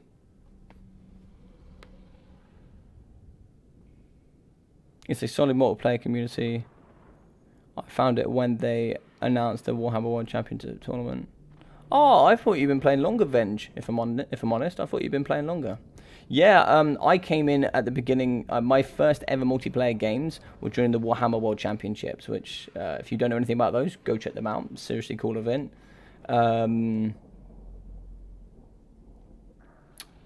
Yeah, this multiplayer scene is also awesome. There's some really, really fantastic people. Oh, yeah.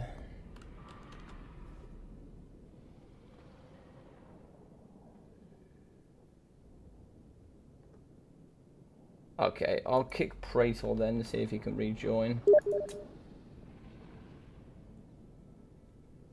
Yeah, it's because it thinks that you're in.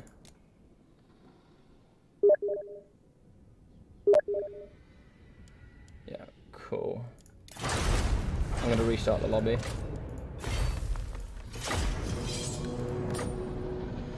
So let me do this for you. So for my Discord, we'll go invite here.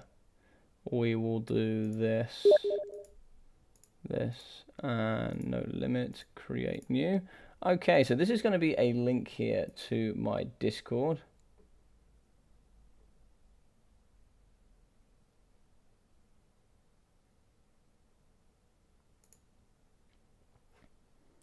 Ah, there we go. So, yeah, we got Logic's Discord there. So, thank you very much.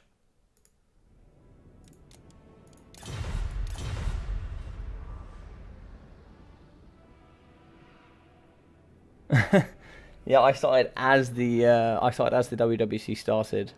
But yeah, feel free to hop in and see all the stuff coming forward. I'm pretty much streaming every day this week. There will be content for you to get involved with, learn about, come learn people in the community, have some fun as well. I'm also going to be hosting a brand new tournament, which is all going to be for new players. So it's going to be a new player tournament where if you started just at the cutoff point, like when I started for the WWC, so I think that's 4 or 5 months. That's the maximum. I think I'm going to have a 6-month limit. If you've played any more than 6 months, you cannot play in this tournament.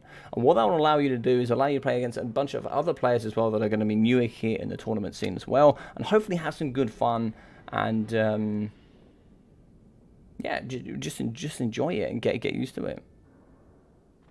By the way, Logic, can you do these tournaments with every faction? I mean, like instead of dwarves.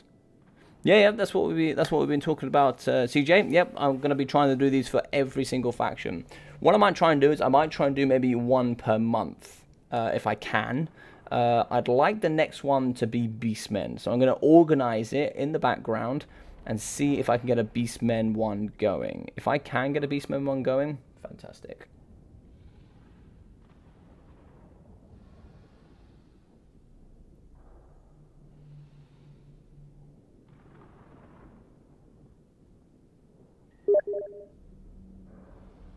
Good to go, fantastic.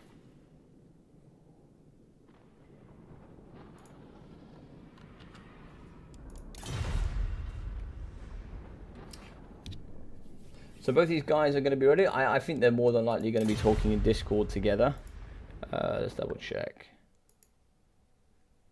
Oh, maybe not. Maybe they're talking in my Discord together. Ah, interesting. Fantastic.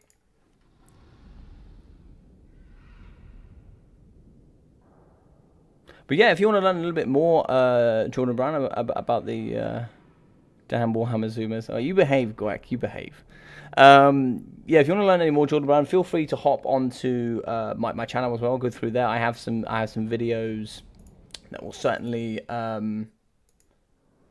show you a little bit more about the community as well. And the one thing I will say about this community, because I came from other games, I came from like Call of Duty, and it was pretty bad. People were not great, for sure. This community has been very, very accepting, very welcoming, and it's been really awesome to be part of, for sure. Ready, my brothers, ready to take beards and kick ass. I will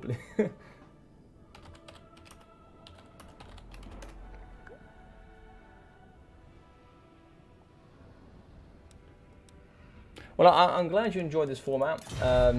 It's taken me weeks to finalise it, and all the guys that have been playing have been awesome. So, and I missed the England game. I missed the England game for all of this.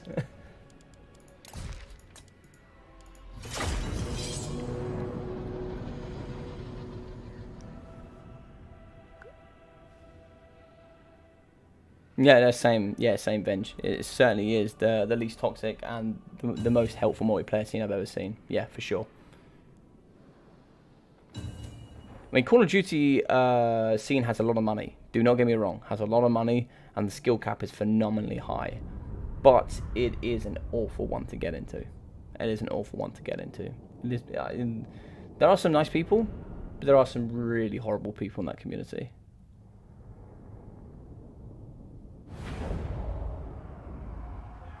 Also, Logic, will you still have the same players? No, they will differ each time. So, like, for example, the 14 Dawi players, they're my Dawi mains, right? I'll have to find new players to play for the Beastmen.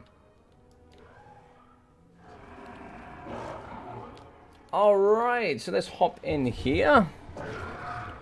So we are going to be having the Ancient Salamander. So this bad boy does have lots of armor piercing and flammable weaknesses.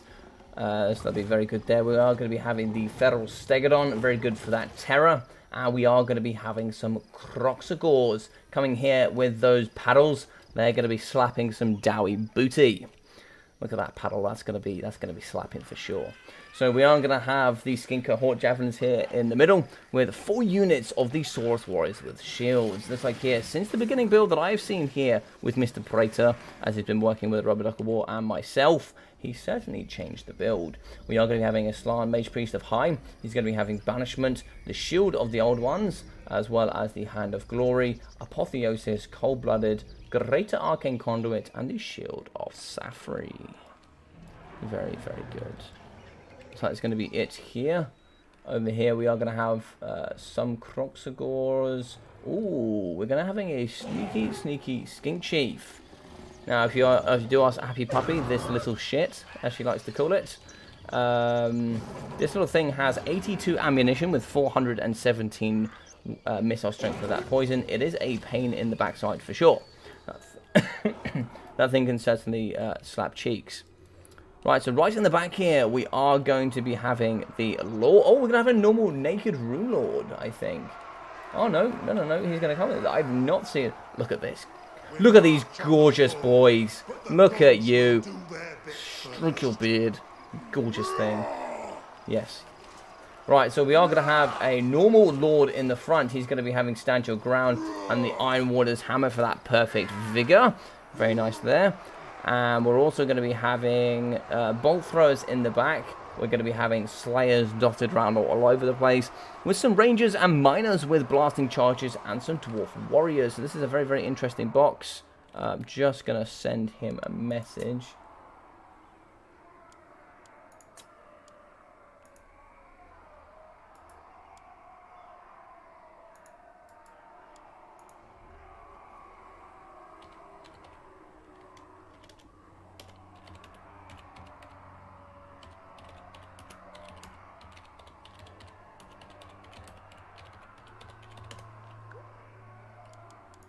So in the industry here, we have what's called white line camping, which is where these are two friends, but it doesn't really matter. I'm just going to say be careful. But here's the white line, and if you're too close to the white line, which actually doesn't really look like it is, it will be pretty close, and it would be probably considered white line camping. But essentially, you need enough room where you can get around the back, and you can fully envelop this force. Now, as you can see here, if you were to go sit in this corner, you obviously basically have 2 barriers that can really help protect your force. Yeah, this is a little bit better. So this is a bit better. Well, in the sky, we're also going to have some gyrocopters. Just going to have the normal ones there.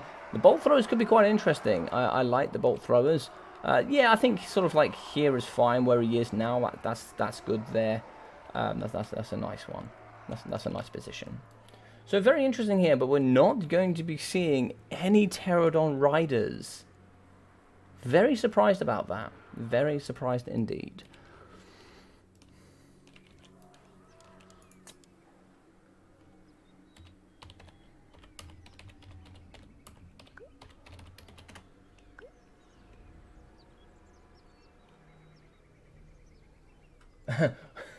Bring your pretty face to my axe.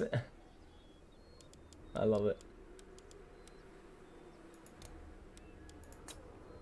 I don't know how to make this smaller. Ah, there we go. Perfect. So I want to get in here and I want to come see what we've come to see today. Is the I actually really like the thing. I mean, all Thanes are beautiful, right? But I love it when they have these wingtips. I believe that's like a Valea wingtip thing. I can't really remember, but they just look awesome. Also, look at that on there as well. So goddamn awesome, these guys. They have pretty good stats as well. Like, they're not terrible. I mean, if you take them base naked, they are 500. And they have pretty good stats like 120 armor, bronze shield, 50 melee attack, 55 melee defense. Yeah, it's not bad. It's not bad. They're not terrible. Should be interesting to see how it goes. Legatus is ready, so let's get it going. Only on ladder I face toxic people, and I can count them with my hand. Yeah, same. Same.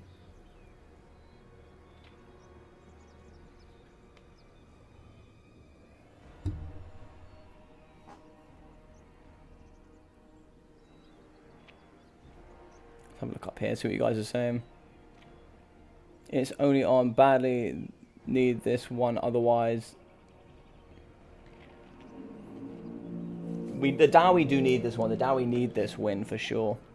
League isn't that much more worse than other competitive teams in my opinion. Oh, okay. I've heard League's pretty bad.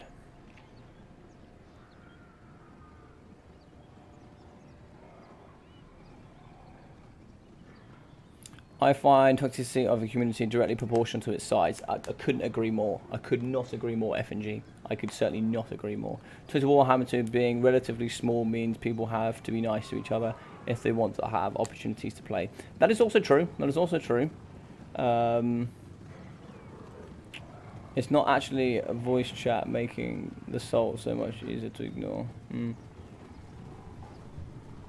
Right, so well, I'd say this is a pretty competitive scene. I don't think competitiveness has anything to do with it. I think also general behavior as well. Like you'll find patterns between people that pick these particular games are obviously the wider you open up the size of the community, the more opportunity you have for people to be particularly difficult. So it looks like here we are going to have the bolt throwers shooting into the side here up against the feral stegodons. But over here on the left-hand flank as well, we are going to be having some units coming through the trees as well.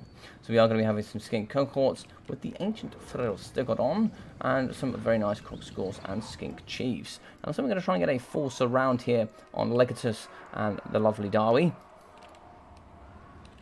This front line, how's it going to do? How's it going to fare? We are going to have some dwarf warriors. We are going to have some rangers.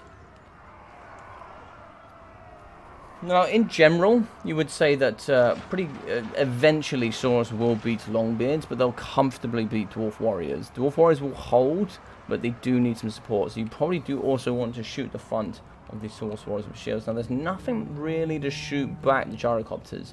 You do have the Ancient Salamander. I wouldn't be opposed to getting the gyrocopter around the back and shooting into the Mage Slann. Also, if you actually shoot the double bolt throws into him as well now, that could be really handy. So, very nice here from the gyrocopters coming down and shooting into the Saurus Warriors. Big shots going down to hit. Ooh! That was a gorgeous hit coming in there. God, that did so much damage. That Ancient Salamander just wrecked that unit of Rangers. Very nice. So, big hit here in the front with the double Thane and the Lord coming in to really smash apart these Saurus Warriors. Big hits coming in here. Gyro bombers need to go at the top and drop some bombs here. Dropping some bombs here would be very, very nice. Looks like the Skin Cohort Jam is a little bit far back here. They could really do with getting involved just a little bit more. Looks like we have some Dwarf Warriors here fighting the up against some Crocsagores. Coming in with those paddles, spanking some cheeks. But we are going to be having the Slayers. Slayers coming in to fight the Stegodons. And the very nice bolt throws in the back. Where are they going to be shooting? They are going to be shooting here and trying to hit the Slant Mage. We are going to have a shield of the old ones going down for that nice 22% damage resistance. And that 8 increase to leadership. So we do have a Skink Chief over here on the right-hand side. What's he going to be shooting into, though? Yeah, he could certainly shoot into the Rangers and do some good work there. Rangers do need to drop a little bit. Blasting charges are going to help up against these Crocsagores. Balance supply are going to be pretty even. If in doubt, slightly pulling here into the favor of the blue boys. But coming in the back, it is going to be these Skink cohorts. These boys are sneaky, and they are getting through. They have managed to hop onto the bolt throwers. Fortunately, here been a little bit lax on those miners, meaning they are going to get the value to shut down this very, very nice artillery piece. As you can see, down to half health is going to be the Slann. You need to get your hero core over here to deal with him. And it looks like here there is going to be some shots coming down from the gyrocopters. Once all those javelins are gone, that is going to be it to take care of them. You have to be using your Skink Chiefs. Fire's coming down here into the line up against the Rangers. We do have the very nice Feral Stegodon coming into the pocket and doing some good damage. Looks like they are going to be shutting down the bolt thrower crew. There is no support here. We need to be getting these miners in to help. Rangers are going to be shooting into the front. Looks like we have lost the Croc scores. We still do have the Skink Chief shooting, but you probably also just forget about them. You probably want to be getting a triple threat in the front here to deal with the Slann of High as well. So they're going to punch through the Skinks, and in comes the nice Slann Mage. He does actually have 32 melee defense, and he can certainly help, but he does do magic damage is the problem. You don't really want to be risking his life too much.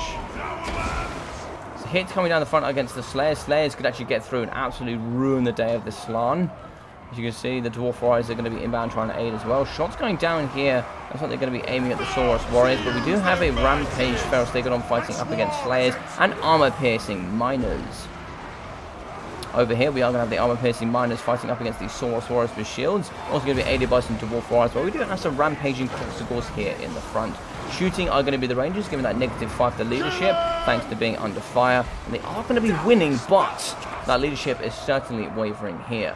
Balance of power is only gently going to be in the Dawi favour, and very minorly here for a short period of time. If we kill the Stegodon and push it off, that's where the double shielders here could turn the balance of power. Now, where is that Slann? That Slann is over here. It's going to be on half health. It's going to be doing its bits and bobs. Croxagors are going to be fighting here. Where are we shooting into? Looks like we're going to be shooting into the Skink Cohort Javelins. We're going to try and see if you can take out the Slann, I think would be the option here. Fire going down into the Miners with blasting charges. Looks like we have pushed off one of the Feral Stegodons, and a very nice banishment and a shield of the old ones going here in the pocket. It is going to be travelling over. Maybe trying to see if we get onto the bolt thrower crews. More challenge for the Damaskron. Yes, indeed. More for the Damaskron. We're coming in here just to aid. We are going to be getting the Slann to give that nice leadership to aid while fighting up against the Rangers. Coming to melee combat is the Skink Chief. Low on ammunition is going to be the Ancient Salamander. It does have that... does that not have terror? No way. I did not know the Ancient Salamander caused terror, but very interesting stuff. Triple threat is going to come through. These three are going to be very difficult to deal with. We do need to start seeing the Gyrocopters coming in and either dealing here with the Saurus Warriors with shields, or they need to start shooting here on top of the Slann Mage. Miners can get some downhill here, get a nice good charge, get those pickaxes going. We actually have some Rangers at the top here. The double Feral Stegodons do need to get moving. A couple of the Apotheosis there could be quite nice. Looks like here we have the Lord coming in. Going to be Hammer, nice, oh, Axe nice and high even. He is going to be chasing here after Slann Mage Priest high. Banners of Power now going to be going into the Lizard Man favour, which is very interesting. Shots going to be going down. Oh, big hits coming in up against the Slann. If the Slann goes down here, that is going to be probably GG's. Balance of Power coming back into the favour. It has broken 755 HP. Looks like the boys have stopped following. It has broken. You certainly want to be chasing this bad boy up. Can you shoot it here using the Gyrocopters and get your other boys back and following into the mixture? Fight them up against the Feral Stegodons. Get some punch going there. Downhill charge. Oh my god, I love the headbutt coming through with that Lord. He just threw himself head first into that Feral Shealer, and they all got yeeted over here. But my god, I want a replay on that. I want a replay of the Lord just going in head first up against a massive Stegodon. That was awesome. So you need to chase it off here. Looks like here actually you have lost some Gyrocopters. Only one Gyrocopter left. You need to be hitting in behind here on the Slann Mage. If you can chase off that Slann Mage, that would be perfect. It does have 31 melee attacks, so you can certainly grind here. It's gonna it's going to be a nice grind here into the back side of the Slann. But it's like here we have chased off the Feral Stegodon. Balance of Power going to be super even. We do actually have the Rangers. Rangers could... I don't know if they've got enough to kill. The Ancient Salamander could certainly be taken by the core crew. Also, we are going to be shooting using the Rangers here into the Feral Stegodon. It's going to be 800 HP for him, -2 leadership. It looks like actually the Slann has come back. Apotheosis is going on him, and that is so painful. That is so painful. That is really unfortunate. Salamander is going to be fighting in the back. He has 95 armor, so unfortunately these Rangers are going to struggle.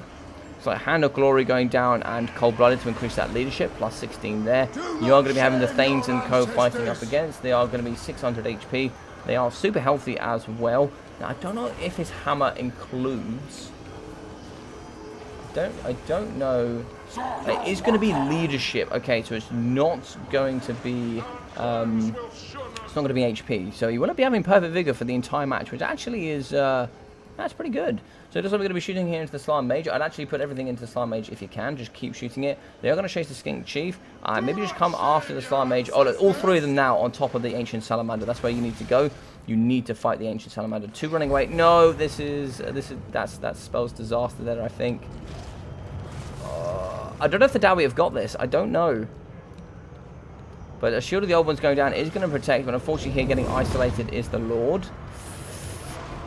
Oh, this is so close between these two. But it's like the double Thanes are coming in to slap up against the Ancient Salamander. 24 melee attack from Hand of Glory. Really nice there from the slant. Healing on himself is up to 1.1 now. Banishment in the back here on the Dwarf Warriors. We have 2 units of the Rangers. Get the Rangers in and get the Rangers shooting here on the Slant Mage. He only has 45 armor. You can certainly do some good hit there on him. He is going to be getting hit now. 1000 HP for him. Double Thanes, though, are going to be hitting on the Ancient Salamander. And now they're going to be hitting on the Slant Mage. If he does go down, negative 16 leadership. And he has gone. The toilet chair has been taken care of. And that is going to be negative leadership here. So anything that is broken on the periphery has now just shattered, I imagine.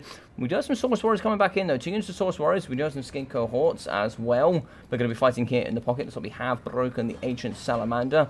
We are going to have the double Skink Chiefs that can be firing. Probably want to have them firing, moving, and shooting rather than taking melee combat. They will lose in melee combat. Looks like the Lord here is going to be losing that perfect vigor. Big hit there on the Skink Chief. It has broken him. If we get the other 3 onto the next lot as well, that could be quite handy. So he's going to be running away. The Thanes are going to be taking care of these Skink Chiefs. Coming in now are the Dwarf Warriors. Banners of Power now going to get into the Dawi favor. Let's go. But it looks like here we are going to have the Ancient Salamander still fighting. He's coming in with that terror. He has terror routed the Lord. And that is super duper scary. You need to hit that Ancient Salamander. As long as there's terror on the battlefield, you can win. And there could be a mass terror route here. This could be super scary. Shooting, though, still coming in from the Rangers. That's really important. Looks like here we have broken the Skink Chief. Source Wire is still going. Shots still coming into the Chameleon Skinks. But being that everything is broken here, it's going to be really, really scary. Salamander has broken, but it has come back. But it looks like here it is going to be a Dino win, as there's going to be just too much left, I think.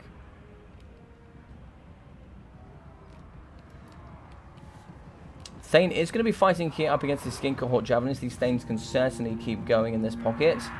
So they are going to be breaking the Skink Cohort Javelins. In comes the Ancient Salamander. It looks like he is going to stabilizing. Shots coming in from the Skink Chiefs. He is going to get a charge here. Terror is going to affect. He needs to punch back. Big hit going down there. Lord is still alive. Stanjugan going down. Plus 16 leadership. Apparently he's broken, but he has leadership. The Rangers are still going to be shooting here. Thane is going to come in for the punch in behind the Saurus Warriors. Big hit there on the Saurus Warriors. The problem here is balance of power. He's going to have 8 leadership. He does come back. You need to get some units back over here as quickly as possible. We even have... So we have some miners of blasting charges like they have just shattered. Yeah, it looks like we have shattered some Rangers. And that is going to be army losses. GG's, well played.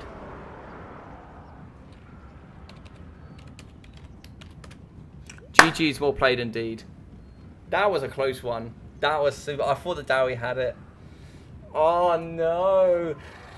No, my boys. My boys. Oh. Well played. Well played indeed.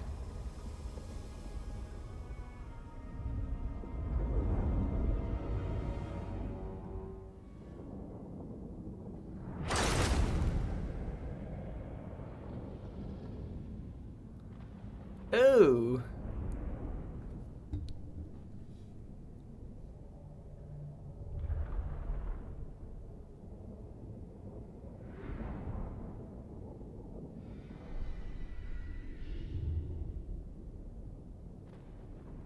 So I actually think the build is illegal. according to these guys. So we have the Slan, 2 single entities. 1, 2, 3, 4, 5, 6. Is it 5 maximum? Can I get either Biblington or Phoenix to shout that out? If that's illegal. Oh, is it max 5?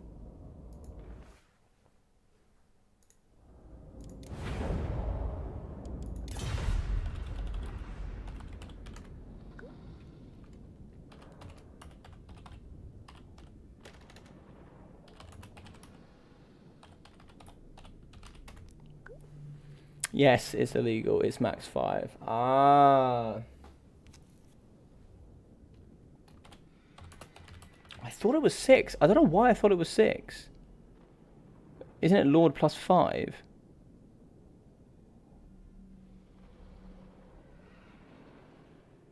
Yeah, they are single entities.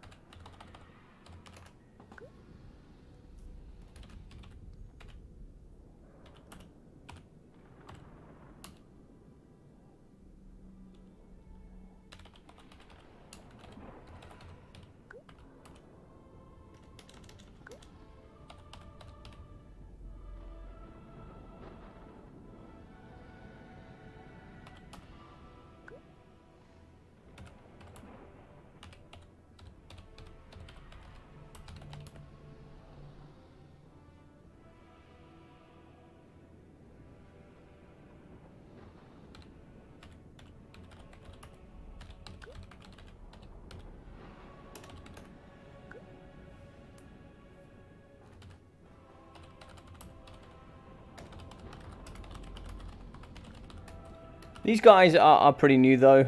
They are both newer players too. Yeah, they wouldn't have known. They wouldn't have known.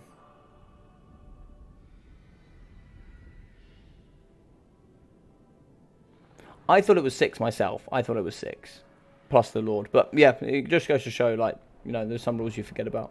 But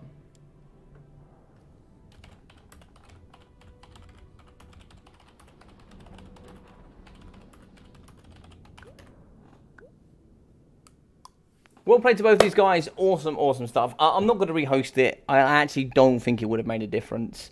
Yeah, it's a very understandable mistake. And it was an awesome game. It really, really was an awesome game.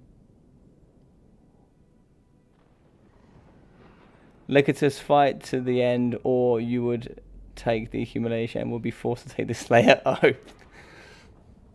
But awesome game between these guys, and that's why I want to get them involved. And anybody here that is brand new, looking for a brand new clan to get involved with some really, really cool American dudes, they are really, really nice guys. SBQR might be the clan for you. So if you want to hit somebody up like that up, give me a shout.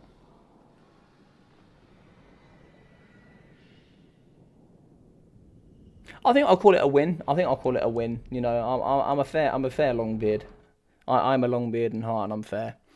So it is a win for SBQR Preto. I actually spelled his name wrong. That is my bad. So it is going to be 7 now. It's going to be 4-7. Here to the Urks. So for the next game, we're going to go through to game 11 now, which should be really, really cool. We are going to be having the myth, the legend, RTK Humanese up against Mr. Ice Power.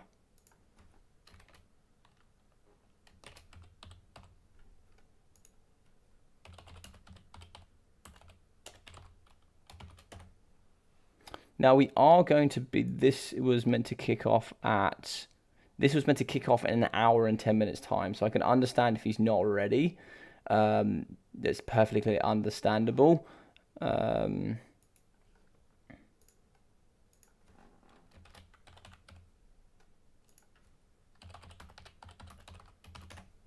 Ice Power is going to be up as well. Ice Power, hello!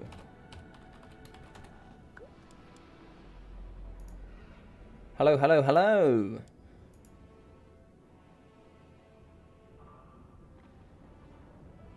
To pay for the grudge.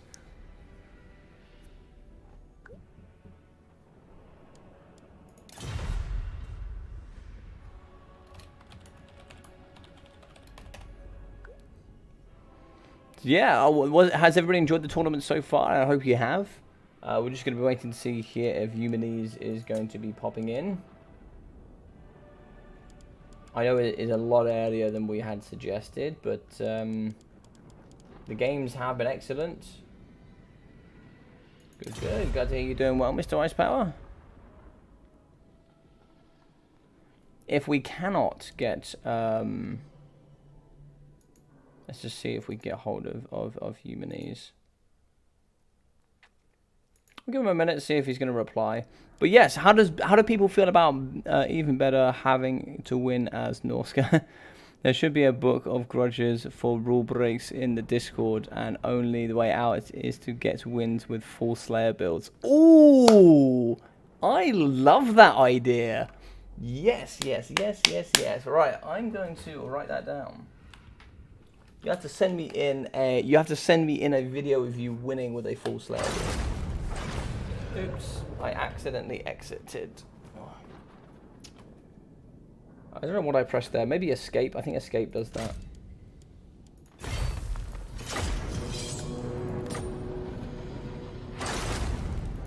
Apologies, Mr. Ice Power. Do forgive me. Alright then. The Book of Grudges starts. Alright, so...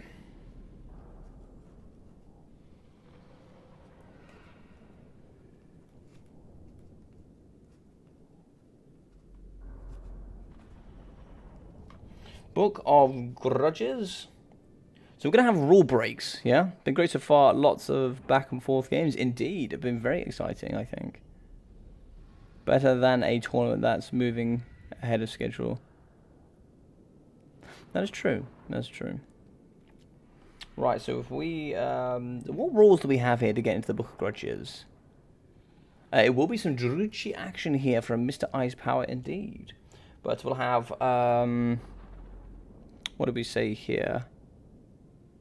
Well, rule breaks is going to be one.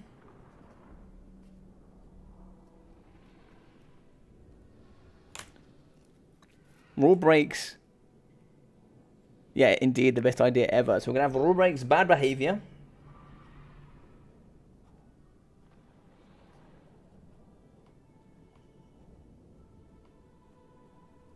What else are we thinking?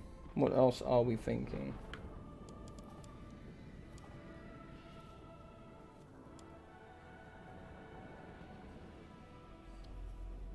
So for my Book of Grudges, if you go into my Book of Grudges, you either come in with, say, a rule break, so you can maybe have an incorrect army, you can break the attacker rule, and then what happens is if you want to be casted on the channel, you have to post a full Slayer build to me that you win with, which then I will then post on the channel as your first video to come back into the channel. How about that? I think that's a good one. So if there's any rule breaks, bad behavior, your name goes down in the Book of Grudges on the Discord. Excellent idea. So welcome to the Book of Grudges, Mr. Praetor. Welcome, welcome, welcome.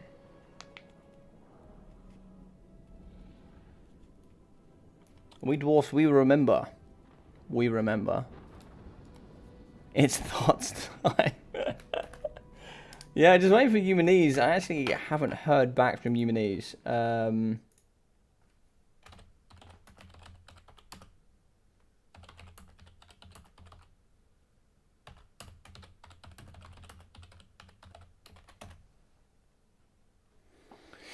have to wait to see if Eumenes is ready. If not, let me just see if...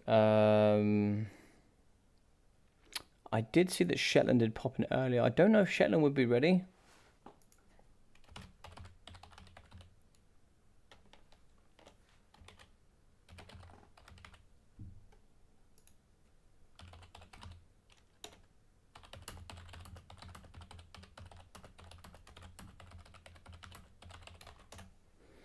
Shetland, would you be ready if I needed you?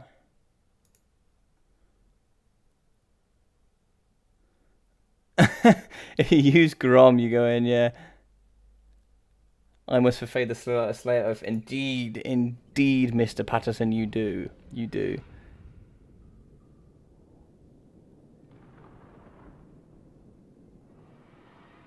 And what do we not remember? We write in the book. Indeed, indeed, Mr. Tank. Some triple hydras or something, yeah. It could be something fun, to be fair. It could be something fun.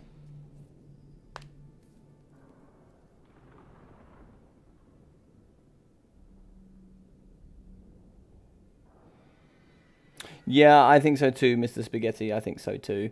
But the problem is here, because I know the last three were my concern. The last three have been the majority concern of this tournament because they can only play at specific times, which is one of the drawbacks of this. Like, for example, we have 2 hours in theory till Shetland Apache is ready. It looks like...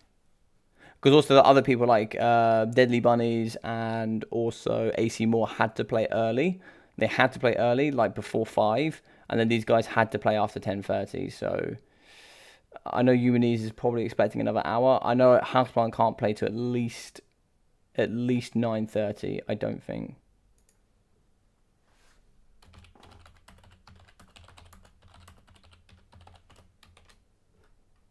When can you be ready, Mr. Houseplant? So we have 3 left, and whoever messages first is whoever will go on first. But maybe before then we'll try and see if we can have a game. Yeah, okay. We'll play a quick battle. Let's see. Does somebody want to play up against Ice Power maybe?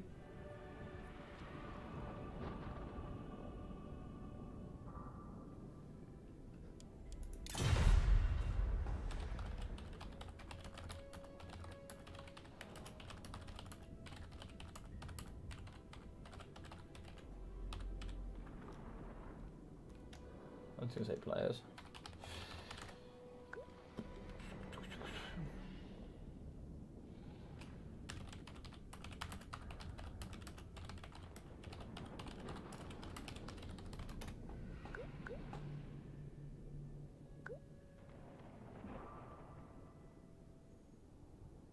Oh. So, who would like to challenge Mr. Ice Power?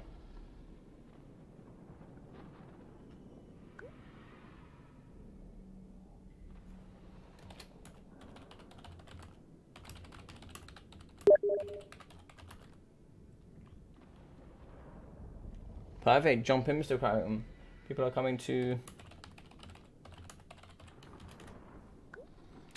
coming to challenge you, sir.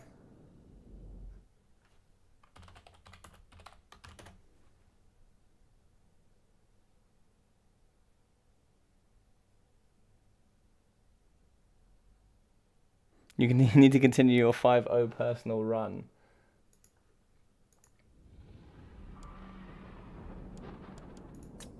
Well, why don't we do one game here? We'll do one game here between these two whilst we're waiting, and then if in doubt, I will play myself. So let's go. Let's see if we can see Mr. Kraken. There he is. Fantastic. Yes, I had the very fortunate set of games last night. I went 5-0 to celebrate the fact we're playing Dawi today. Yeah, it was fun. It was fun. I enjoyed it. It was fun. Who did I play? I played Skaven, Empire. I can't remember. So we got Kraken now, and then we'll see what else we got. Let's go a map that we haven't seen today. Let's go with Blood Pine Wood. I do quite like that map.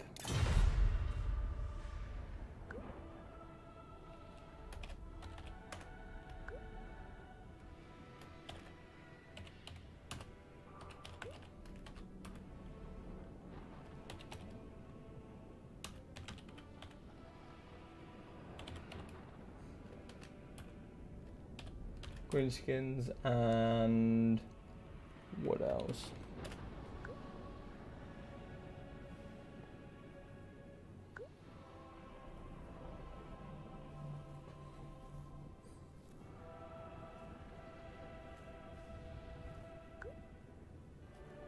Ah, no worries, no worries, no worries.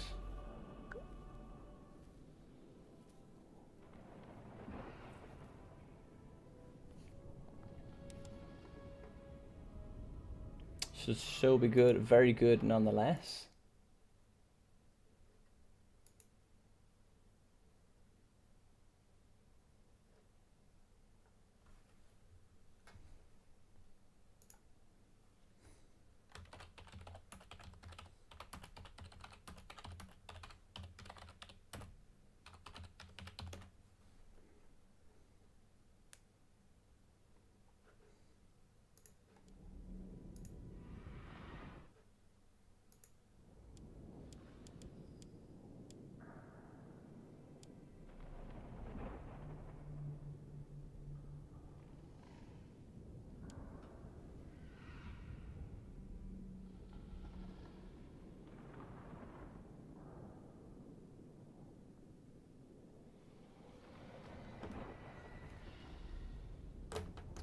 So, unfortunately, I think I've just seen something on my phone about England, which is a shame.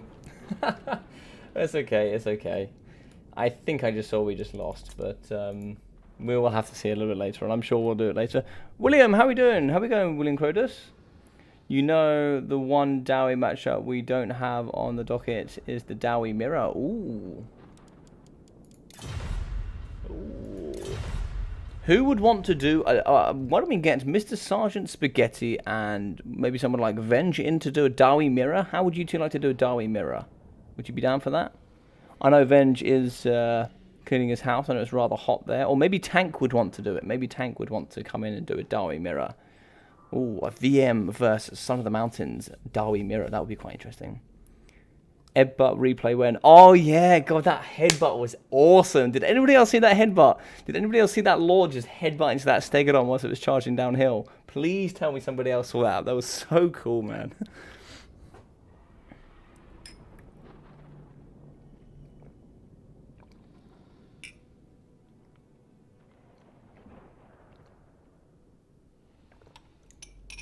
So what's the thought for you guys today? Have you enjoyed watching the Dawi today? Have you learned some things that you might not have learned before? Has it given you a bit of a deeper appreciation of the Dawi, maybe? Too many grudges settled, even High Kings and Law Masters to keep track. Yeah, indeed. But who's the Urk? The Urk here is always Ice Power. Ice Power is always the Urk. He loves those moody elves. Stegodon's got KO'd indeed. We do need the headbutt gif. I'll try and see if I can make the headbutt gif. I'll try and see if I can make it. Sadly, I have stuff to do while listening. Oh, no worries, buddy. No worries at all. No worries. I have an infinite amount of stuff to do as well, sadly. I wish I could do more of this. I really do. Alright, looks like Ice Power is ready. I'll wait for Mr. Kraken.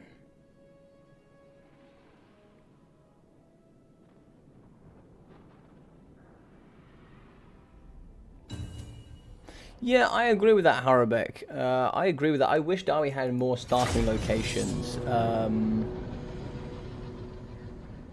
Yeah, I like the fact that they're like moderately spread out, but of course they all start in a similar location. I think it'd be nice to have a Dawi location where the Dawi are in the Warhammer 2 game. They're the one that spawn next to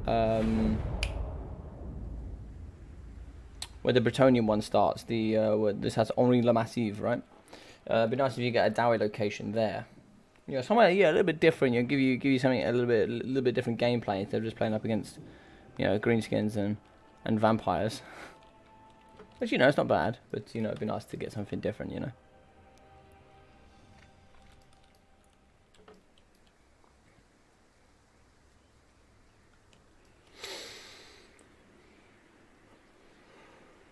Alrighty.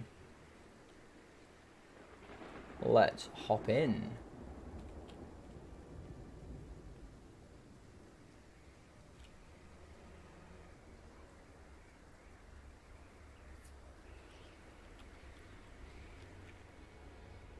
I learned 4 Copters with Slayer Rush get surprisingly beaten by TK with 4 Carrion and 2 Scorpion. Yeah, man, like TK, you certainly have the options to do well there. Pretty much any, you can win in any sort of way, really. Like, there are very few matchups that you can't win in, I think.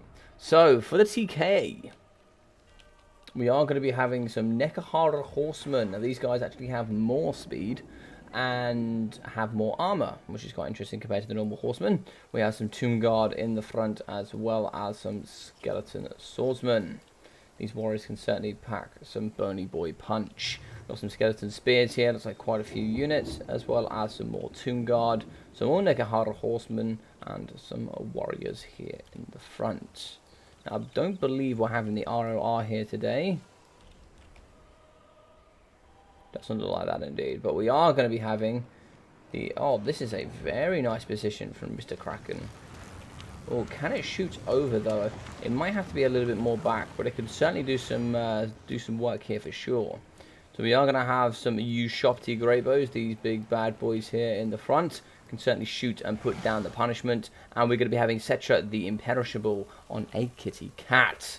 This big cat is going to come with the Wrath of Patra, as well as the Incantation of Protection, the Incantation of the Cursed Blades, and also Unyielding Will with the Restless Dead. Fantastic stuff here. Very nice wide force here. For the miserable elves, the purple beasts, we are going to be having some dread spears in the front, as well as those bleak swords, and some dread spears on either flank. We are going to be having a couple of units of dark shards without those shields, and we are going to have, it looks like, 2 units of the Reaper Bolt Throwers. We are going to have the Cold One Knights. Looks like 1, 2, 3 in the back for the very good anti-large shock cavalry. And in the front, we are going to have a Sorceress of Fire on foot. We'll be having Burning Head and Fireball. We're also going to be having the Siren of the Red Ruin. She will be having the Whale of Malice. And also coming through with all those good missile strength abilities. With the Dreadlord with the Sword and Shield on the front line. Pretty good stats in general for her. And a pretty nice design overall. Most elves have a fantastic design. I wonder if the people at CA were just a weeny bit... just a weeny bit biased to these elves, eh? Thank you very much for the likes today, guys. That's really, really kind of you guys. For every like that you guys do put here on the video, it really does help promote this live stream. And it really does promote it to the wider audience, as we've seen so many awesome people joining here today, learning out about the Warhammer community. So thank you very much for that. And all the subscriptions I've had as well. That's been really kind of you guys. So big shots coming in the front line here, up against the Bleak Swords. We're going to be getting the shots here coming in from that very, very nice artillery piece here, the Casket of Souls. Does that good magic damage as well, which could really punch through that physical resistance that you can get on certain units here. Dark Charge has some very good AP, and it looks like here getting targeted is going to be the Cyrene. That's going to be getting shot here from the Ushopti. Ushopti have a very good 255 range with that 131 armor piercing missile strength. So the Fire Classers coming forward, a lovely Burning Head, and what I really like here about this force, as you can see, it's dotted all around here. Nothing is going to be in one big long line, because a Burning Head will just wreck 2 bits of infantry here. Good micro from the Tomb Guard, very good getting away from that. Looks like the Burning Head is going to drift over to the Spearman, but it is going to miss. Very nice here from the Ushopti. They're going to be shooting here and really putting some hurt on the Syrenes. Coming forward here, looks like we have lots of Bleak Swords coming into the mixture. The bonus large shots are going to be hitting the kitty cat. She keeps moving, sorry, he keeps moving. It will be very, very nice. We'll basically be able to negate a lot of the shots here coming from the Reaper Bolt Throwers. And where are those Nekahara Horsemen? So Nekahara Horsemen moving through the trees, these sneaky boys down here coming in, and they're going to try and get into the back here onto these very tasty Reaper Bolt Throwers. Big shots coming down and destroying up against the Dark Shards. That should break. So they've done one. They need to fire, reload, fire here on the next one and get that moving. Big charge coming in up against the Bleak Swords. Shot down with the Kitty Cat onto one Dark Shard, and then also shut down on the other side as well. As you can see here, just like Murderous Prowess, it's going to be about halfway here. You do get a certain amount of kills, depending on how many units on either side, and then that will also give a nice faction-wide bonus. Good push here into the spears from Setra the Imperishable. I'd like to shut down. Looks like here a very nice push from the Nekahara Horsemen on the Dark Shards. The other are broken in the back. Maybe get cleaned up here by the Nekahara Horsemen as well. But they are going to be charging into the Cold One Knights. The Shakti Great Bow here are still going to be shooting. What happened to that Siren is the question. I think the Siren must have gone down. I missed it there. No, Siren is going to be in the pocket. And still going to be getting shot here. Looks like the Dreadlord with the sword and shield are going to be doing some good work here in the pockets. We are going to be having the Tomb Guard fighting up. A Rethanema indeed for those good nets from the Wood Elves. Not sure why the Dark Elves are screaming it, but they certainly know about it. With the Dark Shards here in the pocket, their leadership's wavering. They're going to be down to 47 models, but still some good armor piercing to come through. As you can see here, very struggling is going to be Setra the Imperishable. Going to be getting shot here and fought by the Siren. Explosion going down there. That's going to give negative stats, I believe. Or is it? I can't remember. Incantation of Protection going down on Setra. There should be healing faction wide and hopefully get a nice summon here in the pocket. Shots should be going down on the Sirens. Yes, they are going to have a summon of the Ushopti here. Should really pull balance of power even further. As you can see, you're going to be pulling here into the TK are going to be struggling. Losing Setra is going to be super important. As you can see, it is going to be pulling into the nice DE favor. Very good start here from the Tomb Kings, but starting to pull in the later stages here. Those big bonus house large shots are coming in. Still shots in the background here. What are they going to be hitting? So they're going to hit here. I would actually rather them hit here up against the Cold One Knights, as they are going to be charging in with a nice shot cavalry there, and the anti-large as well. If they do hit those multiples coming in, that's going to be very nice as well. Looks like the Siren has gone down. Setra's going to go down for that trouble, and now the Ushopti Great Bows are going to be fighting the Cold One Knights.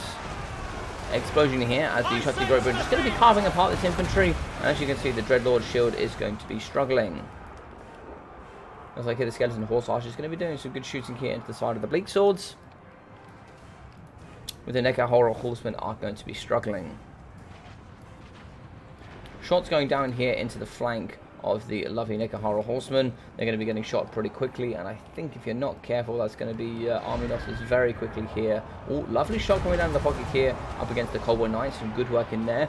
Balance of power stabilizing just about. Going to be wavering here from the Cold One Knights. Spears coming through as well. The Skeleton Horse Archers are going to be putting in the Dreadlord. Looks like the Spearmen as well, as the Sumo are going to be fighting up against the Dreadlord. Dreadlord has been pinned. The Dreadlord could be taken down here or could be pushed off due to fear. That could be very nice. She does have encourage, but no immune to... I apologise. And no immune to psychology. Coming back in the trees, we are going to see some Bleak Swords coming back into the mixture. 2 units of very healthy Cold One Knights here that could be utilised, would be very nice. Burning Head here going to be going across these Skeleton Spearmen, and still some shots coming in from the Horse Archers. Burning Head actually going to come through to the back. It is going to miss the Casket of Souls, luckily. Fire Castle's looking pretty weak, but here from the Tomb Boys, they are really pulling back the balance of power. A lot of things are being broken here. They are going to be charging, as they have done some good damage here up against the Dreadlord Sword and Shield. If they can take care of her, that could be very, very handy. Get that negative to leadership in, that could really help break some things really, really wide here. Shots going down here on the pocket, and that will really pull through very quickly. Shots coming down from the Dark Shards as well, both Dark Shards in, and this is looking like a win for the... Oh, maybe it's the other way around, sorry. Maybe Ice Power is actually on the left. Sorry, I thought Ice Power was on the right. I don't agree with that, actually. I don't agree if it was saying it was Tomb King favoured. I don't agree with that at all. But yeah, Burning Head going down here on the Skeleton Spearman. Good break there. Yeah, it would appear that that's the way it's going to be. Looks like it is now, apparently, according to the game, favouring the Dark Elves. I think it's been favouring them all the time. But looks like here it is going to be a charge from the Skeleton Horse Archers coming into the Dreadlord. And so it's going to be a counter charge here using the Cold One Knights.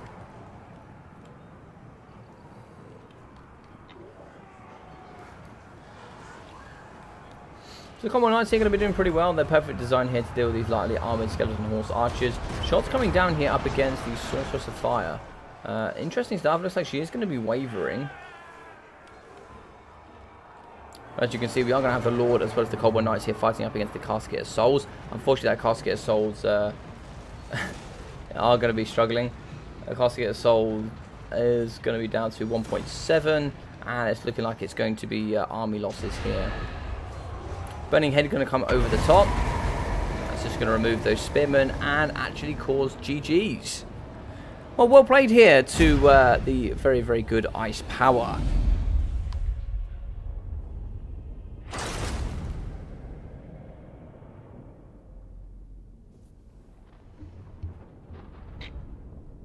Intermission game, indeed. Yes, it is an intermission game.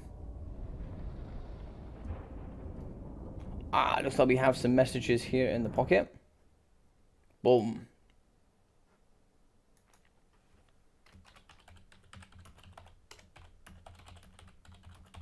Right, looks like Unimes is ready.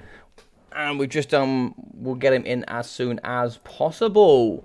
So well done here. Set on the kitty cat, 900 damage for him.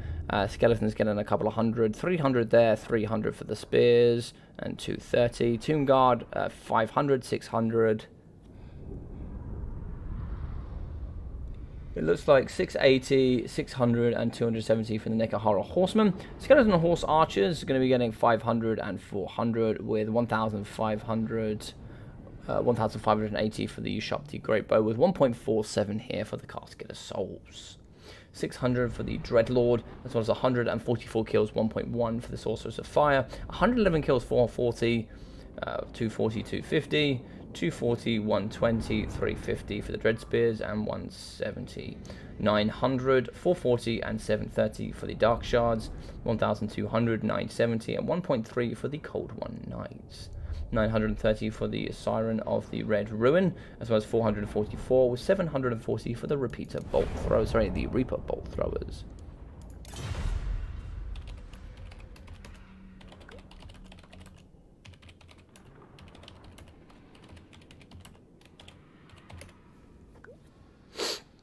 Yeah, GG's well played. A very nice game.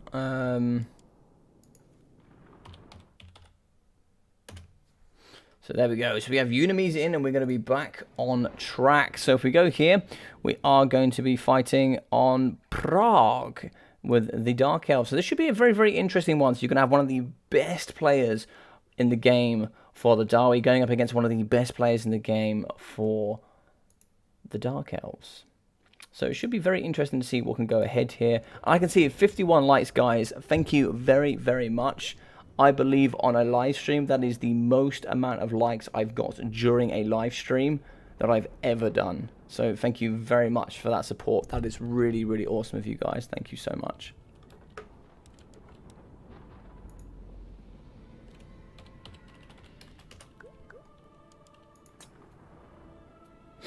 Yes, Prague it is.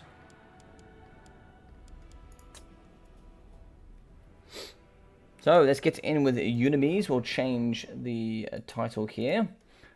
So can they bring it back is the question. I have to remember how to spell it.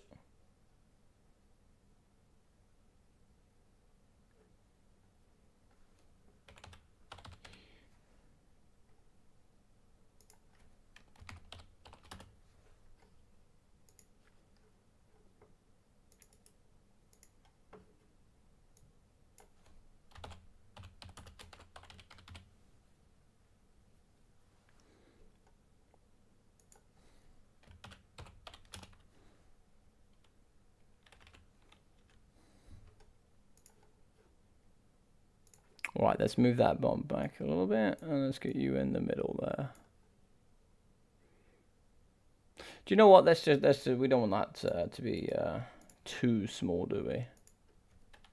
We all know these guys are from XMT and the crew.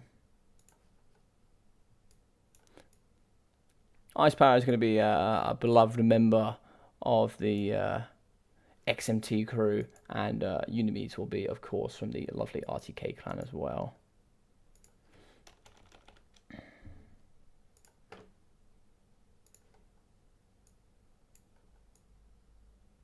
But here, during this tournament, we have a Sun Unimes, and we have the Urk Ice Power, or the Druchi Ice Power.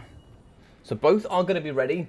So let's hop straight into there. So what's your predictions? Are we going to be having a win for Humanese, or are we going to be having a win for Ice Power? Now, of course, if Ice Power does win here, he wins the tournament for the other factions. He wins them for the Urks. So what is your predictions?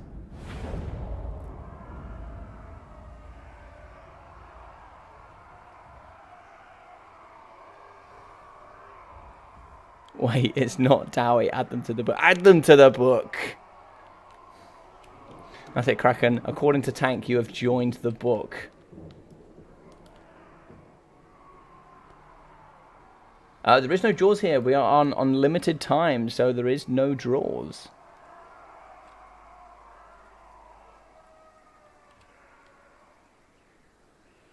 Alright, so we are going to be going with the Druchi, and in the front line we are going to have some Black Ark Corsairs, mixing in with some Bleak Swords and some more Black Arks. We are going to have the Hagenarth Executioners, which I think are a little bit of a trap here. I do like Hagenarths, but they can certainly be dealt with pretty comfortably.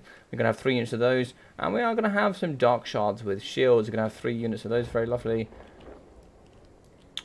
ranged units with the Dark Rider shields with that nice 92 speed on the flanks.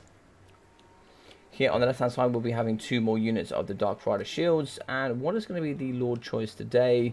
Let's have a look. It looks like it's going to be a Lokia Felheart. The man, the myth, the legend. Lokia is just such an awesome character. He's my favourite GG character by far. He will be having the Dreaded Duelist as well as the Helm of the Kraken. We're also going to be having the Sorceress of Fire, who will be having the Flame Storm, the Burning Head, and the Dark Star Cloak with Kindle Flame. Very nice build here from the Dark Elves. It should be super duper interesting. Alright, so from the Dawi, it looks like here we are going to be having some Buckman Rangers, mixing in with some Rangers that are very close to that force, with some Mines for Blasting Charges at the top, some Buckman Rangers, and the Ulthwar Raiders. Over here behind us, we are going to be having some Dwarf Warriors, mixing in with some Longbeards with the Warriors of Dragonfire Pass. We're also going to be having some Iron Breakers in the front, with some Dragonback Slayers, and of course Belagar Iron Hammer. Now, not here to claim 8 peaks today, but here to claim the victory for the Dawi. The man, the myth, the legend. He's here today to claim victory. I think he has one of the coolest designs in the game. He looks so sick, Belagar. I wish his hammer was a little bit more impressive, but the rest of him just looks so goddamn good. I love the runes that he's got imbued as well. It's so cool.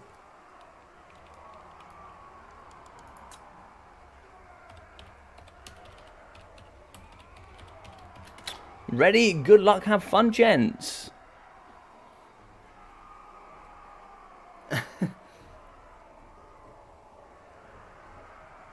This is a way more aggressive stat than for the Dawi, yeah, for sure. The way is going to be going down here, if I can close this off.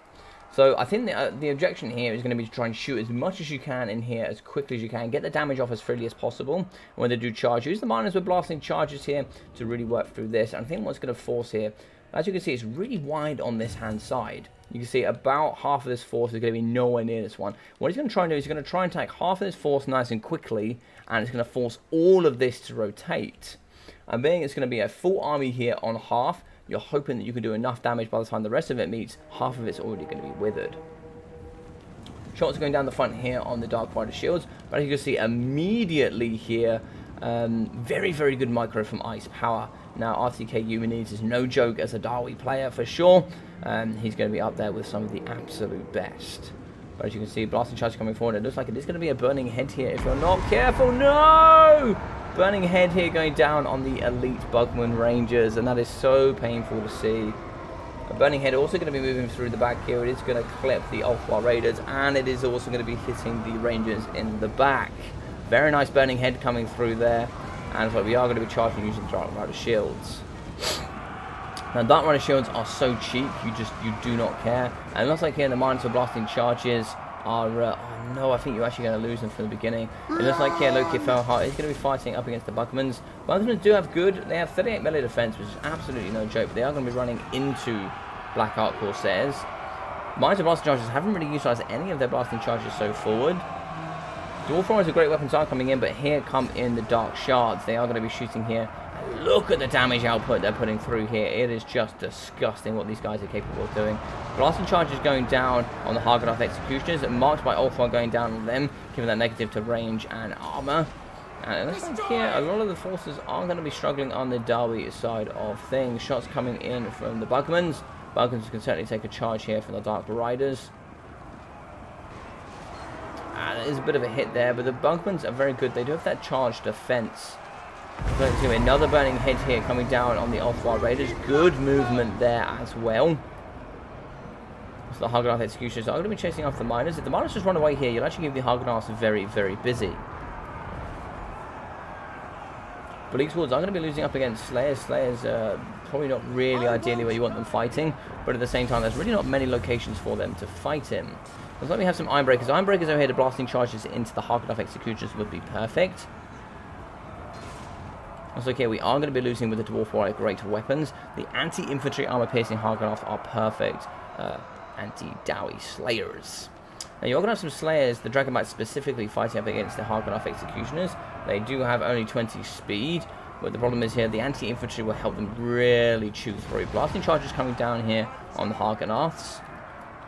Very weak here is going to be the Sorceress. What you actually probably want to do, throwing axes going down there on her. Very nice. Get those Slayers involved as well. Turn and burn using the Ulthar Raiders on the Hargonath Executioners as well. That would be super nice. She is super low. Burning Head going down. Doing some okay damage. I was expecting a bit more, but yeah, still some good damage nonetheless. She is going to break, and in come the Slayers. Slayers are going to take care of her. Loki Farheart's going to do the job in the middle, and it looks like the Hargonaths are going to be chewing on Belegar Ironhammer. Shots are going to be coming in for the Dark Shards, and in the back is going to be coming the Dragonback Slayers. They are now going to fight up against the Hargonath Executioners just to really aid here with the Iron Breakers. But here, it looks like the Sorceress is going to be negative 12 leadership, so we might see her back, but probably not anytime soon. Throwing Axe is going to be coming to the front up against the Hargonath Executioners. As you can see, the Slayers were caught by the Black Ark Corsairs. They're also going to be anti-infantry and very good at dealing with Slayers. In the front, the Longbeards are still going to be fighting up against Bleak Swords. They are going to be getting shot by the Dark Shards, but in come the Warriors of Dragonfire Pass. They are going to be anti-infantry. Those lovely, lovely fire axes coming through, and they're just absolutely slamming home here up against these Dark Shard shields. They are going to be getting shot close range here by these Darks with these shields. Love their animations here. They're going to be hanging on the shields. It's very nice there when shooting, unfortunately, into the back of the Dawi. It looks like the Ironbreakers are going to be blocking themselves from getting hit by the Bleak Swords. And what's going down here? Marked by Ulthars coming in. That's going to give the negative armor here for the Hargonath Executioners. That's really going to help the Longbeards deal with them. But what's going to be moving here is going to be Loki Felheart. Loki Felheart is going to be coming after Belegar, and Belegar does not want to hang around for Loki to get there. Lots of range at the top here from the Dawi. Balance of power pretty even. Need to get these rangers involved as much as you can. We also have some Longbeards coming back into the mixture. As you can see, Belegar Ironhammer is going to be running. You don't often see this, but he will lose in combat pretty comfortably here to Lokir. Lokir is using Dreaded Duelist. If you lose Dreaded Duelist, you can do okay, but he does heal in combat. Big hit's going to be going down here. Belegar just needs to keep running. Once Dreaded Duelist has gone, you can probably turn and fight. So now it's gone, you could probably fight him. You don't still really want to. He will win in combat. So he has hit there, but you don't want to be taking hits in the back for free. Slayers coming in alongside other Slayers to try and fight with the Hargonath Executioners. The issue is going to be here, there's a lot of Hargonaths left. Now, we are going to be shooting and dealing with the rest of the forces. As you can see here, the Rangers are going to be shooting into the Black Ark Corsairs. We still have lots of throwing axes from the Ulthar Raiders. But do we have enough left? I think we do, but I think it is going to be difficult. Shots missed here. So as you can see, the terrain is actually going to be affecting the fire here coming down on the Dwarf Warriors. A lot is going to be missing there. Some is hitting now, but as you can see, shooting downhill sometimes, the game can really struggle with terrain here and fire. And that's not just a short amount of terrain either. So there we go. So a little bit of better fire there going in the front. But obviously 85 armor with those bronze shields really going to be helping. And also it's really going to waste a lot of this ammunition here for the Dark Shards. So very good work there. It looks like the Slayers are coming in. And being they are going to be firing here into the Dwarf Warriors, these Slayers are going to be coming uphill, and these bad boys have them in sight. Now, they haven't turned and seen anything so far. They are still going to be shooting an income those Slayers. Big hits coming in the backside here. Fantastic. Bigfoot coming in there for one of the Slayers with some awesome stuff. But unfortunately here, it looks like Belagar Ironhammer is actually just going to be pulling Loki Fellheart away. And this Dwarf force is still going to be going. Shots going down here into the Dark Shard shields. And they should be able to do some really good work here up against these lightly armored infantry. It looks like we did get... What is this going to be back here? That's the Ulthwar Raiders. Ulthwar Raiders can actually finish off the Black Ark Corsairs and move them off the edge. But coming forward now is going to be the very, very nice Rangers. Balance of power, though, is going to be massively in the favour of the Dark Elves, being that we have just lost Belagar Ironhammer. It was a good charge from the Dark Riders. We need to take care of these Dark Riders. If we don't, their very, very good mobility will be able to take care of the rest of the Dawi here. Shots are going to go in. I don't know how they haven't broken yet. But it's not they're going to be charging into the back there, getting some good work. It must be just balance of power. But shots are going to be going into the very, very, very nice miners. But it's like the Slayers, 3 models, trying to hit up against the Dark Shards where they can. They are really just trying to take care of models, but they are in defensive mode and shooting, and that is going to be the game.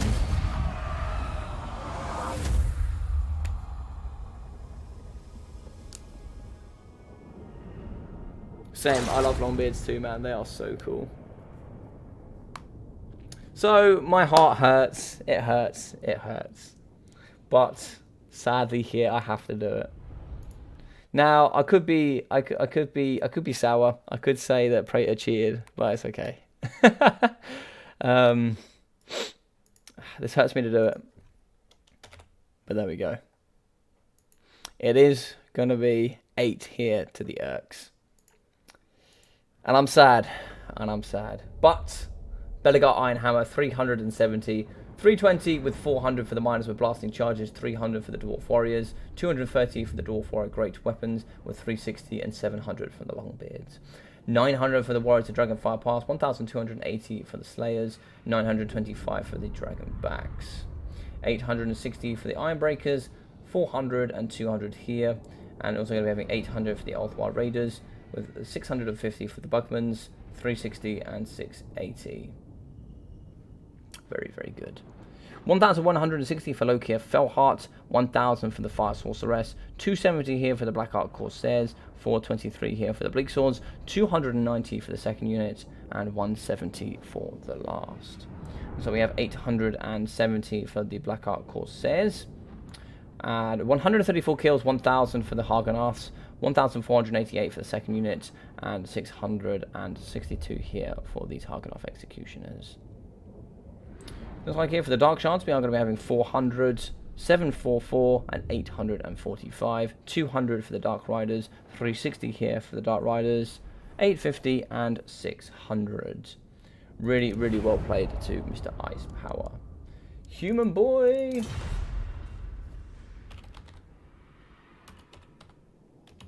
What up, bro? Yeah, I'm not going to lie, I wasn't going to say it, but it kind of was over in the first 10 seconds. That burning head on the elite unit of range was painful. It was painful. But you played very, very well.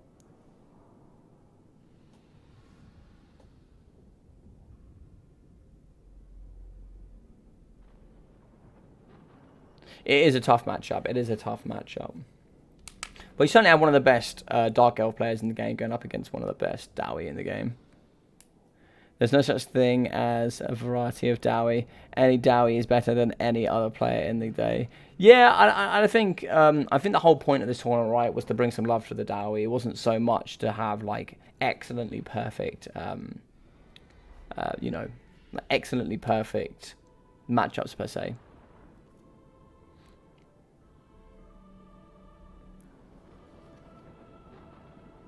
All right.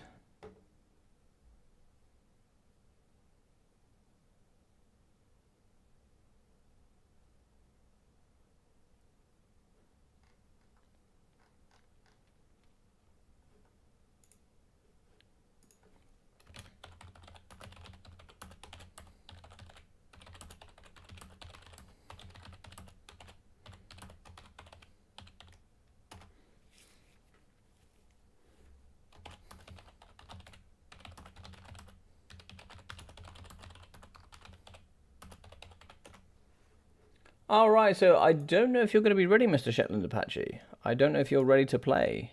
Are you ready to play? Because in theory, it's going to be you or Houseplant up next. Now, we are still an hour ahead of schedule.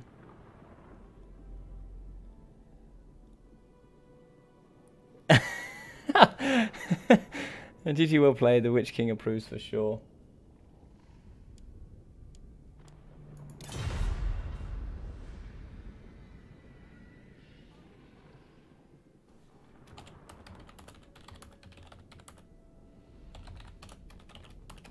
So in theory, it is meant to be Human Boy now, and he's meant to be playing up against Houseplant, but I don't think Houseplant can play to a minimum of 9:30.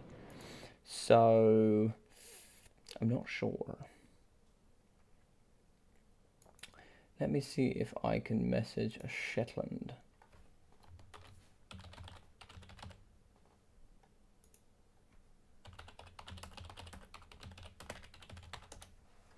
I don't know if you could play now, Shetland. You'd be a lifesaver if you could. Oh, I don't know what's going on there. Oh, there we go.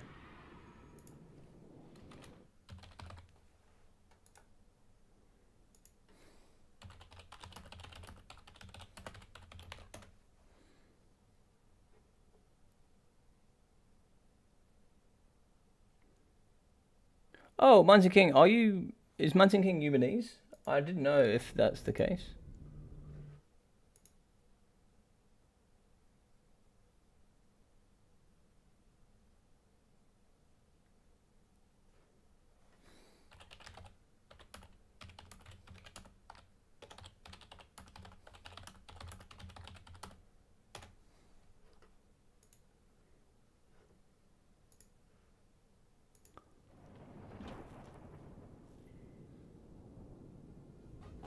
I had to probably deal with Druchi melee specialists other than kiting them with handmaidens.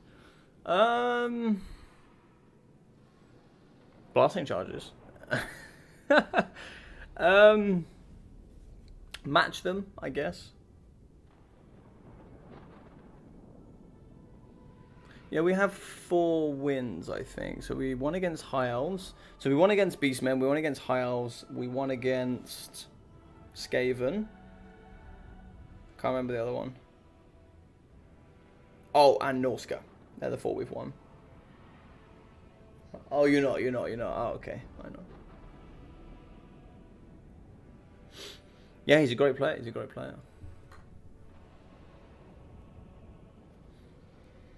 Well, if you want to play some games, Jordan Brown, feel free to jump into the Discord and send me a direct message. Feel free to DM me and we'll play some games at some point, no problem.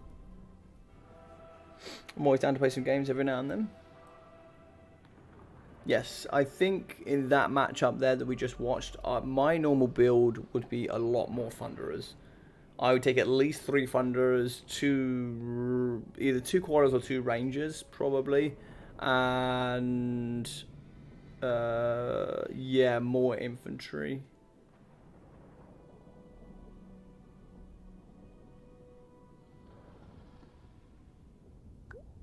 Yeah, we lost first High Elves, yeah. Fortunately, Grombrindle, he tried his absolute heart out. The dark gods command me.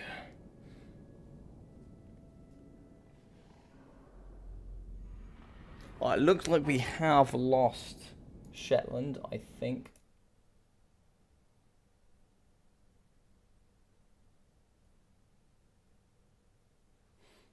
Right.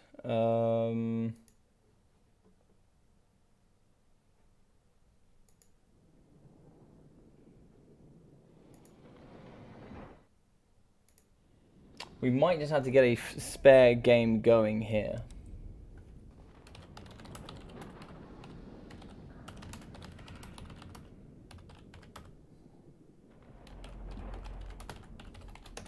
See if Human Boy wants to play a game for fun, and then we can. Well, maybe. Sure. Maybe.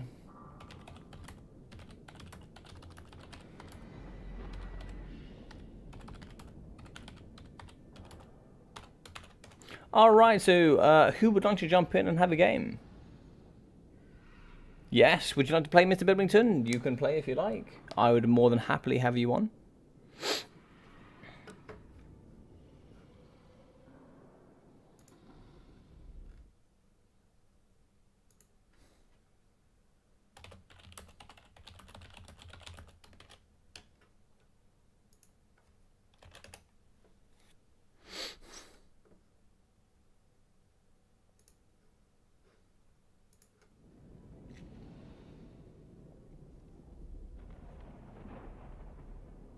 Let me at him, coach.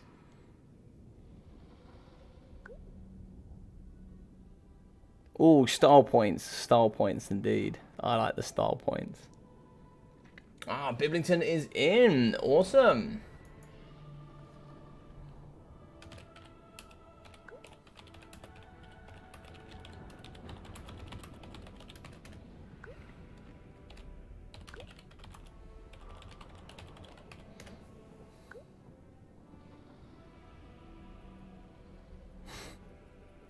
You can be up next if you like, Neckbit.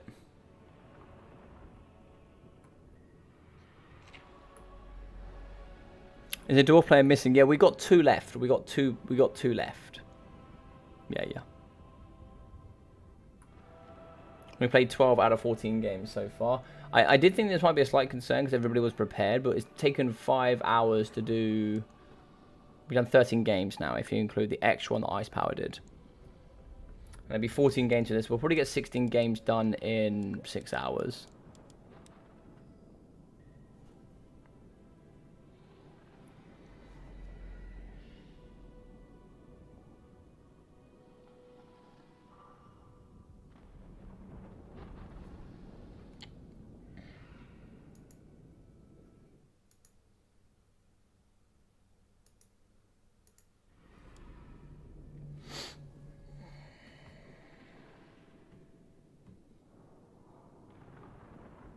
Oh, Beastmen. I like it. I like it. Let's do it on a fun map, shall we? Oh, what about Storm a Demon? I think it's got a pretty poor... Let's go Shimmer's Ward. I like Shimmer's Ward. I feel sorry. Your voice logic. Oh, no, my voice is okay, actually. It's not doing too bad. We did 7 hours on... What day is it today? Tuesday? 7 hours on Sunday. 5 hours yesterday, and then I think we'll probably do like 6-7 hours today. And then tomorrow, what have we got tomorrow? Got my stream schedule here on the Discord. Let me have a look. Stream timetable. So tomorrow we have an early stream. So I'm gonna be doing my Belagar Ironhammer campaign, which should be awesome. I just want to swim the boy. Okay, cool.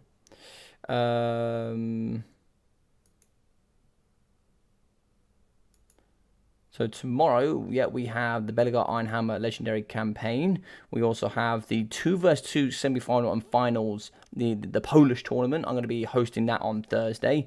So the best of 5 there and a best of 5 final.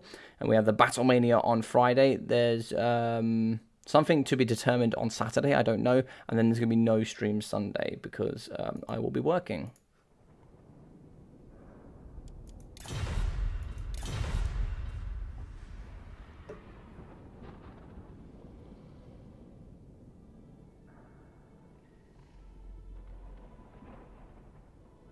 Yeah, the only issue with the 20-minute scheduling is that it didn't fit with NA and EU.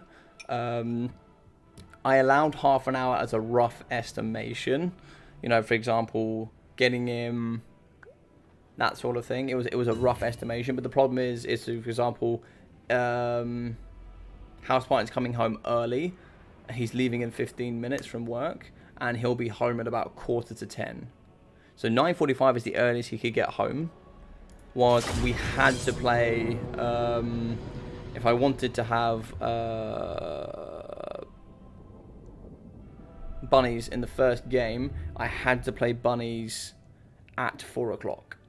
So that thing is the minimum there. I have to cover that time. That's the minimum time I have to cover. And even then, Sergeant Spaghetti came in and played as well, and he was busy as well. So I appreciate him coming into play.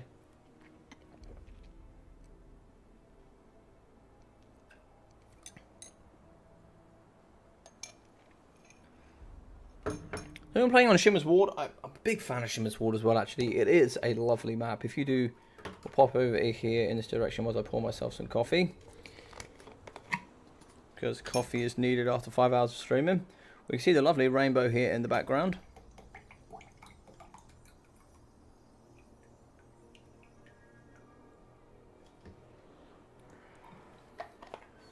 Oh, looks like both forces are going to be in.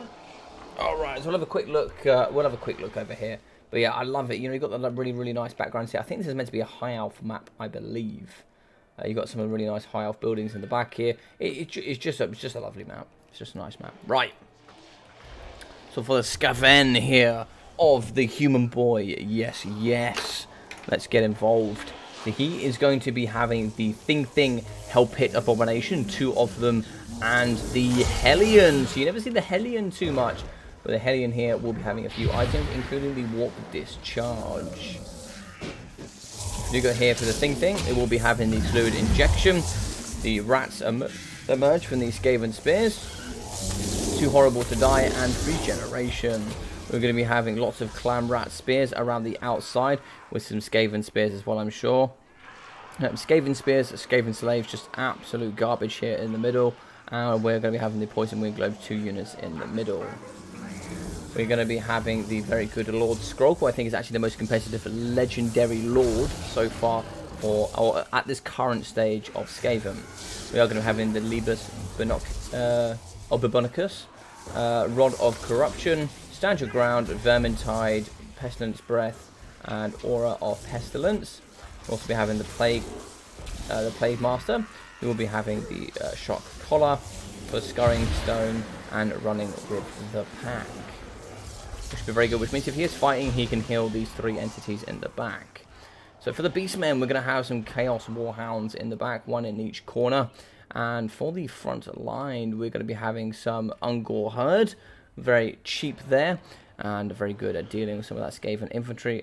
So we're also going to be having some Ungor Raiders, some Gore Herds here in the pocket as well, 4 units, and we're going to be having some Chaos Spawn for that very good fear. We're going to be having the Beast Lord, which we never see. We're going to have the Beast Lord with the Apocalyptic Vision and the Totem of Rust, and then we're going to be having the Brary Shaman of Wild for the Jagged Dagger, Savage Dominion for that Sigil Summon, and Vile Tide. Over here on the left hand side, we are going to have 2 units of Centaurs, which will also be very nice indeed.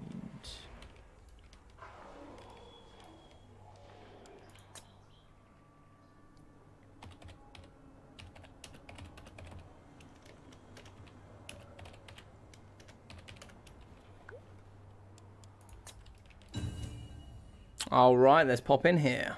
I wonder who would win in a battle of slaves versus peasants. I believe peasants win that, actually, because I think peasants actually have armor, I believe.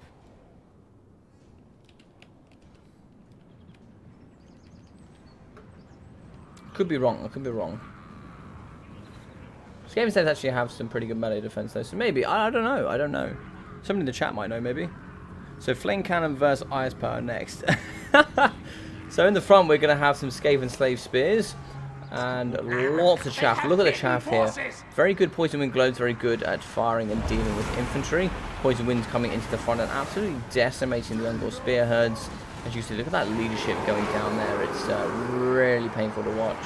They're going to be pushing straight through and getting into the back line. Perfect. It's like, as we can see, the Chaos Spawn are going to come in as well. Just like we have the Doggos and the very good Sentinels whipping around the back. And as you can see here, I can see as a Dawi player, look at these gaps here. These gaps are going to be very susceptible to being pushed. As you can see, the Poison Wind Globes. And you can see, very good stuff from Human Boy. He's going to be dropping the rats on just to prevent them in. And Bibbington is really trying to get into this pocket and trying to shut down certain entities. So it looks like here we have Babonicus going down. Now we have the Rod of Corruption, and I'm sure we'll get Babonicus going down on... Yes, Liber Babonicus going down on the Wizards. So we're going to also be having the Jagged Dagger, Apocalyptic Vision. Jagged Dagger can also only be got back here in melee combat. So they're going to be fighting here using the Seagull. He was throwing rocks and fighting up against the Hellbit Abomination. He's going to be trying to do what sort of damage he can here with that nice summon. Big hits coming through with the 450 armor piercing weapon strength. As we can see here, we are going to be having Lord Skull chasing the Ungol Raiders. The Beast Lord has got absolutely decimated, and a nice summon coming through for the Clan Rats to really screen out the very, very nice Ungol Raiders. And coming through is going to be the Death Squad, who are going to be having the Hellion, the Thing, and the Black Master. Now, the Thing is just a disgusting abomination. Oh my god, it's abomination on abomination. We are going to be seeing the very nice Chosen Spawn here. So the Chaos Spawn fighting up against the Thing. It's going to be disgusting fighting on disgusting. Chaos Spawn are also unbreakable, so they can't... I don't know how these things don't cause terror. I mean, look at this thing. How the hell would you not be terrified by this thing? But it's going to be whipping the boot into shape of this Thing. It's going to be certainly taking it down nice and quickly. Gorehead's going to be fighting up against Lord Skrog and the Pat Master. Balance of power going to be pretty even so far, as we do have Clan Rat Spears fighting up against Goreheads. Goreheads should do pretty well there. And we are going to be having Poison Wing Globes going down to Chaos Spawn, Centaurs, We are wavering. the rest. Yes, we are wavering indeed. So you can see a lot going to be breaking here. Some good cleanup crew from the Chaos and Warhounds. So these guys can some of the best. Warhounds are exceptional to have in any matchup. They're just so good. 95 speed, really good at cleaning up shop. But unfortunately here, the Beast Lord is going to be going down. Kazrak would have been nicer, but obviously coming in with the true memes with that Beast Lord is always fun. As you can see, Ungol Herd's going to be fighting here up against the Hellpit Abomination. Need to be dropping back those Ungors. We do have only 50 armor here for the lovely Hellpit Abomination. It does have regen, but those shots can certainly cause some good damage over time. Very healthy here from Lord Skrog as well. I'm sure he has a couple of summons to come in. The very nice Hellion, which has only 30 armor, which is even less there. Oh, lovely melee attack coming through there. I just missed that. But he's very susceptible to being shot. But he's going to be coming through. I think he has pretty good speed. Yeah, 70 speed, which is absolutely no joke. 70 speed is very good at shutting down all sorts of backline range. That's going to be faster than a lot of cavalry as well. Pat Master is going to be broken. Not sure what he was fighting against there. Maybe just fighting up against the Goreherds was enough to beat him. It's very important for the Beastmen now that they keep their Brace Shaman right. Liber Bonicus going down on top of him, and that is actually going to kill him. That's really important. Liber Bonicus on the Beast Lord now can actually finish him off as well. But as you can see here, the Hellpit Abomination is going to be getting shot by 2 units. If it does go down, that could be really important. We did actually get the second Dominion off, getting that cycle in. A big hit here up against the Hellbit Abomination could be quite nice. Then there we go. It is going to go down. Fantastic stuff. And now we just need to aim for the second one. Balance of power is going to be pushing pretty hard here into the Beastmen's favor. Thing is going to be going down in the backside due to the just mass amount of Chaos summons. Sorry, Chaos spawns. They're not summons because we don't have the Morgue the Shadow gave. Chaos Warhounds have been broken though. Nice summon of the Clan Rats to really try and help stabilize the balance of power. In the back though, we do actually have some Skaven Slave Spears pushing onto the Ungol Raiders. They will lose in combat, but they should be able to hold pretty nicely. Hellion could certainly do some work. If the Hellion gets in the work and shuts down this backline range, you could certainly get back into this mixture. You just need to survive the cycle. The cycle is going to be massively pushing balance of power. So also there was a summon of the Skaven Slave Spears from the Hell Pit when it did die. And that is going to be the majority of the forces here. We have quite a few units of the Chaos Warhounds. Rock's trying to go down here on Lord Skrog, and we are going to be terrifying the Ungol Raiders.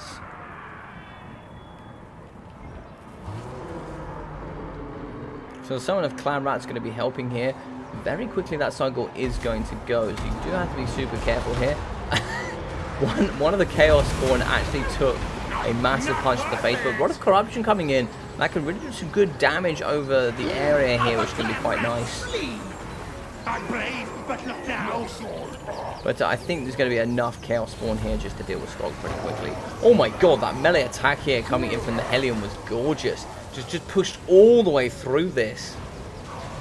This thing's exceptional. Lovely armor piercing as well. 72 melee attack is brilliant. If he can kill the Beast Lord, that could be really important. He's not going to get that opportunity. He's going to get pinned in using the nice Chaos Summon Spawns. Chaos Spawns. As you can tell, I don't play Beastmen. But it looks like here Lord Strog has been caught, and that will more than likely be GG's. Yes, GG's and well played. How are we doing, Caradoc? No, you haven't, buddy. No, you haven't. Slept. Fell asleep for an hour. Yeah, no problem, buddy. We'll be coming through soon.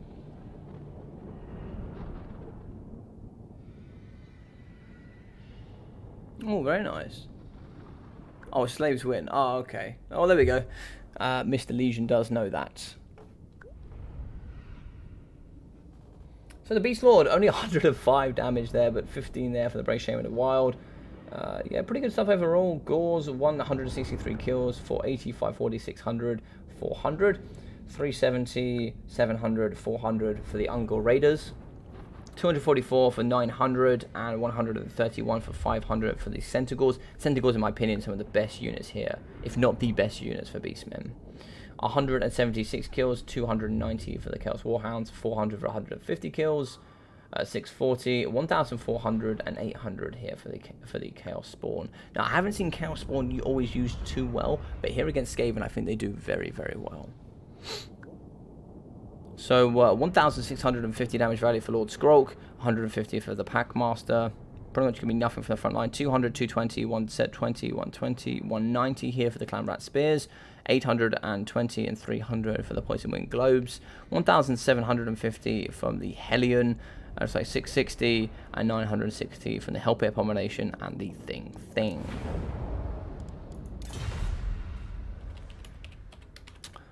GG's well played. So we're just going to be waiting here on these gents. I haven't heard from either of them so far. So it would appear that Shetland is still busy, unfortunately. And we're going to be waiting to at least another game. So we're going to have another game whilst we wait. So sorry for the wait, guys, but we're going to have another game.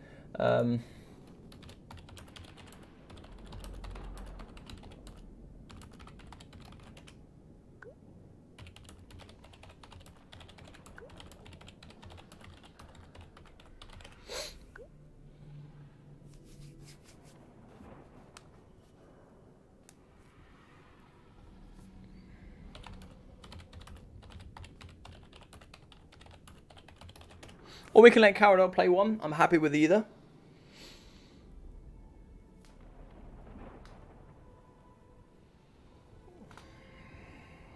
Turns out hell pits that don't. Oh, dead. Up to you. Or maybe we'll get Caradoc in here. Caradoc, did you want to play, buddy? You want to play? Get a bit of a warm up in there, bro. Don't know if you wanted to turn up and have a good go. You played well, Mr. Human. You played well. As the human boy you are, you played well.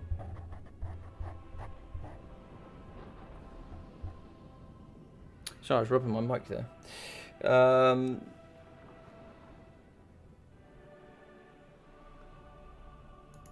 Let me just send Caradoc a message.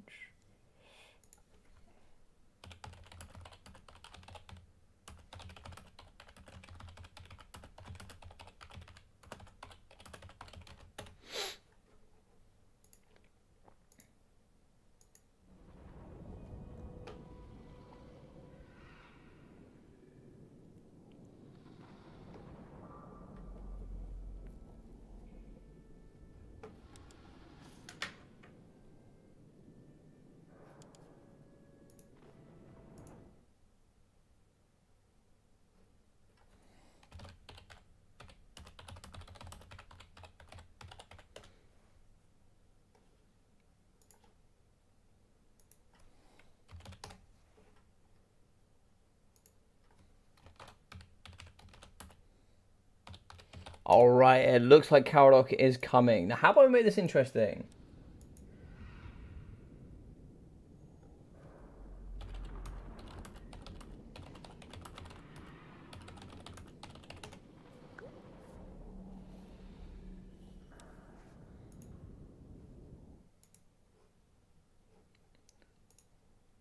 Alright, so we have some more in general.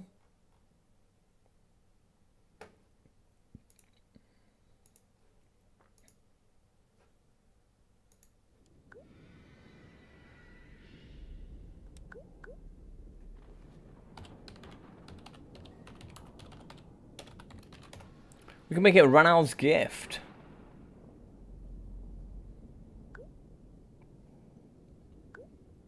I love it. Alright, let's do it. So, let's pull this over. So for anybody that doesn't know what Ranald's gift is, I have a little tool here that allows me to give these guys a random faction. So what we do here is I'm just going to give them a random faction with a random lord. So it's always pretty fun whilst we're waiting here for the other guys. The dark gods come. Alright, Rob, the human boy.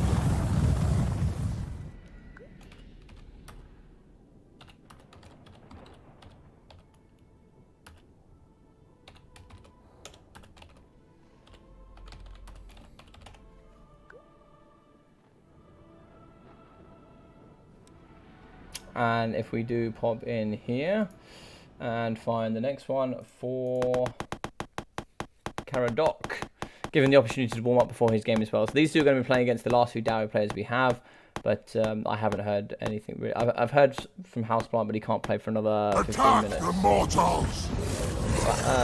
Manfred von Carstein, I don't know how that matchup goes actually. It's a pretty close matchup.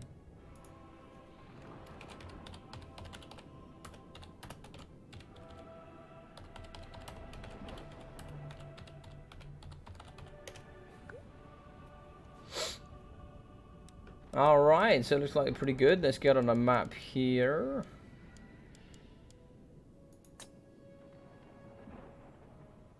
Plane of Spiders. I think Plane of the Dead is actually a pretty good map as well. Let's go Plane of the Dead. Plane of the Dead. Coolio. Alright. Maybe I can learn a thing or two about the undead, eh?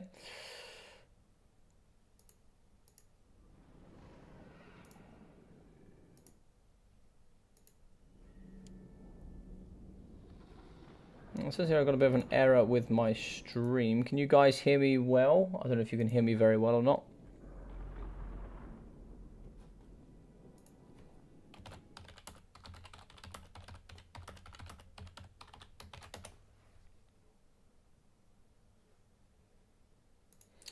Well, they do live up to the name. They do live up to the name.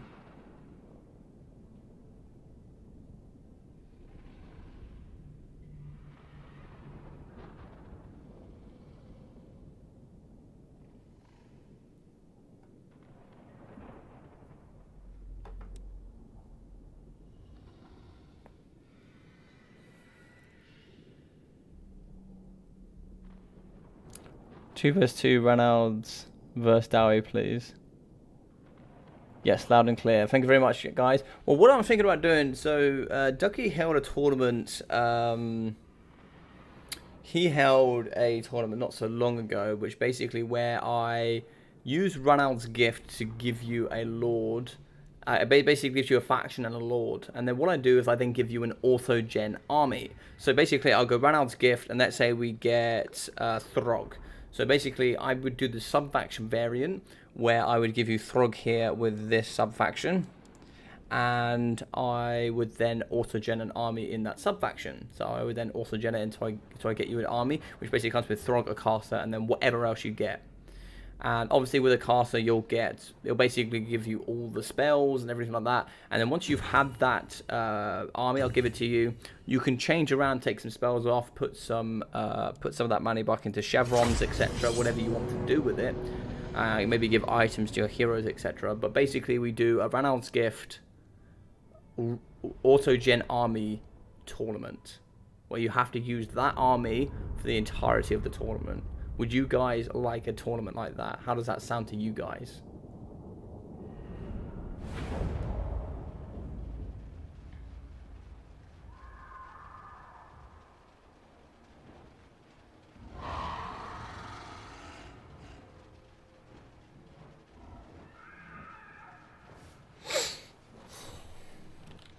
Alright, so we're popping here with the Norskans.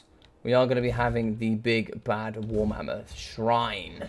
So the war shrine here is very good. It does give the giver of glory, and it also gives the favor of the ruinous power. So plus 10 leadership, and the plus 24 melee attack, and plus 16 leadership for the giver of glory for 29 seconds.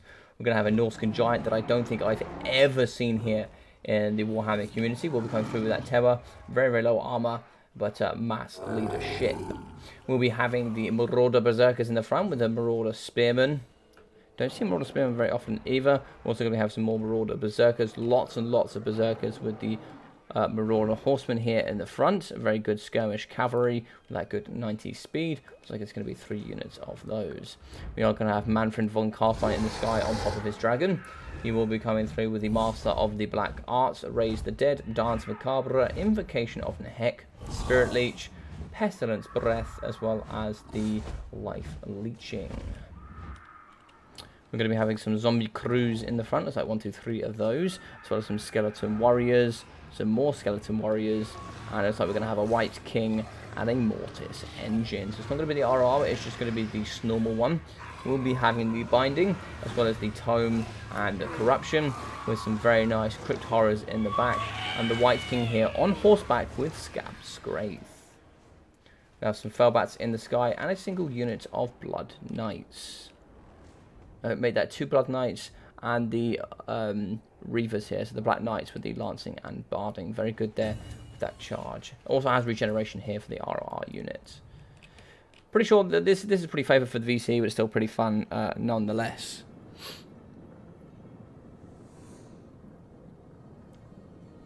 Yeah, it would shake things up for more experienced players. Like, you know, like some really experienced players might get would get units you don't normally ever see, and you know, you just bring some stuff and some army compositions that you might never know work together, and it could be pretty fun, I hope.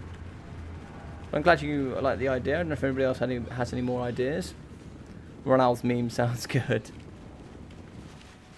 Maybe I'll do that sometime. Maybe I'll do that Saturday or something like that.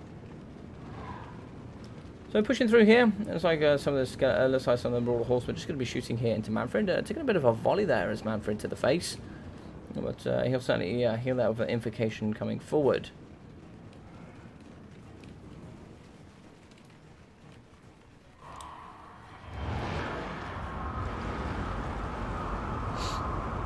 The zombies here in the pocket, I'm sure they're going to be healed so they can move forward a little bit.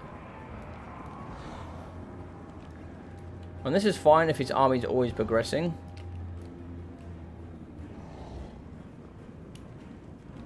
And the one advantage of having zombie summons, and what he's going to use it, he's going to use it as a bit of a meat shield to block out the attacks here from the Marauder Horsemen. Fellbats are going to go down as well. They have 44 melee defense. They are such a pain to deal with. 110 speed. They're just a nightmare to get off your back. And coming in here is going to be the dragon. He's coming in for the swipe as well, but going on the floor could be an interesting one. Very susceptible to getting shot here. Doesn't move anywhere near as fast.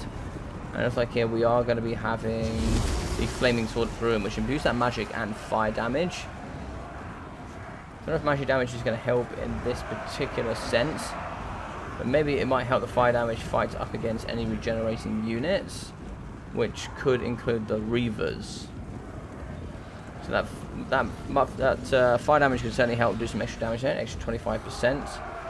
We're in the front here, looks like we do actually have some caught units of the Skirmish Horsemen. They're going to be getting caught by those Fellbats and going to be getting charged by the Blood Knights. Blood Knights anti-large, and they are certainly very good. Really love the War Shrine, it's such a beautiful thing. But as you can see, the Norse control is going to be pushing forward, and it doesn't really matter about it, to be honest, because it can't get shot here. Can't really get isolated too well, but it has gone a little bit far out.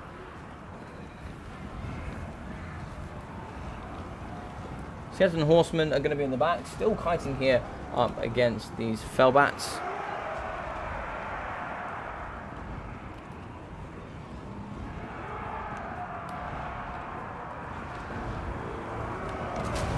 And here we go. So the War Mammoth is going to be in, and it is going to be fighting here up against the very, very good Crypt Horrors, which do have that poison and armor piercing. Norse Control is going to be fighting as well. And he's just going to be slamming here straight into the Crypt Horrors, getting that very good terror coming through. Crypt Horror is going to be knocking over due to the nice big mass of the War Mammoth and Norse Control. This would be a beautiful picture here in the sunrise. And it looks like it's going to be a Burning Head coming through. So yes, a Burning Head, fantastic there. We're just cleaning out all the crap here and just allowing it to really get through and do some good damage. So we have lost some zombies. Could really do with dealing with this Mortis engine though. It's going to do damage over time. And certainly going to buff with that regeneration for units as well. If we can take care of it, that'll be really strong here in the mid-stage of this game. In the back here, looks like we are going to be having Manfred von Karlstein. He's going to be fighting here up against the Berserkers, breaking those as well. And here we are going to be getting some charges in the back coming from the Reavers. Reavers going to be pushing straight through into this healthy pocket of Berserkers and doing some really, really nice damage. Big hits coming through from the Mammoth here with its tusks going straight through the Reavers, the ROR Black Knights. But these boys do have some amazing regeneration. Just going to be healing over here are going to be the Crypt Horrors, Invocation Heck going down as well, just to stabilize them, get that regeneration in and heal up with the Blood Knights, and also the Mortis Engine. Just this from the Mortis Engine heals over time, whilst the rest of the cheap cheerful forces, Skeleton Warriors, and that Shaft do fight over time. As you can see here, Throg is going to be coming through into the pocket. Throg is going to be anti-large armor piercing. I didn't actually check what he had. He's going to be having the Winter Tooth Crown and Fight or Die. I completely forgot about Throg actually. I just naturally assumed it was Wolfric. Then this guy, just about stabling, is going to be the Fellbats. Fellbats now can just be utilized to chase off at the edge of the battlefield, as you can see over here. They're actually going to be breaking and dying here. There's going to be more summons of zombies here. There's going to be hundreds of kills coming for these Marauder Berserkers. We'll be back. You can see the Norscan Giants as well as the War Mammoth are going to be really fighting harder in this pocket, just really clearing out the chaff. And once that chaff is gone, the rest of this force really has to get in and dig down and get dirty. Looks like here, going to be charging is going to be the Blood Knights. Now, when the Blood Knights are engaged in melee, when they're not engaged in melee, they get 22% missile resistance, which is also quite nice. And as you can see, their healing cap is already going to be coming through there for them, so it could be quite substantial coming through to the later stages, but still 2.5k worth of healing. The pocket's been pretty well dealt with. Just ignore these zombies on the back and try and see if you can get through and do some more work.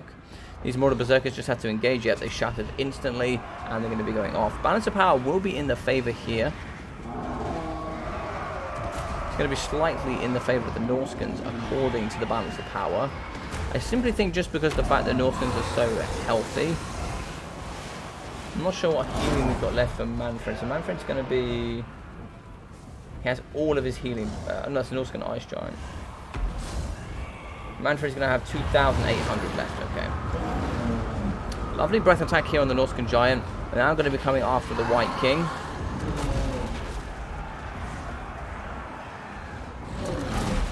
Skeleton Warriors is going to be fighting here, and that's just going to allow the Manfred von Karlstein to keep cycle charging here. He's going to go after that brilliant War Mammoth. He's going to be trying to get some attacks there where he can. A charge coming in from the White King, and some big hits should be able to go down here on Manfred. You can see Throg is coming in for the hammer. Big hits going down as well. Can Throg get a hit him? Throg is going to get a hit, and that's perfect. Burning Head going to come straight through that cheerful shaft as well. And there we go. Manfred has certainly been hit hard, and you do have some really good regeneration for Throg. Throg is actually going to be coming after the White King. Throg's not slow either. He does have 56 speed. Pretty fast there for an infantry lord. Well, a monstrous infantry lord, if you like. Looks like here we are going to be fighting off the chaff. And once that has gone, it is going to force the remainder of the forces here to be in melee combat. Now, instead of using Invocation and Headless, they're just going to hang out near the Mortis Engine and get that healing here for the Blood Knights. However, there's going to be another summon of zombies here. So in the future going forward here, in my rules, summons of zombies are not going to count as attacking. There's going to be a few rules going to be changing in some of the tournaments coming forward, but this for me will not count as attacking. Just so people are aware going forward in the future. It won't change immediately, but it will change coming soon. Because basically what this allows here is it allows the summon of zombies to attack, and then you can just continuously cycle charge with Manfred and just have breath attacks. Go over here, heal, and come back again. It's a little bit cheesy, in my opinion. That's why I'm not going to allow it going forward. Is it going to change now? No, but it will change in the future. Burning Head comes through. It's not really going to do any damage up against the entities in here, but what it will do is clear out that shaft. Coming through is the White King. Blood Knights are going to be dying though. That's really good. Negative 40 leadership. They are going to be coming back here to the Mortis Engine, trying to get that healing where they can. Invocation Heck is going to go down to try and save the Blood Knights and heal up the second unit as well. It looks like here there are still going to be some zombies fighting. Charge in for the Blood Knights, because the thing here is you've got cavalry and you've got single entities just continuously cycle charging, whilst they're actually not really engaging. Now, in the current banner rules as well, I think you can continuously cycle charge, but this is one of the matchups that it could really clear it up for the Northlands, is the fact that you can't just cycle charge here. You have to have either one of your cavalry in, or you have to have Manfred in, etc., or even have the Mortis Engine. Otherwise, you've got about 5,000 worth of gold here, just continuously cycle charging, which will certainly benefit the undead.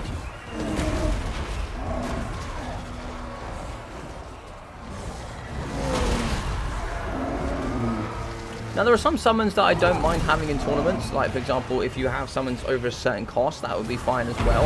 Like, summoning crabs and stuff to help there would be fine.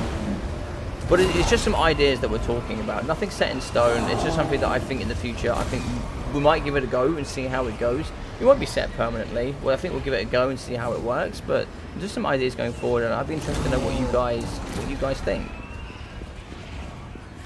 But Northern Giant here is going to be fighting up against the Mortis Engine. Mortis Engine is going to be involved.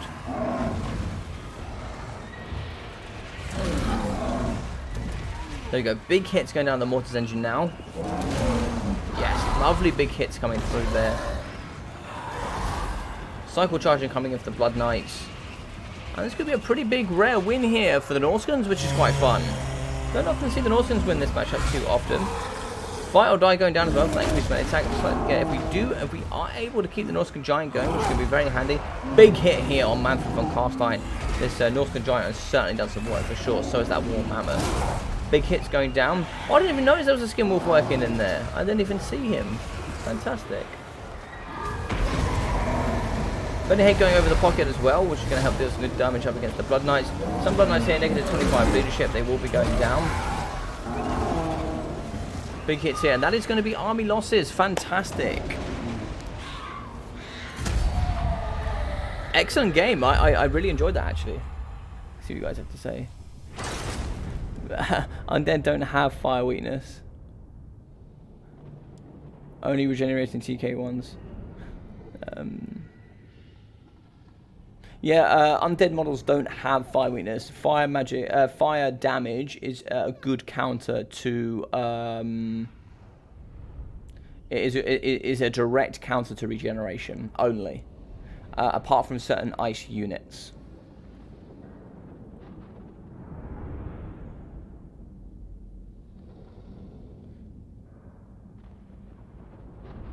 It does a little bit, Legion. That's correct. Yeah, it does a little bit. It certainly will hurt the VC a little bit, I think. But that's why I said I'm going to try it. I'm going to try it. It won't stay, more than likely, but I'm going to try it. I think sending in one zombie at the start and spamming Spirit Leech is cheese, but... Yeah, I think I'm going to have stages. So I think there will be... It won't be a set rule that it only counts for one moment. I think it's going to be like the first half of the game, right? So I think once the attacking element has started, so like once the majority of the army has engaged, that's when that rule will that's when it will kick in. Like late stage, as long as the thing is if you've only got entities that rely just on charge, punish one faction, it's not just to punish one faction, because there are other factions that can summon as well, right? It's not just you. It also counts for Skaven. It also counts for Tomb Kings.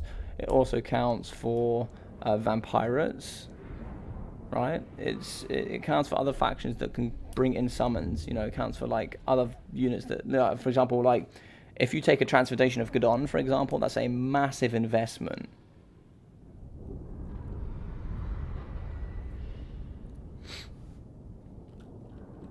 Well, no, it doesn't take away strategic uses of abilities. You can still, like, for example, if you're just attacking with zombies, well, let's take this as an example, right? It's not too difficult. If you have 2 Blood Knights, right, a White King and Manfred with your Mortis Engine, that's nearly 3/4 of your army. If you just summon a unit of zombies 100 and you just keep the rest cycle charging, and then when they're done they can go out and heal, then, you know, it's a bit different, right? But all I'm asking you is to have one unit engaged. I'm not asking you to have all of them engaged. The rest can still cycle charge. That's not a problem. I'm just asking one unit to be engaged. That's all I'm asking. It's not much.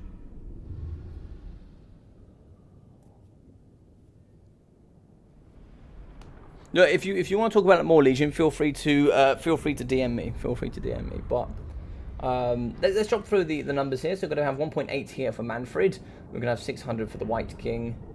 We're going to have 96, 72, and 200 for the Skeleton Warriors, 380 for the Reavers, and we're going to have 1,380 for the Blood Knights, with 2,275 for the second unit, 300, 125, 317, and 840 for the Mortis Engine. 2,275 for Throg, 247 kills, 1.5k for the Thamir Balefiend of Fire, 1,462 for the Skinwolf Working, 350 for the Marauder Spearman, and for the Berserkers 870, 530, 405, 540, 870, 1,230 for the Marauder Horseman, with 1,800 for the Norscan Giant, and 2,570 for the War Mammoth War Shrine. Excellent. So it looks like here... Hey, Ember, welcome to the...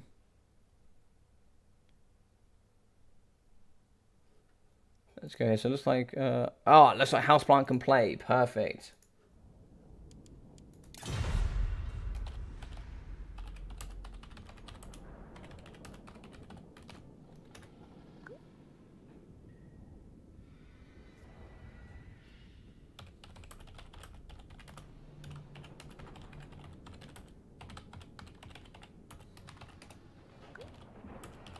That was a good game. That was a good game.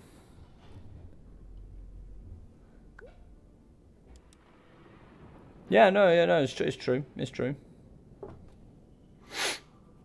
That's very true.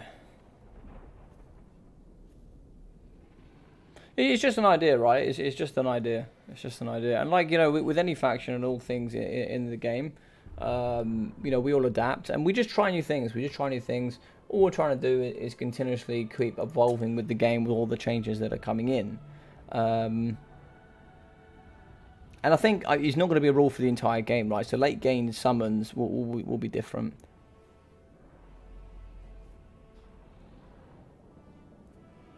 Burning Head on your own formation is how I imagine Skaven, yeah. Just like mad Skaven stabbing around you. And Burning Head, that's a delete. Right, so we are going to be having Houseplant in, and he's going to be going up against Human Boy. Yes, yes. Let's get them in. I don't see a Houseplant. There he is. Perfect.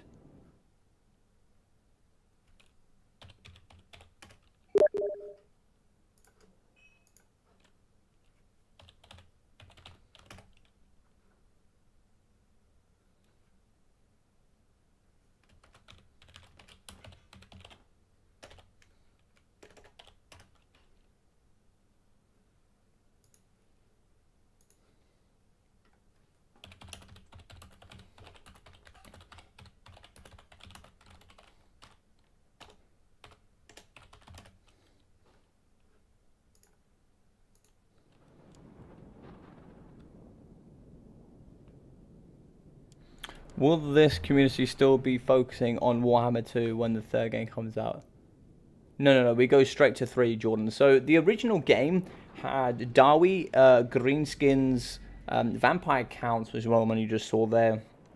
And also they had Dawi in the first game.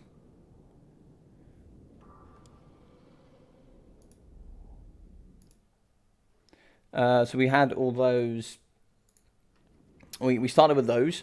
And then also we got all the DLCs. So we got Wood Elves, we got Bretonia, Beastmen, Chaos, Norska, and then all of those got added into. We got all of those got added into Game 3. And then after that we got Lizardmen, High Elves, Dark Elves, Skaven that all got added in. And then we got all the DLCs. So we got Tomb Kings, we got Vampirates. And we got all the other ones as well, right? So once they were all added in, we'll do the same. So we'll initially go over to Game 3. We'll have the base guns. And then CA will add all of those in. And then we'll play a massive game on Total War Warhammer 3, which should be really, really fun. Right, so we have Houseplant in and Human Boy. We're going to be playing on the Southern Chaos Wastes. That is going to be the obvious map for this matchup. And this should be quite the fun one. So we're going to have a very talented player in Houseplant going up against a very talented streamer and player as Human Boy. Yes, yes.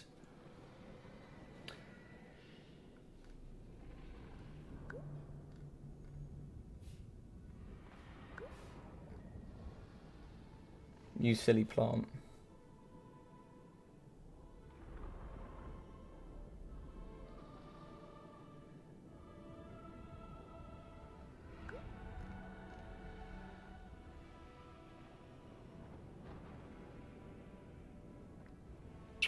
Shouldn't have Schwarzhafen in there.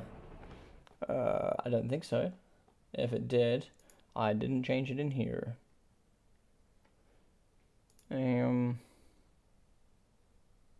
It does say Schwarzhafen because I didn't change it.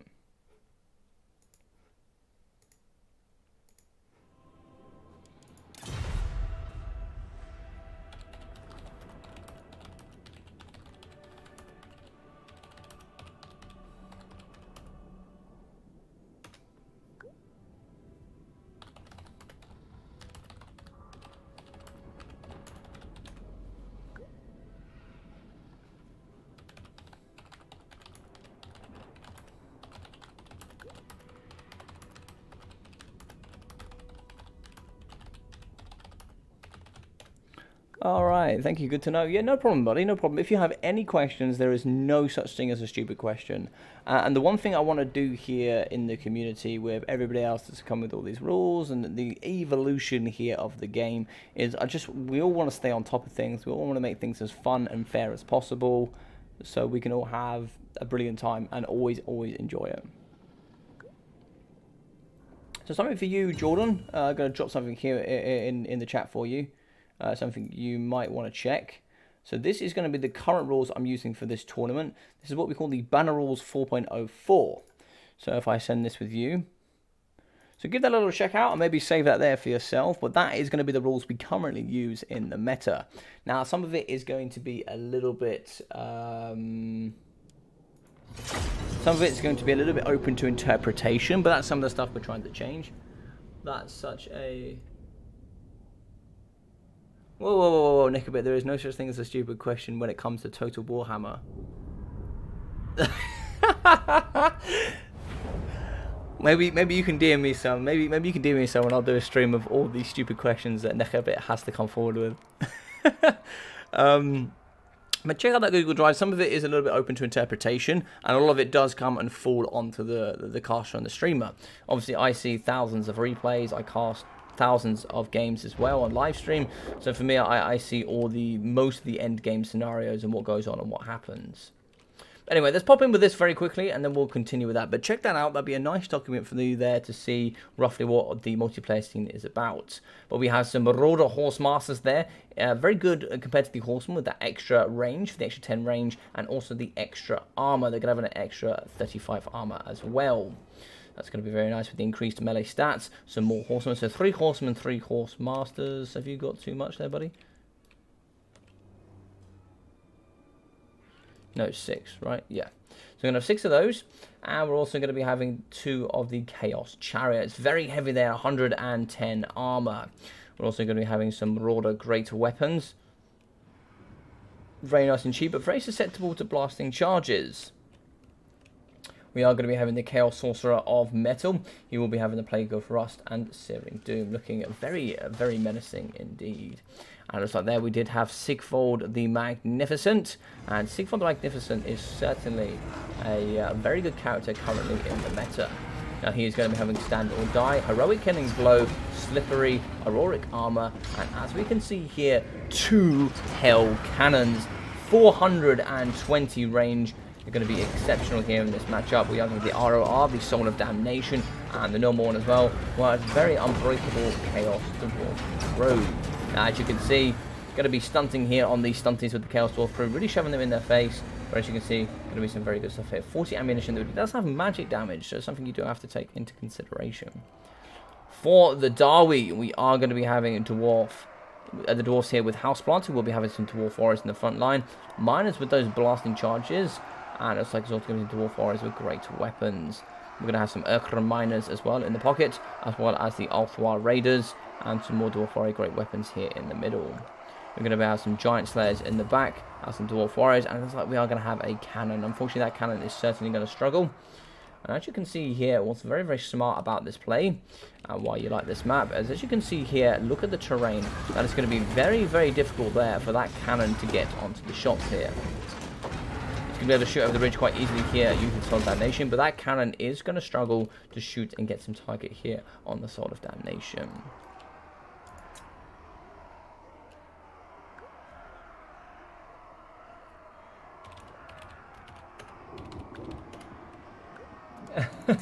That's alright, I heard it go off, but I thought I had time.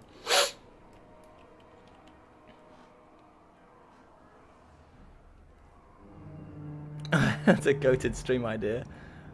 Yeah, do Jordan, do. Just check it out for yourself, have a bit of fun. It's pretty well designed as well. It's got some good images in there, makes it pretty easy to understand. I really do like the battle rules. It's very well explained. It's very easy to understand. So big shots coming down here. Looks like we're hitting the Dwarf Warriors with the great weapons. Pretty good targets in general. Might be able to hit some of the Slayers as well. But what happened here? Why? Okay, the cannon did hit. Okay, very interesting. That cannon, it's not that cannon is... Oh my god, it's absolutely decimated the Sword of Damnation immediately. RNGesus is on Houseplant's side today. What is that? So I don't think the cannon, I mean the cannon, look at it, it does like it has an arc actually. But that was, that is 1.5k down the drain off the rip. As you can see, it missed there and actually hit the back on the Chaos Mortar Great Weapons. That did actually clip the Hell Cannon pretty well. And actually, the way the targeting system works, it actually targets onto the models. But actually, what's it's doing, as it's trying to hit the models, it's ripping straight through the Hell Cannon. So the Cannon Crews actually have health themselves. This could get super interesting because the thing is a lot of the money has been built here on the Hell Cannons. I don't know if there is enough here for them to win without the Hell Cannons getting that value. Big hits going down here on the Ulthwar Raiders. But if that cannon can certainly take out this second cannon, we could have some serious troubles. So it's like blood is going down for that acceleration and vigor. It might be better if you get a little bit closer to the lip here if you can. Also, we are going to be having the Rangers here shooting into the nice naked Horsemen. Take care of the Horsemen. They've only got 15 armor. You can certainly take care of those pretty quickly. Dragonbite Slayer is going to move into the back so they don't get shot. But a lot of this front line has been hit pretty hard from the Dawi. It is going to be going into their favor, and I haven't changed the names. I apologize, guys. I apologize. I didn't change the names. I have more than enough time. So looks like here the chariots are going to be coming through for a big push here onto the Dwarf Warriors. You do have two very, very heavy chariots, one over here on the right as well, going to be hitting, trying to get countered by the Giant Slayers. Giant Slayers will absolutely destroy these Chaos Chariots. As you can see, one is going to be wavering very heavily here, the Marauder Horseman. As you can see here, well, it's going to be holding pretty strong. Not sure what the cannon is. The cannon is going to be targeting the Horsemen now. Okay. So it's going to come after those Horsemen. I know, that poor Hell Cannon.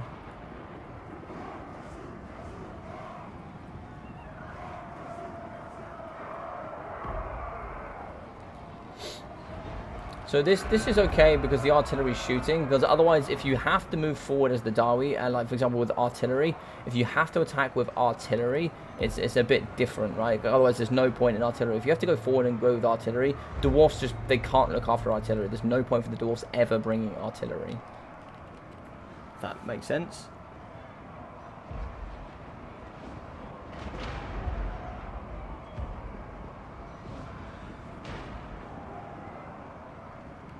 Yeah, I think that's what I've said for this one, Sergeant Spaghetti. I said the same thing to a couple of people, like, why are we trying to make new rules when we could have just improved on the banner rules?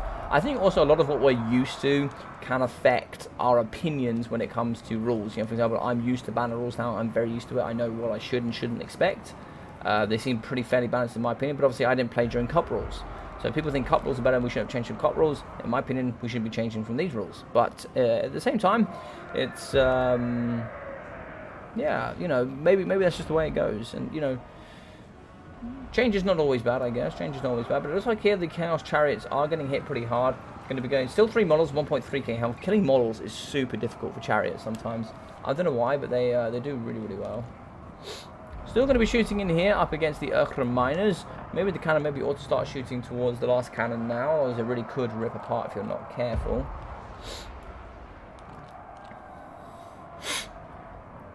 apologies there. My hay fever is killing me now. So it looks like here what we're looking at 79 kills for the cannons. That's exceptional work. They're going to be shooting here after the Marauder Horse Masters. Marauder Horse Masters and the crew here are certainly taking a lot of damage. They're going to be held in here using the Dwarf Warriors. Pretty good mass. And look at that, just shredding through. Fantastic work there. Shots going to be going down in the front up against the lightly armoured Chaos Marauder Great Weapons.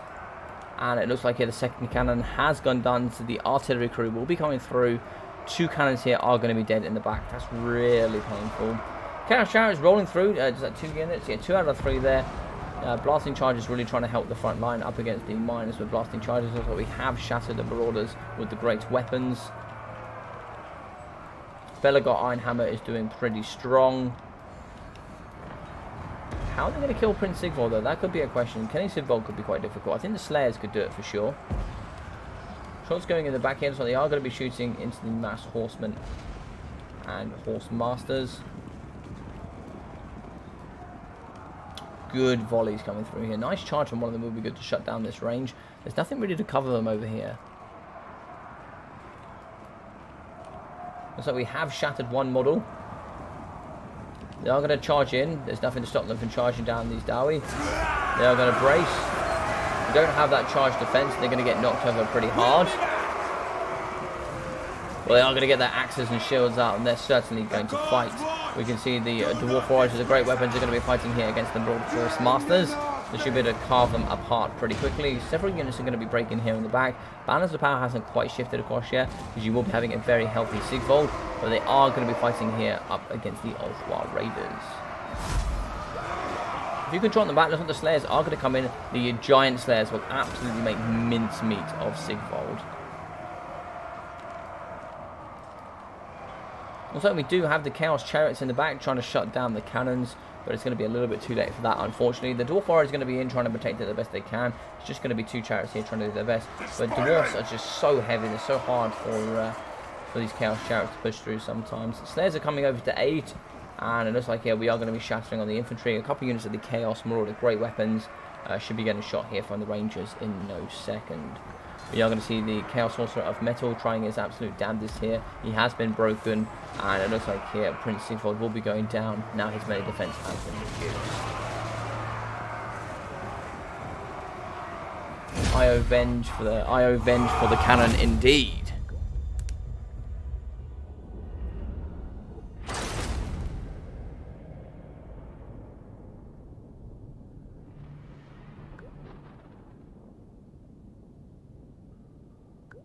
Yeah, so artillery has its own separate rule, and I think if you start messing around with the artillery rule, a lot of defensive factions could get screwed. That's why I'm being very careful with the summon rule, right? I'm being very careful with it. But anyway, we'll talk about it in a minute. Let's go on to this game. So the Warriors of Chaos, we've got 920 for Prince Sigvald, got 24 here for the Chaos Sorcerer of Metal, 200, 150, 350, 100 and 105 here for the Chaos Marauder Great Weapons, 650, 275 for the Chaos Chariots, 250 here from the Marauder Horsemen, 59, 130, 200, 230 and 300 here for the Marauder Horse Masters. No throwing axes, which was interesting to see, but 1.37 here for the Hell Cannon and 215 for the Soul of Damnation. That is the issue with having single Hell Cannons, the fact that all of their health, if you do hit all 3 volleys, you can pretty much single-handedly take out a Hell Cannon. But 40 damage value for Belagar, 300, 180, 500, 600 for the Blasting Charges, 300, 120 and 4 for the Dwarf Warriors, 460 and 100 with 230 and 100 here for the Great Weapons, 185 for the Urkram Miners, 320 for the Longbeards for Great Weapons, 377 for the Dragonback Slayers, with 470 for the Giant Slayers, 1067 and 500 for the Rangers, and the Ulthwar Raiders here, the Ulthwars with the Rangers with the Great Weapons, in fact having 600 and 2666 damage value here for the cannon. And now, if you did get assisted here, Housebarn, by bring a cannon by Venge, you owe that man a Bugman brew.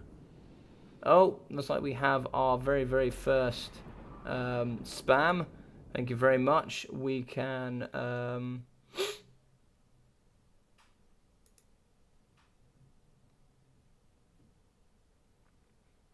well, look at that. Our very, very first spam. This is a glorious moment. A glorious moment indeed. All right. But I don't want adult video chat, dude. Yeah, anything. Wazzock bot. Well, don't worry. I used my powers to get rid of that Wazzock. All right, let's get in here. So, very well played here, and you certainly avenge a Bugman Bruiser. You certainly do indeed. Let's get through that score, and let's get that onto 5. Well played to Houseplant. What I'll do, actually, I'll leave his name on here until we get the next one.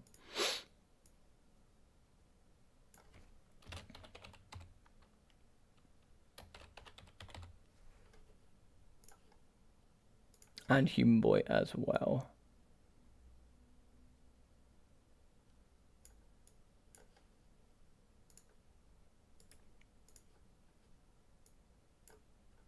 So let's get in and put on Human Boy.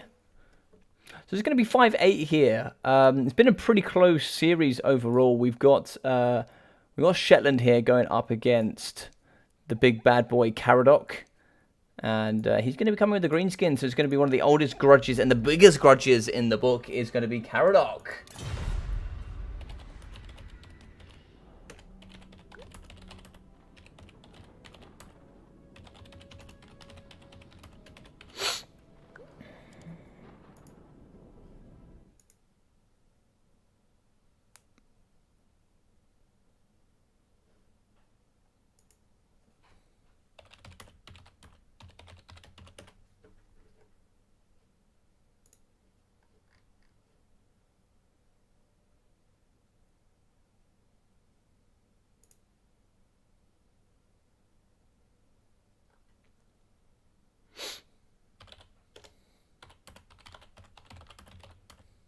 Right, let's see.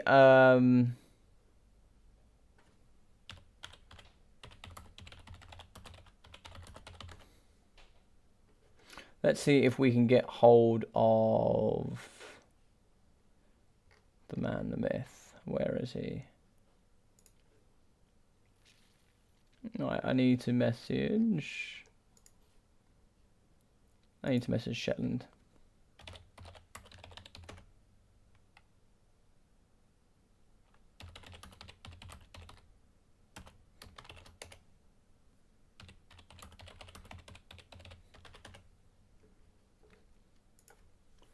Just going to be waiting to see if I can hear back from Shetland.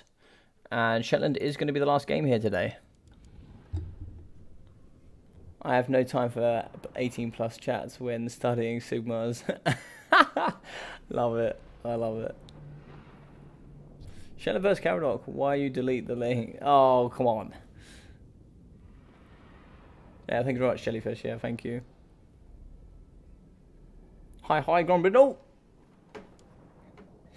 Yeah, I'm just going to wait to hear back from Shetland. I actually haven't heard back from Shetland. If I don't hear back from Shetland, I might have to find a replacement. Because we have been waiting for some time.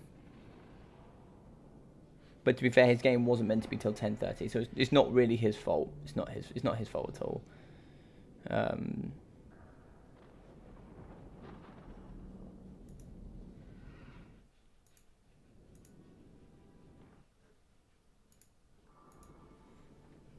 But if we do get a win here, I mean, 6-8, I'd certainly take 6-8 for the Dawi, for sure. I mean, we certainly could have won this. There were some games that were super duper close, that they could have gone either way, you know. There's some games that they could have gone, these games could have gone anywhere. But it's been super fun to do these, it really has.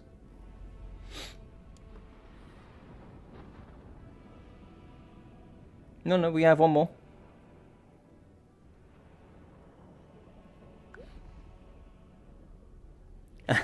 Everybody wants me to do it. I could do it.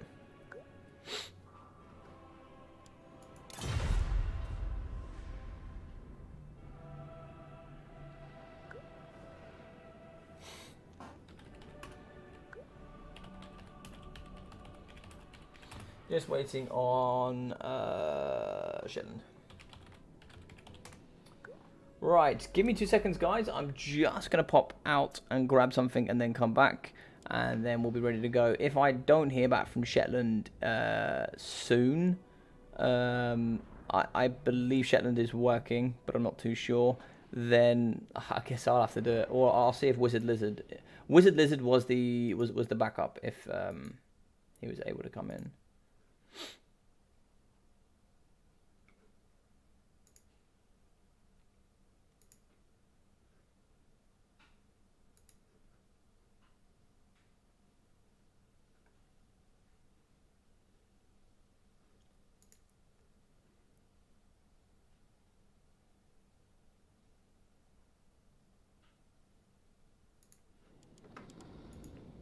All right, give me a moment.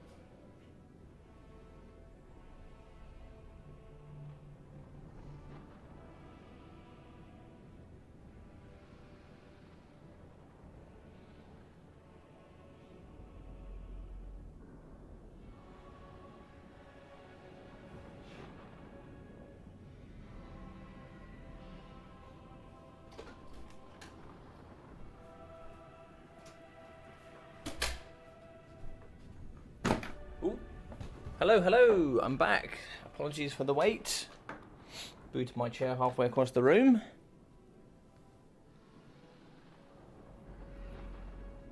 I know, -1 from the link. Terrible. So it would be 7-8, then logic. Well, in theory, if we take yesterday, I won 5, so technically we're on 10-8 right now.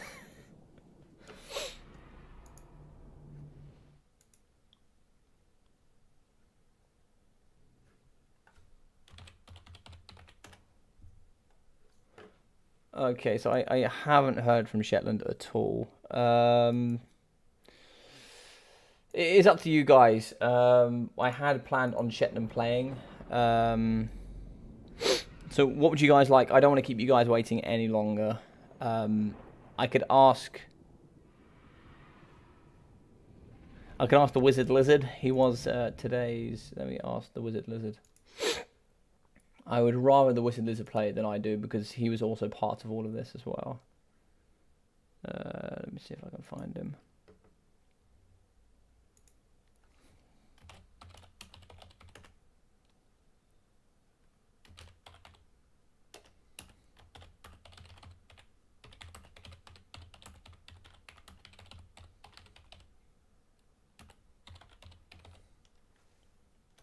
We'll just see if Wizard Lizard gets back to me either.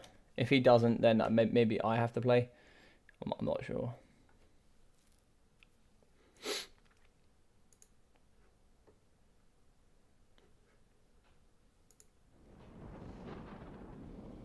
I have to find the correct map as well.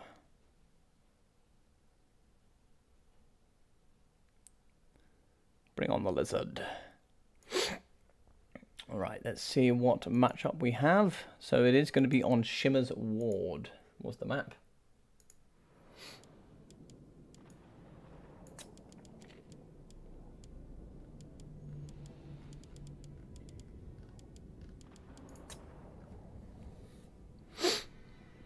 $15 players and not one of them named Logic. The tournament was rigged.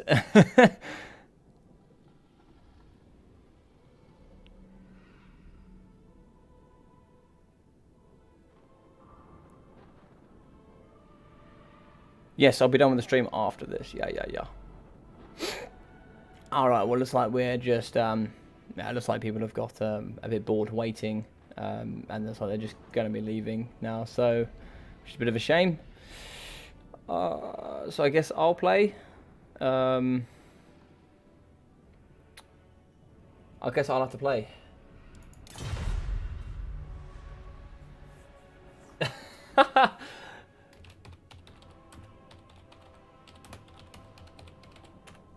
Sadly, Ducky's away, unfortunately. I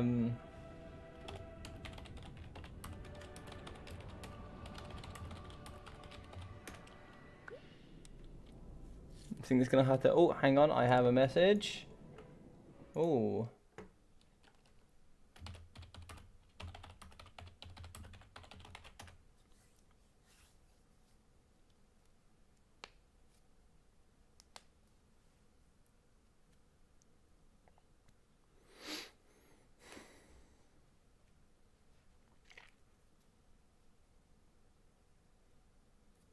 Let's see, we might actually have... A Wizard Lizard has responded, so let's hope that he is free.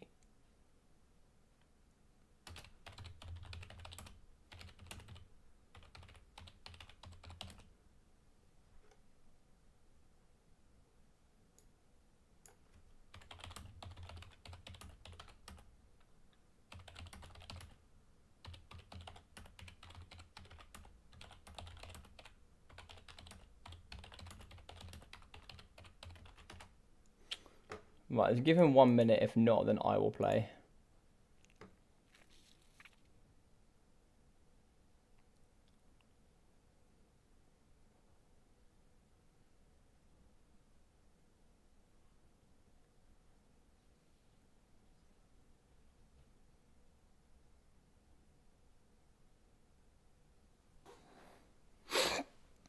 All right. I'll give Wizard Lizard a second to see what he's gonna do, and then I'll go. Don't take me wrong, but I do not like playstyle. Yeah, I actually don't know the score, Karolok. I don't know the score. I kind of don't want to know the score.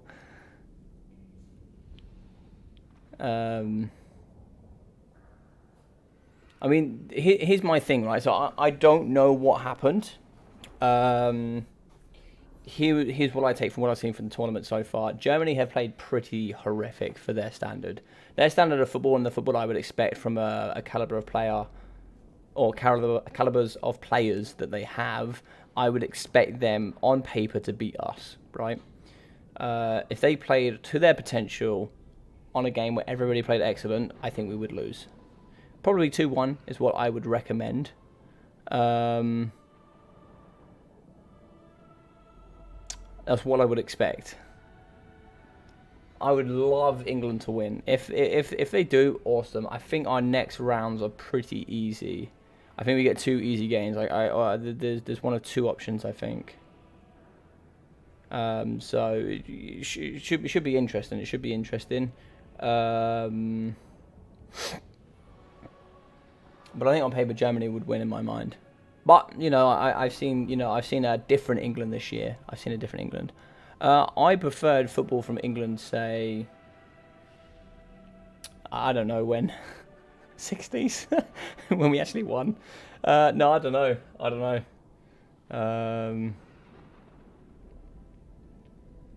All right, we'll give it a maximum 2 minutes. It is 2 minutes now, then I will play. I try to avoid it where I would play, but it is like 10:30 now, and it is meant to be the time slot of Shetland, sadly. But I really wanted Shetland to play, but I don't think he's going to be able to, which is really sad.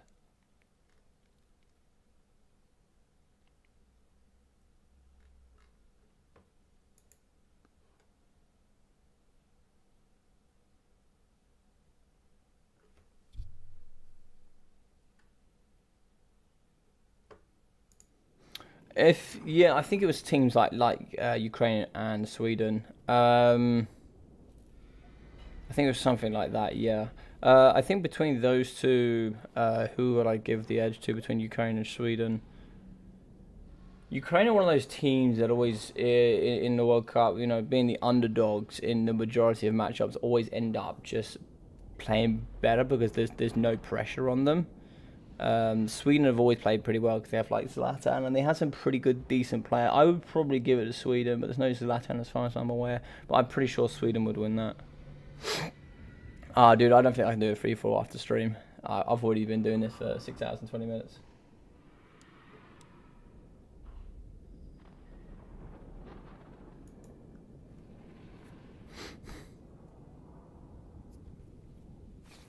We can wait 5 if you want.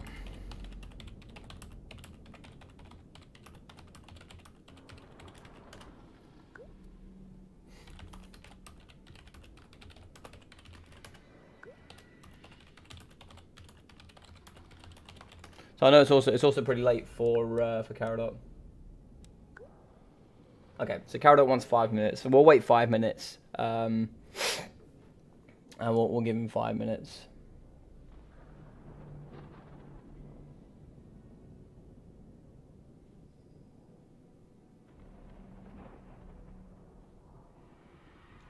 Well, we've got 5 minutes.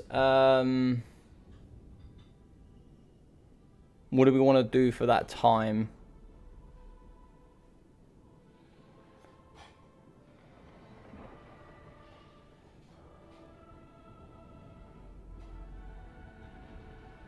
For me, I support Wolverhampton Wanderers. I'll type it in here so you know it.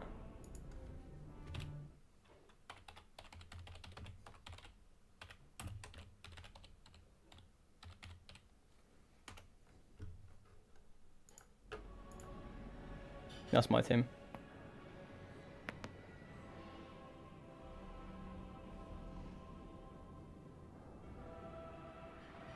A quiz, a Warhammer quiz.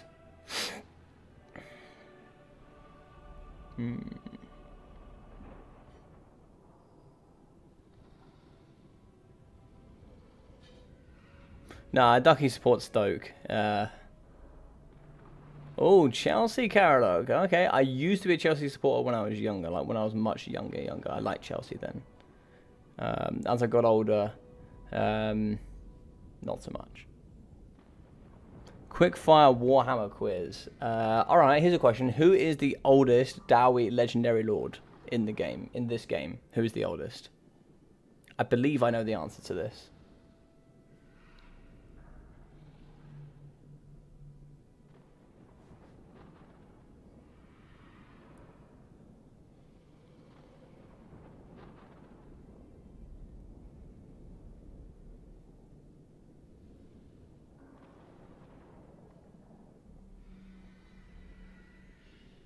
Does anybody know?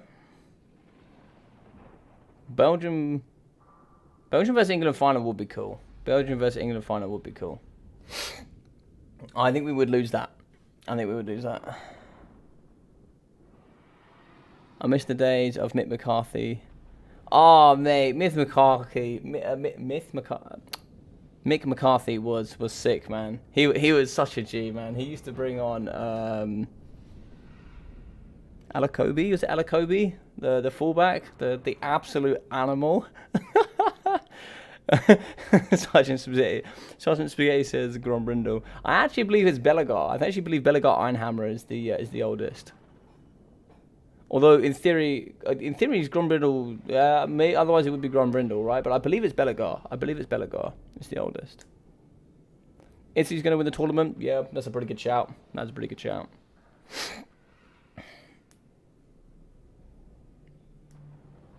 That's a pretty good shout. I think Italy, Belgium, 2 strong ones. If Germany win here, maybe Germany. They'd be my top 3. If England win, maybe England. Maybe England. Yeah, Italy, Belgium is going to be... I am so surprised about France. I'm shocked about France. I'm so shocked. I was just beyond shocked. All right, looks like I got some messages.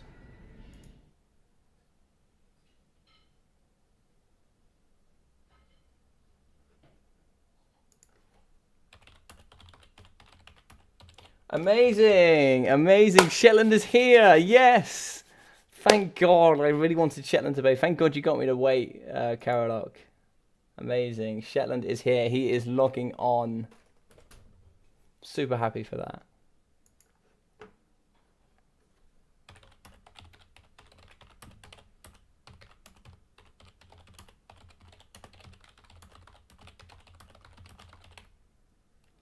All right, everybody. So we're going to get the man, the myth, the legend, Shetland Apache here playing up against Caradoc, and I am super excited.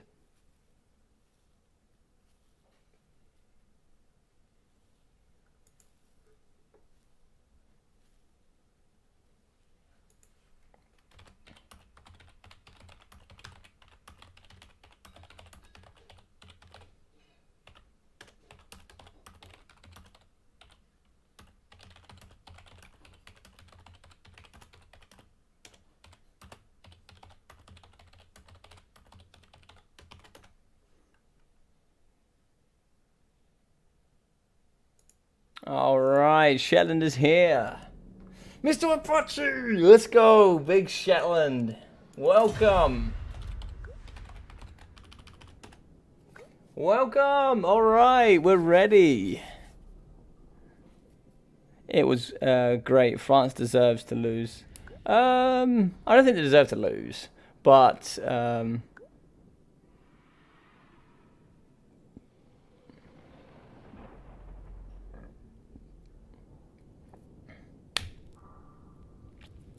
no way. No way Ukraine won. This is what I tell you, man. Ukraine Ukraine could easily beat us as well, man, because England have so much pressure on themselves that Ukraine could just like relax and win. I'm not saying like Ukraine don't have pressure, but they don't have the pressure that England do. Not that that's really an excuse.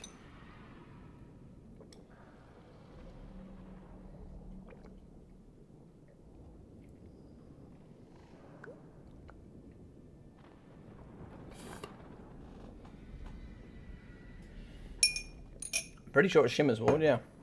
Pretty sure.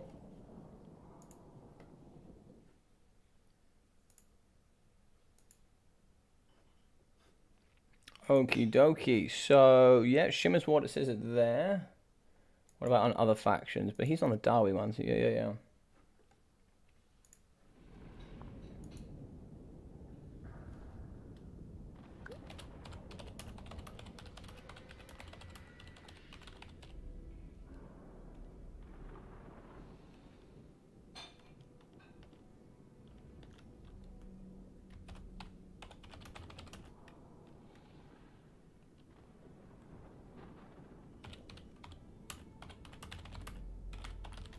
Bring the war on the Urks.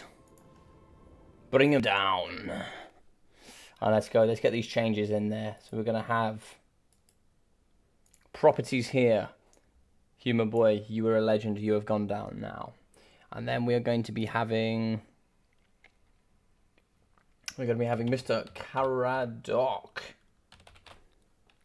We'll put a nice VM in front of his name for the big VM Caradoc.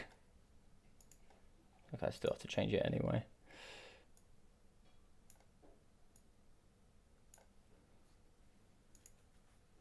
And then we're also going to be having Mr. Shetland Apache. So Sun Shetland, let's do this. Also, I love the name Shetland, by the way. Awesome, awesome name.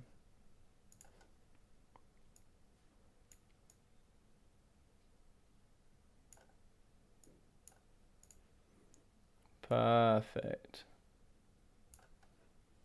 Perfect. Sun Shetland. Let's do this.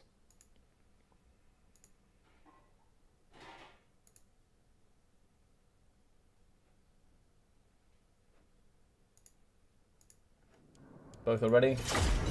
Let's crack this on. Oh, I'm excited. Yeah, I heard Mbappe missed. Grumby is 7,000 years old.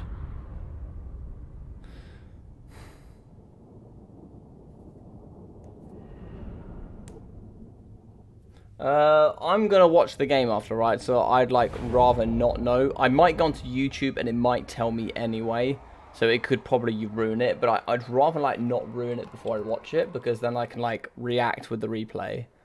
But you know, you never know. Well, if England win, I'm going to be hyped, right? If England win, I think we legitimately have a strong chance of winning the competition. I really do think we have a strong chance of winning the competition.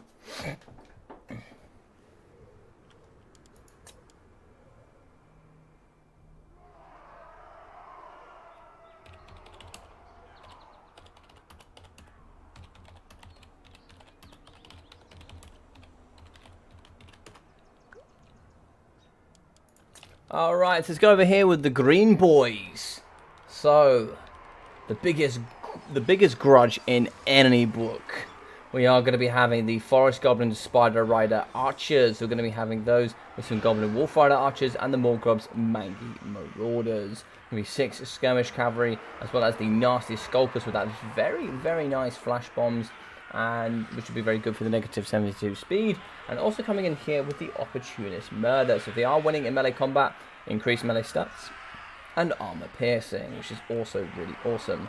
Night Goblin Fanatics there. Very, very nice from the 8 Peak Loonies. Night Goblins there, I'm assuming more Fanatics and some more Fanatics. We're going to have 2 units of the Black Chalks, I believe. Where are my Chalkies? There we are. So we have 2 Black Orcs. We're going to have the Goblin Big Boss, which will come in with They Need Stabbing. Very nice indeed. We're actually going to be having the Snotling Pump Wagons. The Flappers, which is going to be good. I think they're the speedy charge bonus ones. Yeah, Pump Ardor Lads, which increases the ability to knock over enemies while active. Oh, okay. But yeah, very, very interesting. I think it's nasty to go because this is like one of the only matchups I think they're super useful in. Is this one? Can be very, very good. So interesting stuff indeed. Ooh, ooh, ooh, ooh, ooh. Interesting. So we have a gyrocopter, one there. We have 2 gyrocopters. They're going to be 1 in each corner to deal with any skirmish. I like that. So 3 gyrocopters. We're also going to be having the Norgrim Iron Breakers, Longbeards, some Dwarf Warriors, 2 units of the Quarrelers. We are going to have some cannons here with the Goblobbers and the Dragonback Slayers protecting them. In the front, we are going to have some Miners with blasting charges and the Dwarf Warriors. And the Lord choice today is going to be the massive Rune Lord. Okay. We're going to have a Rune Lord who's going to be having the Rune, or including the Master Rune of Wrath and Ruin. Alright, so let's get this map on the road.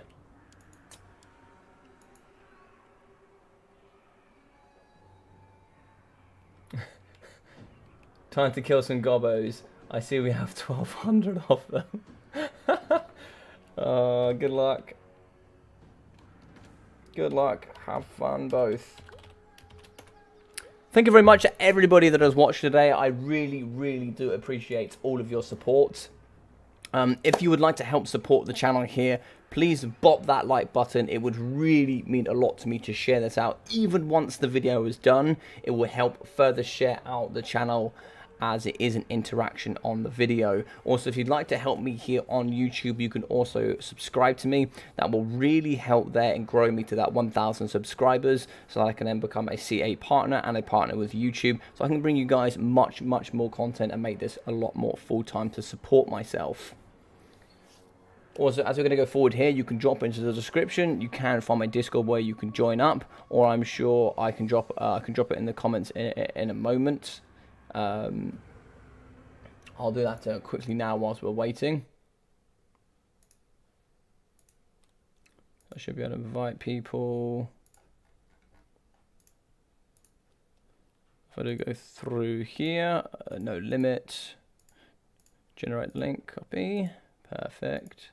So there we go. There is going to be a link to the Discord. So if you guys want to hop on, you can see my streaming. I have like a streaming schedule there. You guys can see that, and you can also hop on and see all of the awesome stuff coming forward. So please feel free to do all of those things if you would like to support me. If you've done already all of those awesome and amazing things, if you'd like to support me even further, the way you can do that is by sharing this with somebody else who you think might enjoy it as well, or somebody who you think, you know, has never seen it before that also might want to get into doing this sort of thing. So feel free to do that as well. Alright, so lots of shots going down here up against the Morgrimsmangi Marauders. We are going to be getting the very nice Goblob Ropper. He is very good with his negative to leadership, so if we go in on him, he is actually going to be having the Discourage ability. So you get negative 10 by hit by artillery, and then plus negative 16. Look at that leadership there. Fantastic. Discourage there. Negative 10 damage from artillery and damage sustained, with also currently losing in combat. The fact that they're not being hit by any infantry and they are sustaining themselves means they're not going to quite break here as they get plus 8 from that leadership there. So big hits to go through, the more damage that gets done by the Goblobber. That hit there could actually be enough to break them if you're not careful. 9 leadership. They're going to just about hold there. So as you can see, coming in the sky. So I actually missed the Lord here. So we're actually going to be having Azag the Slaughterer, who is the perfect Lord here to deal with Gyrocopters. He comes with Spirit Leech, as well as Foe Seeker and Azag's Armor. He can also be able to get on with it. And he has a massive 110 speed. So you're going to be very good at dealing with the Gyrocopters. What you need there is the Master Rune of Wrath and Ruin to slow him down. And then what you need to do is shoot him with the cannon. You just need to shoot him as much as you can. Spirit Leech going down on the Gyrocopters. This box needs to hold true and firm. Shots trying to come into the top here up against the Gyrocopters. Big hits coming down here into the Black Chalks as well. Want to get as much hits onto those as you possibly can.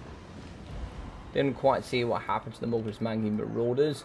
They're still going to be shooting here in the front, which is going to be interesting. You probably want to drop your Slayers back here a little bit so they're not going to be getting shots over that time. Azag in the sky, though, has certainly been hit. He needs to maintain that movement. If he doesn't continuously move, he can get shot pretty easily. Skirmish carrying here from the Golden Bullfighter Archers. You're not too bothered about those, apart from them just shooting into the Dracobite Slayers. All shots going in. Can we get a freeze in there? Can we get in? Can we get the Rune Lord? Can we slow him down? His armor is going to be 70, so you're not going to get too much value from those corridors. Corridors, you really just kind of want shooting at the Skirmish Cavalry.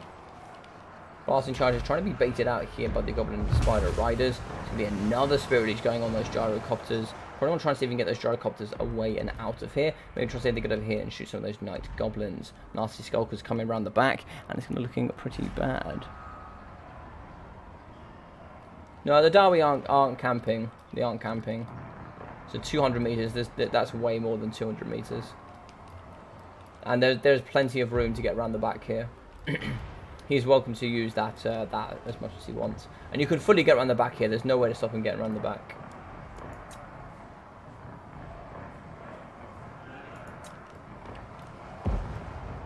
Alright, so fantastic stuff. Blasting charges coming in the front here up against the Nasty Skulkers.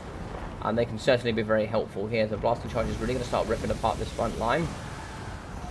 Okay, some shots coming in from those Gyrocopters. They are going to be breaking. We still have 2 models. They're going to be having only 200 HP though between them.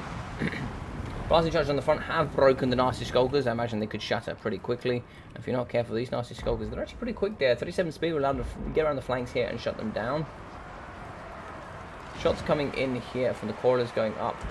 They kind of need to be shooting the Forest Goblin Spider Riders. Don't want that poison coming in and affecting. Azag the Slaughterer is going to be super weak, and this is a force that's going to be very difficult to deal with. As you can see, a very nice...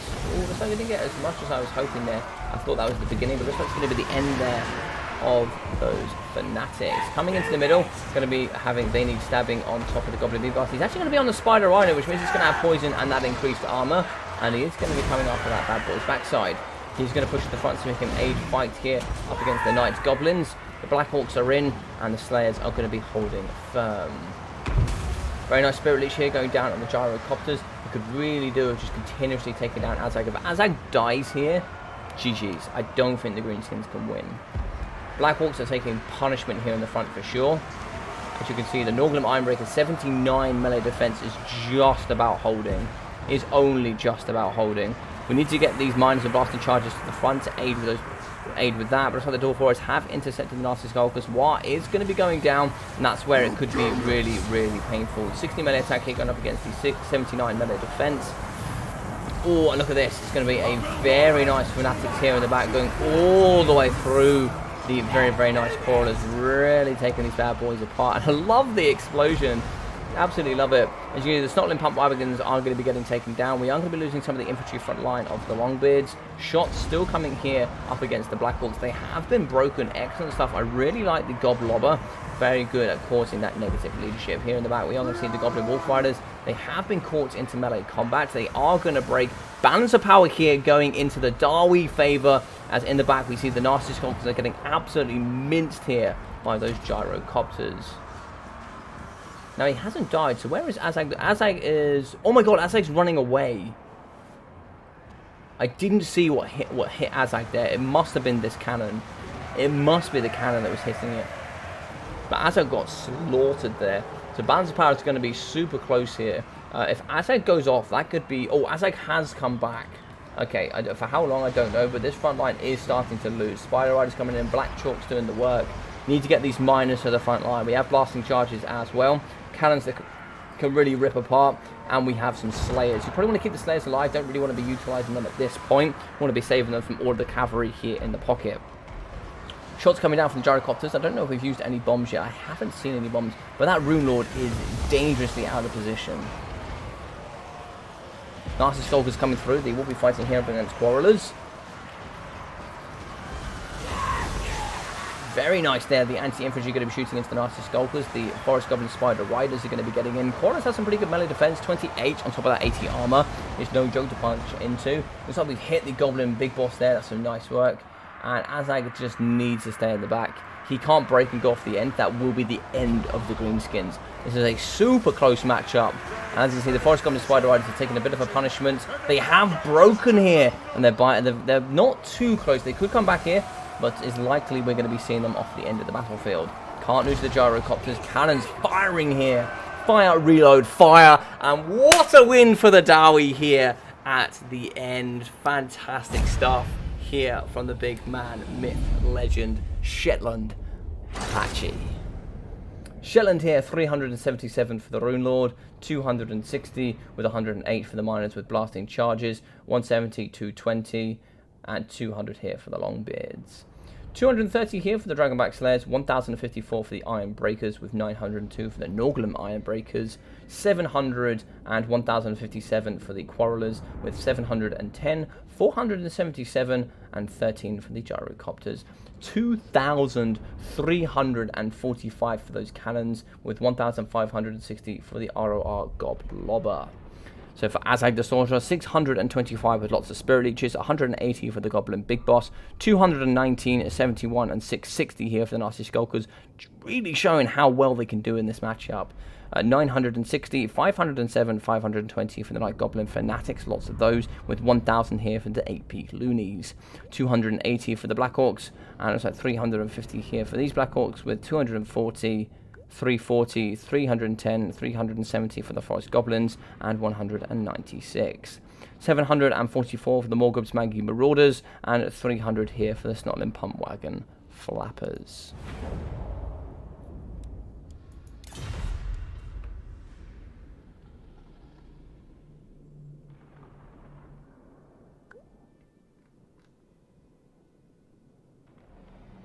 This is the only matchup where I think Quarrelers are worth it. Fair enough. Fair enough.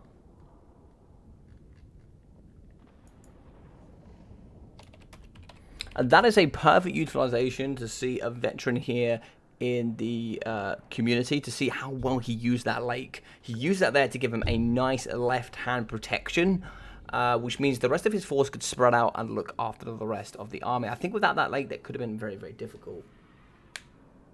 Yeah, it's not too bad, buddy. I think I streamed 7 hours on Sunday. I would have done 7 hours today, and I did, what was it, 4 hours yesterday? Yeah, something like that. But nice to see you, Knighthood. Hope you're doing well, buddy. That terrain block was sick. Awesome stuff. It just shows the veteran play here. Thank you for hosting, Logic. Absolutely no problem, buddy. Well played, and really well played there to Caradoc. He did try very hard to shut down.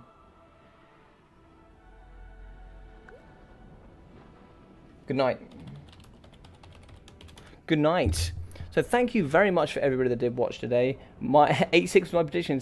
Seems okay, but I called it in all the matchups wrong. I think it was a really, really good call, dude. It was a really, really good call. I would have guessed probably 8 to the Dawi. I was guessing 6 to the Urks, but still, nonetheless, very happy with the results we had here today. We had some fantastic games. I hope all of you really did enjoy this. I know a lot of you dipped in and out, and I hope this was a stream you really enjoyed. Dawi indeed, Shetland. So in actual fact, if we want to take this seriously, I won 5-0 last night. So actually, we won 11-8. So fantastic, brilliant win for the Dawi as always. And no, I'm joking. But today 6-8 was yeah, it was a good one. It was a good one. It was a rough map, but the thing is, if you would like spawned in the middle, Shetland, with your army, like the way you used the map was just so brilliant. It was so brilliant the way you used the map to your advantage, and you were on the right side, right? You got the right map with the 50% coin flip where you got the river, so you utilized that to gotta rewatch it all. Perfect Knighthood, enjoy it, dude. There's so many good games in here. There's some really good games in here. It was really unexpected twists as well. But a fantastic contest today. I hope you did enjoy this. I really hoped it widened all of your knowledge about Dawi. Maybe gets you to want to play it a little bit more. I'm a Dawi. We need to stop. We need to use the map. Yeah, no, it's true. It is true. As a Dawi, you do need to utilize everything in your tools, whether that's terrain, whether that's any sort of pieces, as you saw there with the lake. You have to use everything in your advantage. But I hope you enjoyed this. I would like to do some more things coming forward. Maybe I would be doing a Lizman tournament of this variant. But first and foremost, I think I'd like to do a Beastmen one once the campaign... once the new DLC comes out. So once the new DLC comes out, I would love to do a... do not think it is important here. All in all, is a fun tournament. I'm glad you enjoyed it. I'm really glad you enjoyed it. Yes, I will certainly do this again. Also, where do we donate to you, Logic? I really appreciate that. I could put my... I have a personal PayPal as my only thing, but obviously it has all of my personal information on it. I could throw that up there.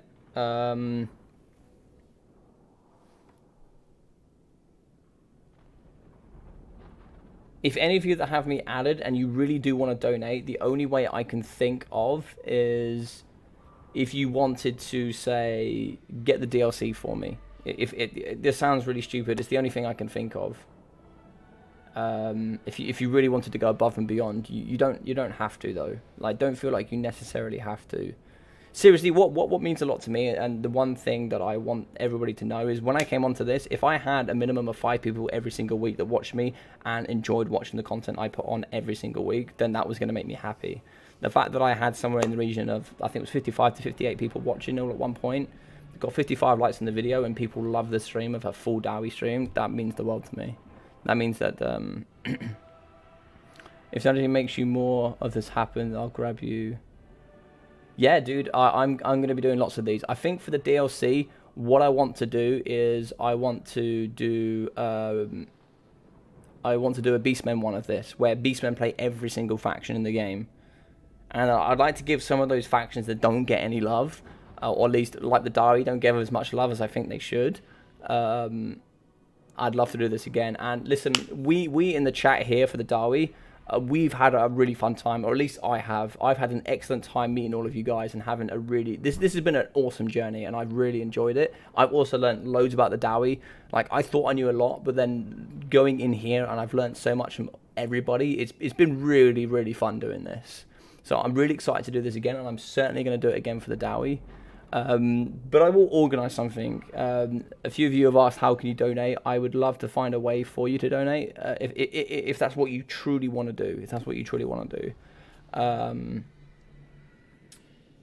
will work something out. I don't know how I'm going to do it, but I'll work something out. But if you really do want to support me, just leaving a like, subscribing as well is amazing. Just watching's enough, but if you guys want to like and subscribe, that really does help. So thank you very much to everybody that has watched today. I really hope you've enjoyed today's stream.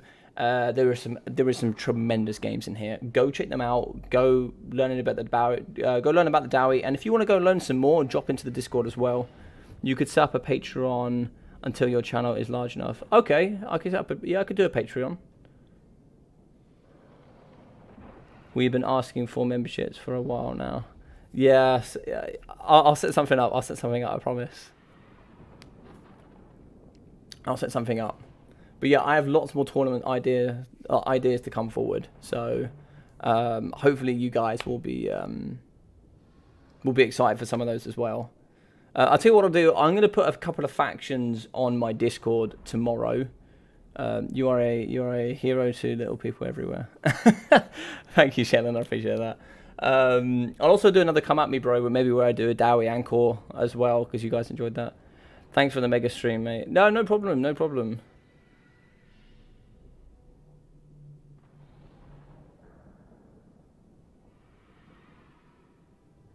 No problem, guys. Thank you very much for hanging out. It was awesome to host you guys. I hope you enjoyed all of the awesome games. We've got Battlemania on Friday. We've already got lots of really strong people that entered last week. I'm sure we're going to get a lot of strong ones that entered this week as well. I want to get either a sub-faction tournament. I might do a sub-faction tournament on Saturday or something. I'm not sure what I'm going to do on Saturday, but there will be something. Pretty much whatever you guys want for the majority, I will organise for Saturday if I have time. I don't think the 7-hour epic could be topped, but it was. Yeah.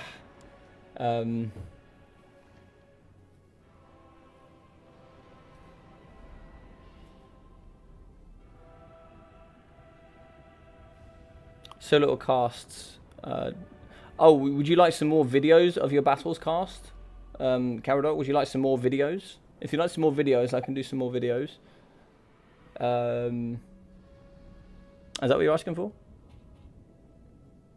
Would you like some more videos as well as the live streams? Is that what you want? Is that what you want?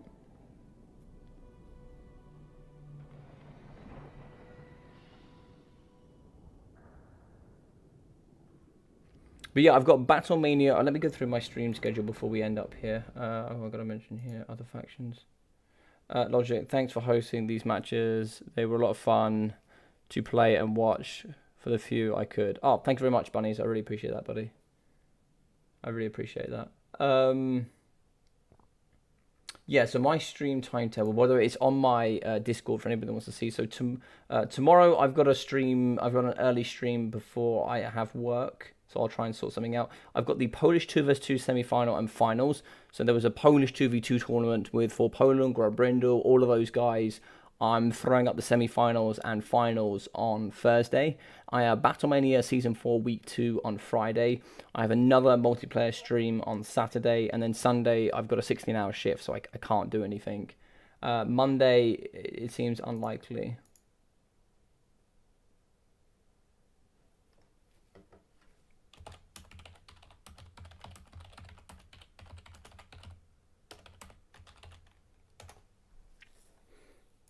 Alrighty, let me just do this very, very quickly. Before you all go, let me send you over to somebody very, very... So, copy here. Oh, hang on. So yeah, we have lots of content to come forward, guys, and I'm super excited for it all. Big thanks, and all players. Great night of action. Yeah, indeed. I will DM you logic. Oh, yeah, no problem, dude. Thanks for the introduction to the scene, guys. Got to head home from work and run some errands. I'll see you guys later. Thank you very much, Brown. I really appreciate having you on here. I'm going to paste this here, guys, so where I can send you somewhere afterwards. We're going to be having another multiplayer stuff coming after this in about 10 minutes from Human Boy. So if you click on here, it will send you to Human Boy's channel. And he's going to be casting his speedrun challenge. So I believe the speedrun challenge is where he sets up a but I got to go watch a 7-hour cast. Yeah, no problem, buddy. You basically can go check out. He has a speedrun challenge where he sets an army, and the person who defeats that army the fastest, not using banner rules, he casts on that stream. So go check that out. It's pretty fun. Human Boy has some really, really awesome content. So please go check him out and enjoy that content. Other than that, take care of yourself, guys, and I will see you. I'll see you tomorrow. And if anybody wants some games at any point, also feel free to message, jump in, and we'll have some games very soon. But yeah, take care of yourselves, and I will see you very, very soon. Take care.